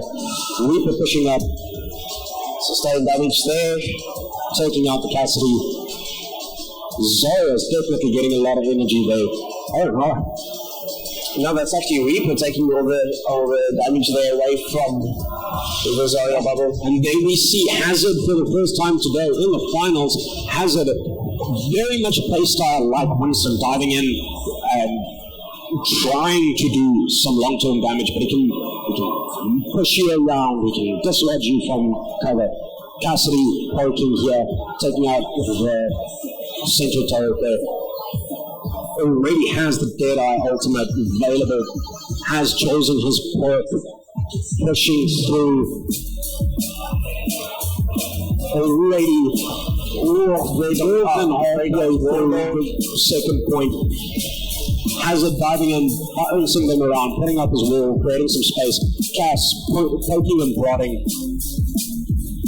Hazard using his effectively, trying to get the headshots.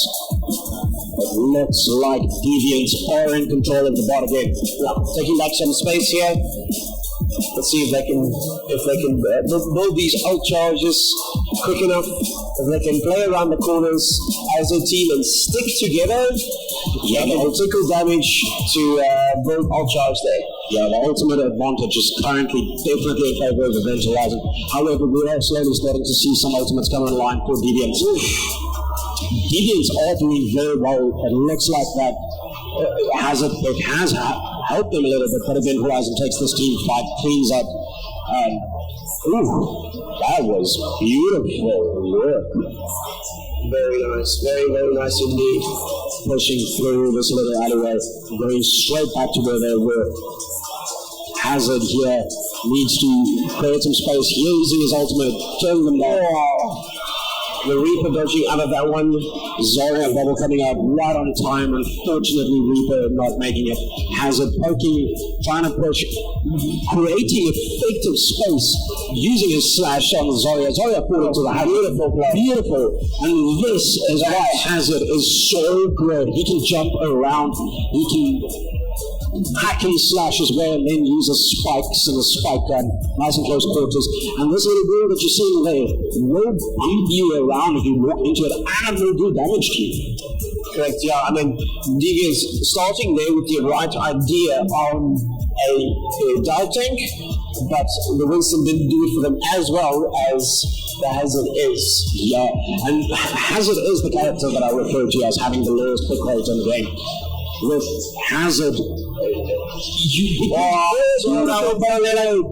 and there we go, getting the lorry, getting 2 more kills for Event Horizon, pushing through. Graviton Surge coming out, but not needed. We've got 2 more ultimates online for Event Horizon. Cassidy on fire. Oh, beautiful headshot there with the right click and the hammer onto the Ash. Here we go, pushing up ever so slightly. Ooh, Soldier will take out early there. Crucial part there in that push for them to take out the Soldier, which they did beautifully there. Yeah, Hazard can play this corner, playing the corner, diving in and out. Dead Eye coming out, getting the Kiriko, trying to focus on the Hazard. Moira healing perfectly, throwing out her ultimate. Just in time there. Being able to save the Lucio, but definitely saving the rest of the team. Zarya with a 2k there, and going to push Zarya 5 energies, trying to burn the Hazard down. Hazard fallen. Ash trying to taste a little bit, and there we go, last meter, and Event Horizon does take the first round. What a game. I am so happy to see Hazard and the dive tank come. They're diving in, diving out as needed. From Deviants, that was very, very good play there with the Hazard around the corners. Definitely helped them a great deal there. Like Zarya, unfortunately, does struggle a bit against dive cops. It is a very difficult thing because you only have the two bubbles that you can use to protect your team. And unfortunately, because you only have the two bubbles, if they dive member A, let's say they go for your honor, you got a bubble or honor, and then they just turn around and go for your Lucio, and then you just don't have a bubble available. So that was very, very good from the Hazard to swap pick its target. You could see immediate gains when switching to the Hazard. But let's see what happens in the next round. I'm very interested in seeing how these teams will adjust to each other's strategies. Event Horizon did very well. They stuck it out with what they initially had. Yeah. They did have the push advantage when Deviants did swap to the Hazard. They already had that advantage. So yeah, here we go. We have King's Row going up next. Yeah. And again, Event Horizon in blue, Deviants in red, as you can see on the screen. This is an Overwatch classic map. Oh, yeah, this is the very first map, and still today one of the favorite competitive matches to play. King's Row, very iconic. Yeah, so amazing players have happened here. The first point for the opening your spawn doors as attackers has the best Widow sniper approach I think in the game. Yes, technically is an escort, but it falls on the hybrid just because you have to cap the first point as the attacker team before escorting. So it has three sort of points that way. It's a very, very nice map to play. Especially long range is a good map for snipers. Hanzo's also a good map for farmers. So there we can see that Deviants will be on the attack and Event Horizon will be on the defense. We already see that little purple girl. Yeah, so definitely the compositions here are right. Seeing Deviants going again for Winston dive comp.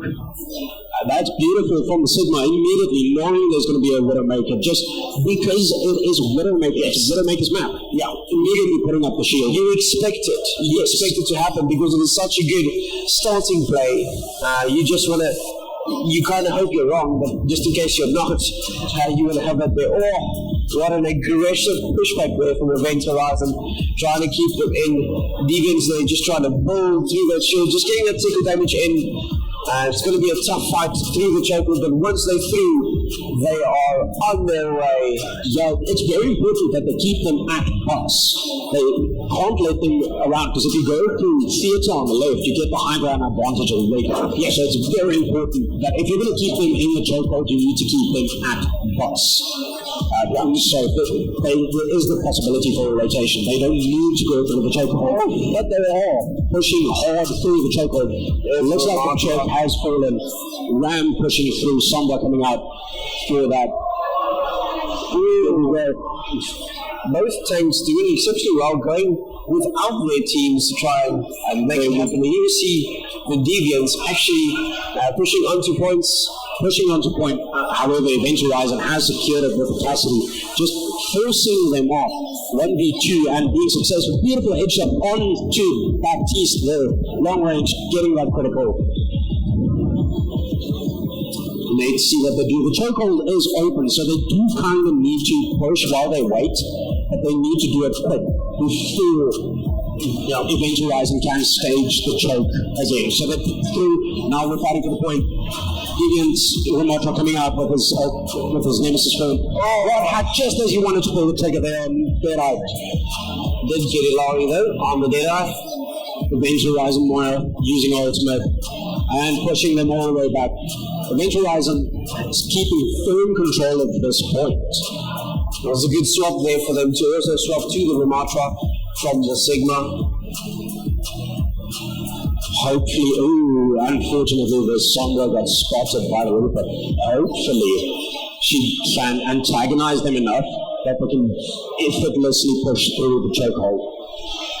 We've got 2.5 minutes left on this first point. There are 3 stages to this point. Bastion in a bad spot. The Reaper coming in. Reaper, Death Blossom ready, and not yet. Such day for the first would have been such a nice. And there we go. It looks like Deviants has taken control over the point. Is it a little bit longer there? Yeah. And it is kept. There we go. 5 minutes on the clock to get all the way through to the end. There's one more capture point that'll add a couple of seconds. But not enough. Nemesis will activated. Annihilation and pushing through. Deviants very much pushing through. Panic ultimate there from Reaper on. Oh no, not a panic ultimate. Getting both of the supports. He got the advantage there. But unfortunately, it was not of a lot of worth. The spawn is right there where the payload currently is, so they do need to regroup and get back. Moira throwing it or just getting some old charge before making sure that she heals the team. Shields up on both teams from both Ramatras. Nemesis form engaging. Also, Reddit Lucio will say here from Event Horizon. Annihilation out from Event Horizon. Ramatra pushing them back. Zenyatta popping out, keeping his team alive. Elori taking out. Unfortunately, the Moira ult just coalescence not keeping Ramatra alive long enough and leaving the gap for Defiance to push on further. Yeah, and this push has been phenomenal. Event Horizon held them at bay, and once the push started, they have not been able to keep the push from continuing. Yeah. A little bit of an environmental hazard there, so they should be careful. Nemesis form out again, just punching away. Reaper trying to get. There we go, Ultimate coming out, hitting the Reaper. Back onto Zarya. Zarya is very good here. Unfortunately, if the hat comes out, everybody is a little bit disabled. And beautiful Sombra Defiance taking out 3 of the 4 enemies. Team kill. There we go. They're already past the second point, almost halfway through the second point, with almost 5 minutes left. Amazing. Should Deviant win this, we will be going through to the control map. And then we'll take it from there. Let's see what happens. Lucio grouping the Ramatra away, doing his job, just keeping distance. Ramatra is saying, no, I am coming. Reaper trying to get there, Laurie. Getting hacked. Still gets there, Laurie. Does have his ultimate. Event Horizon finally staging a proper defense and getting control back of the payload. Oh, very nice comeback here from Event Horizon. I mean, it's still anybody's game here. They can still win this right here if they manage to keep this up and keep Defiance at bay here for a full 4 minutes. It's going to be tough, but if they do it, they win it right here.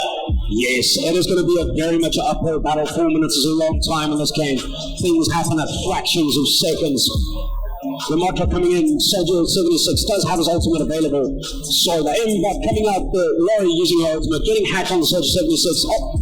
Artillery strike coming out from that beautiful, beautiful play. And there we go, just keeping them at bay. If they can push them all the way back, and the card rolls all the way back to this checkpoint, it's going to be another choke point that they need to retake that they already had. Unfortunately, they lost control of the clock. This is a nail biter. Just to give you some context, that was one fight that they won, and it took them a whole minute, and they have another 3 to go at it. Yeah, so they might have 2 or 3 more team fights that Event Horizon has to win in order to take it right here. Ultimate, no, unfortunately we have to disconnect. Can we pause the game? Can we pause the game right here? Yes, please. Just pause the game. Thank you. And let's get those players back in the lobby.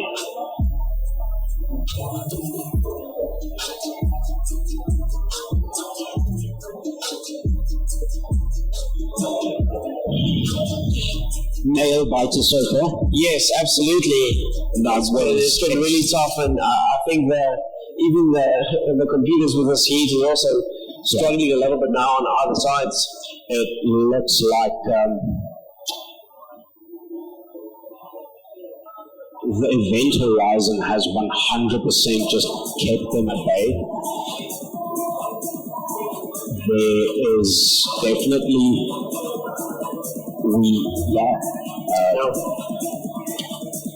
let's see what happens. Let's just be careful to not restart the match accidentally. And let's just continue where we were. Here we go. Let's hope that all the players can load in. Yeah, we're going to have to unpause that to see if the other players load back in. If they do. Right, there we go. This game is going on. Good luck, casters. There we go. Okay, we've got the players back in. Unfortunately, the ultimate advantage was lost, but let's go. Deviants do get the push.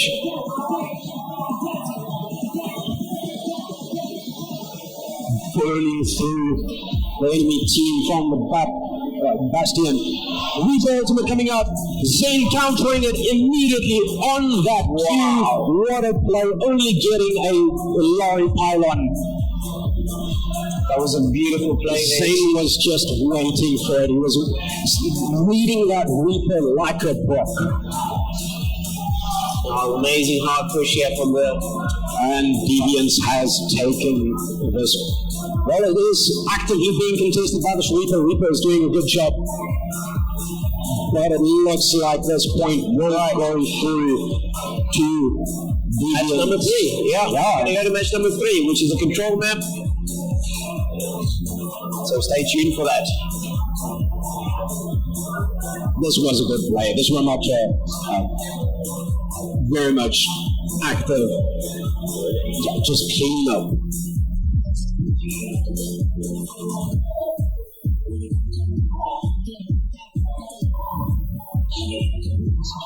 And we will be going through to Arctic Peninsula as our control map for our tiebreaker for this round. Should Event Horizon lose the control map, we will run the same 3 maps again.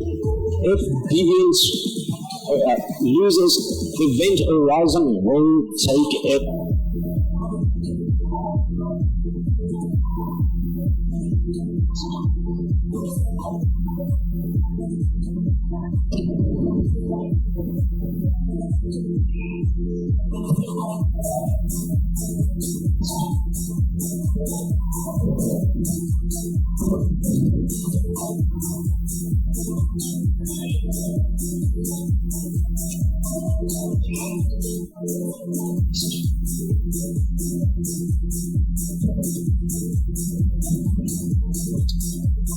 Arctic Peninsula is a map we have not yet seen today.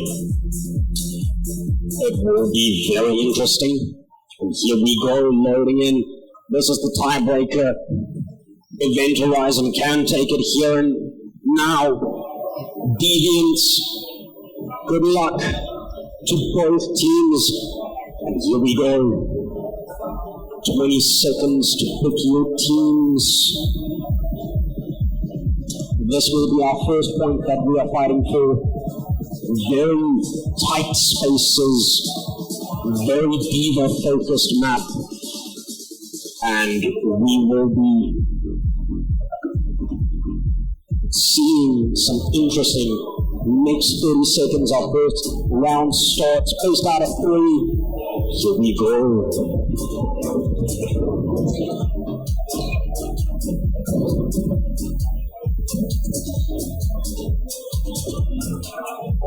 Team compositions have been locked in. 5, 4, 3, 2, 1, and we are out the gates. Right, let's see what these players have to give. Getting on the point as quickly as possible. Putting in some damage, trying to get that ult charge in early.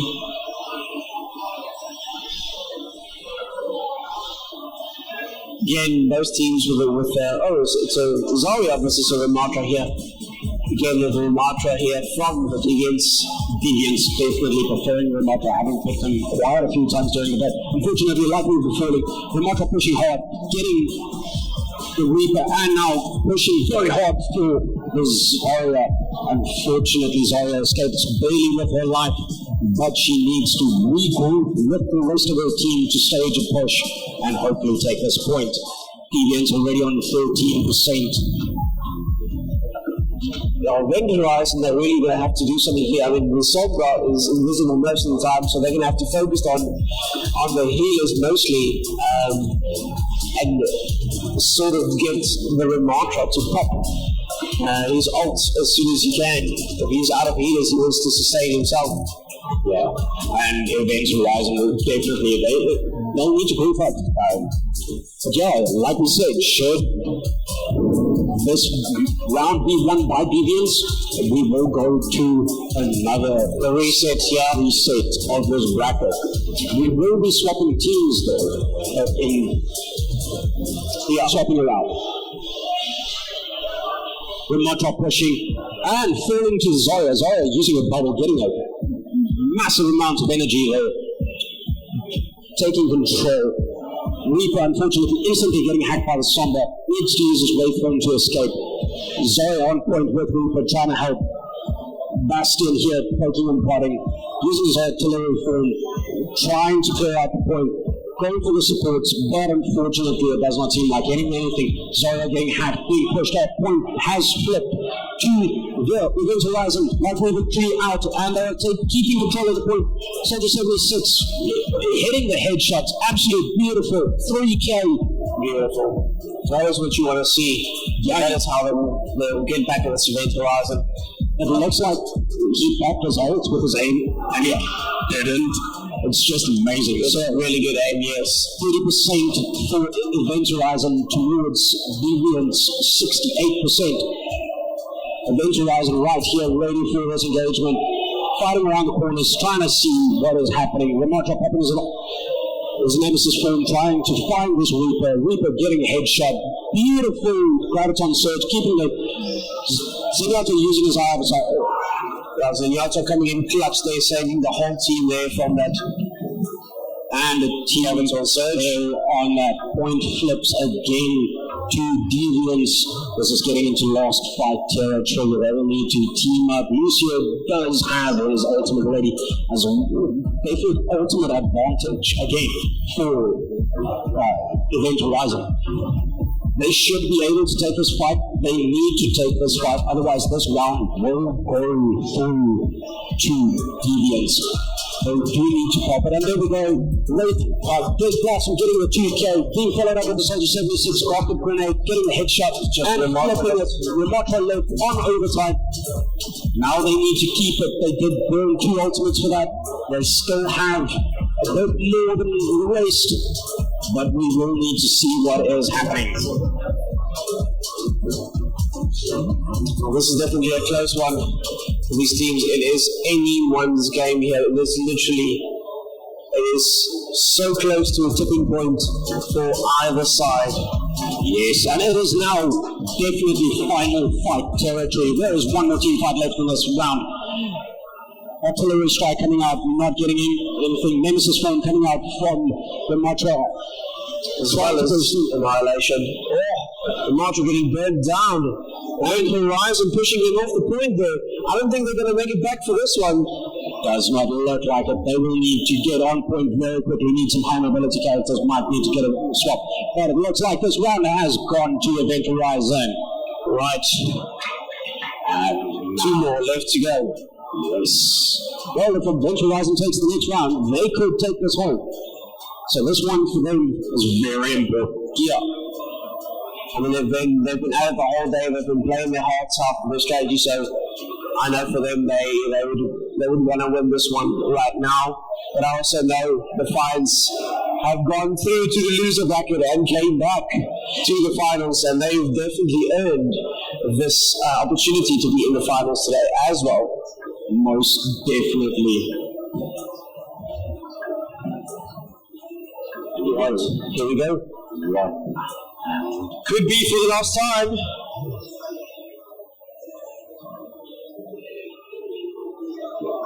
Event Horizon already here at point from a broken prod.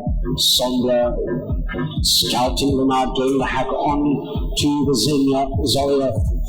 Reaper getting in close corners, but falling into the grenade from the Bastion.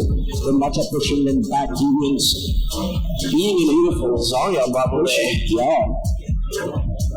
Deviants taking control of the point first.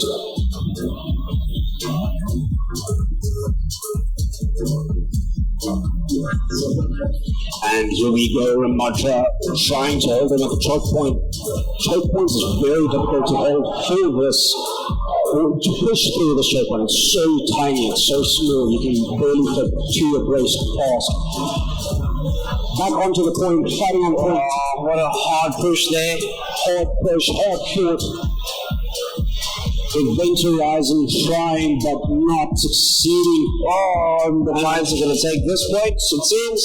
Deviant just a Reaper left on point there.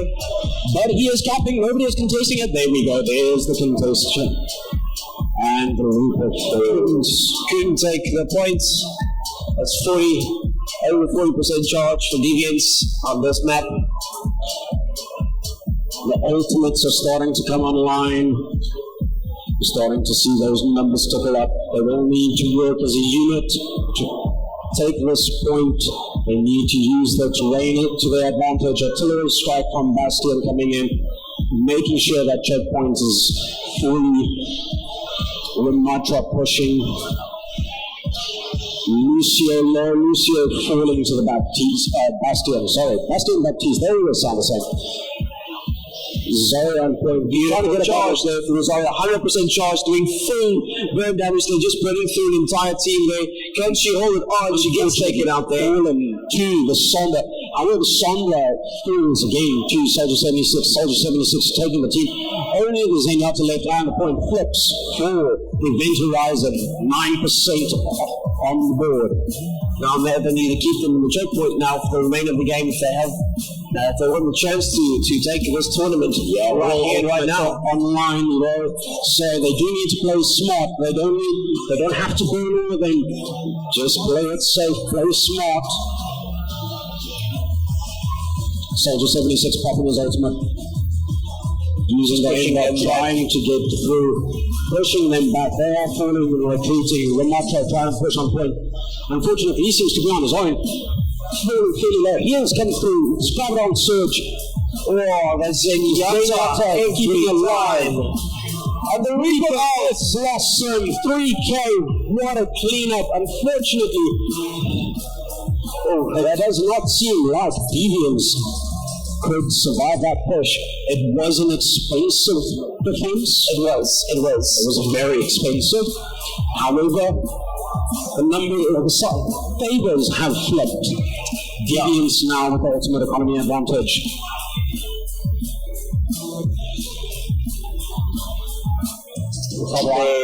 trying to clear the point, make sure they can push effortlessly. Rimata having Annihilation being popped, nice and tight space is being pushed up by Flower from Lightweaver, pushing on to Zarya. Zarya is trying to survive. Zarya uses a bubble, getting charged, but unfortunately does fall. As well, this was a very expensive attack. Yeah, this is going to be a close one. They can make it back to contest the point, but it's going to be very close. And they are right there. If they do not get, if they just focus right now, they can get back at the point. They're back at the point. Martra immediately gets back into Nemesis form, pushing them off the point, making sure. It is being contested still by the Lucio. Hack coming out. EMP, Lightweaver helping his team. Zarya still on point. Low falls. Zarya is on fire. And some 75% health. And in overtime, once again, they flip the point. Zane unfortunately falls. That's going to be a reset. Bastion falls. Now we are tackling it. Looks very unlikely for the win. Can they do it? Can they touch? Is it going to be all over right here? Are they going to make it an outing? The Mets are trying to get out right here. Event Horizon's going to take it! And Event Horizon! Congratulations! Event Horizon takes the tournament by such a slim margin. Well done to you. Wow, I am blown away. That was amazing. That was a fantastic play. We can watch the final play of the game. What a day. What a match. That was amazing. I'm just exhausted now just from all the excitement here. This last match has been so electrifying. Zenyatta, the plays here are borderline world-class plays. Zenyatta keeping his team alive there in the Graviton Surge, just making sure that they don't die. Getting played at the game as a support is very low, but that was textbook. Now that was very good. Everyone, thank you so much for joining us today here. We're going to go over to the prize giving in a couple of pictures so now. But from myself, Sean, and Joe here as the casters for RTB Gaming, thank you for having an amazing day with Overwatch for us today. Thank you for all the entertainment, and thank you for supporting us here. If you want to know a little bit more about who we are and what we do, speak to anyone on our stand, and then we'll see you guys next time. Cheers.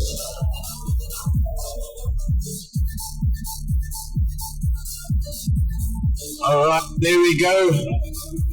Finally, we've come down to the ultimate champion.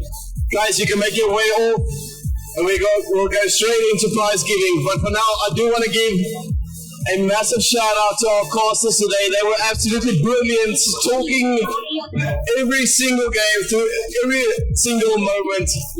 Ladies and gentlemen, please make some noise for your casters for today. Alright, for now we're going straight into prize giving. Players, you can make your way off. Camera crew, you can make your way on.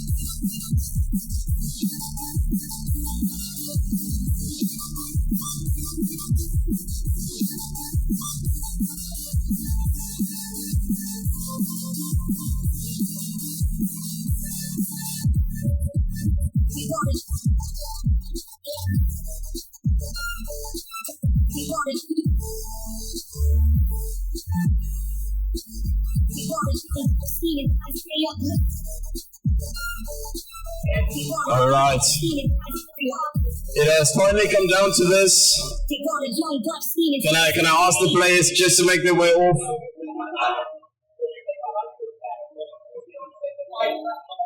Alright guys, just make your way off, make some room.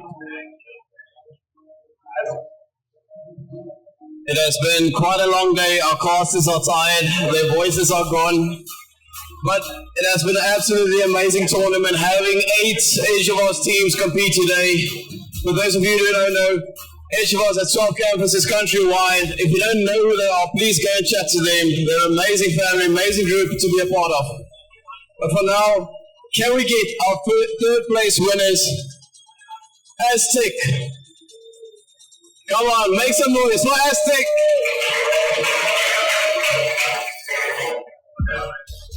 All right, guys, just line up. Come straight to me. Well done, you guys have played really well. It's been a long day, a lot of games, some technical difficulties, but we got through it.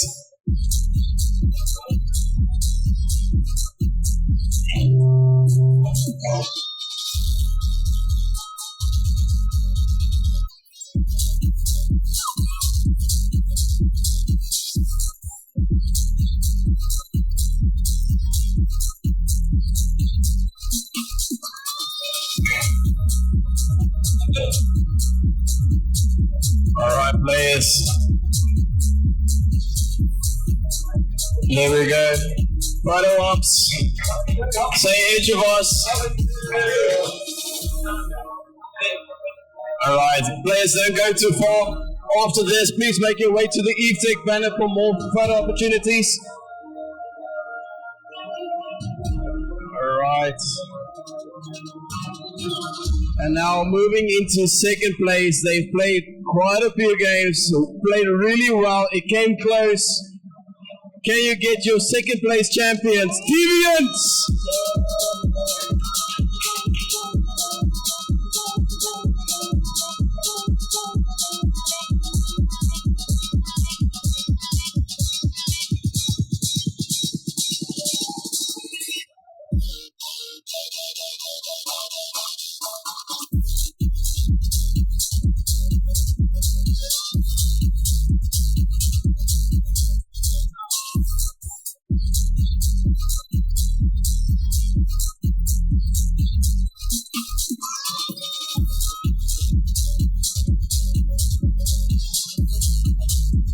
Alright, there you go, guys. Move up a bit.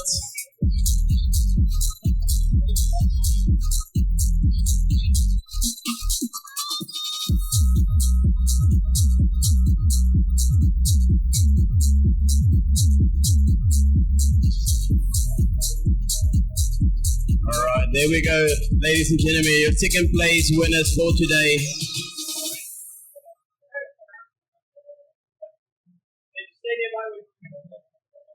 Yeah. Just head over to the EveTech banner for your last photo ops. And now, ladies and gentlemen, like we said, it's been a hot day. Our casters are tired, but they did really well, and I think this team deserves a massive shout out. Give it up for your champions, Event Horizon!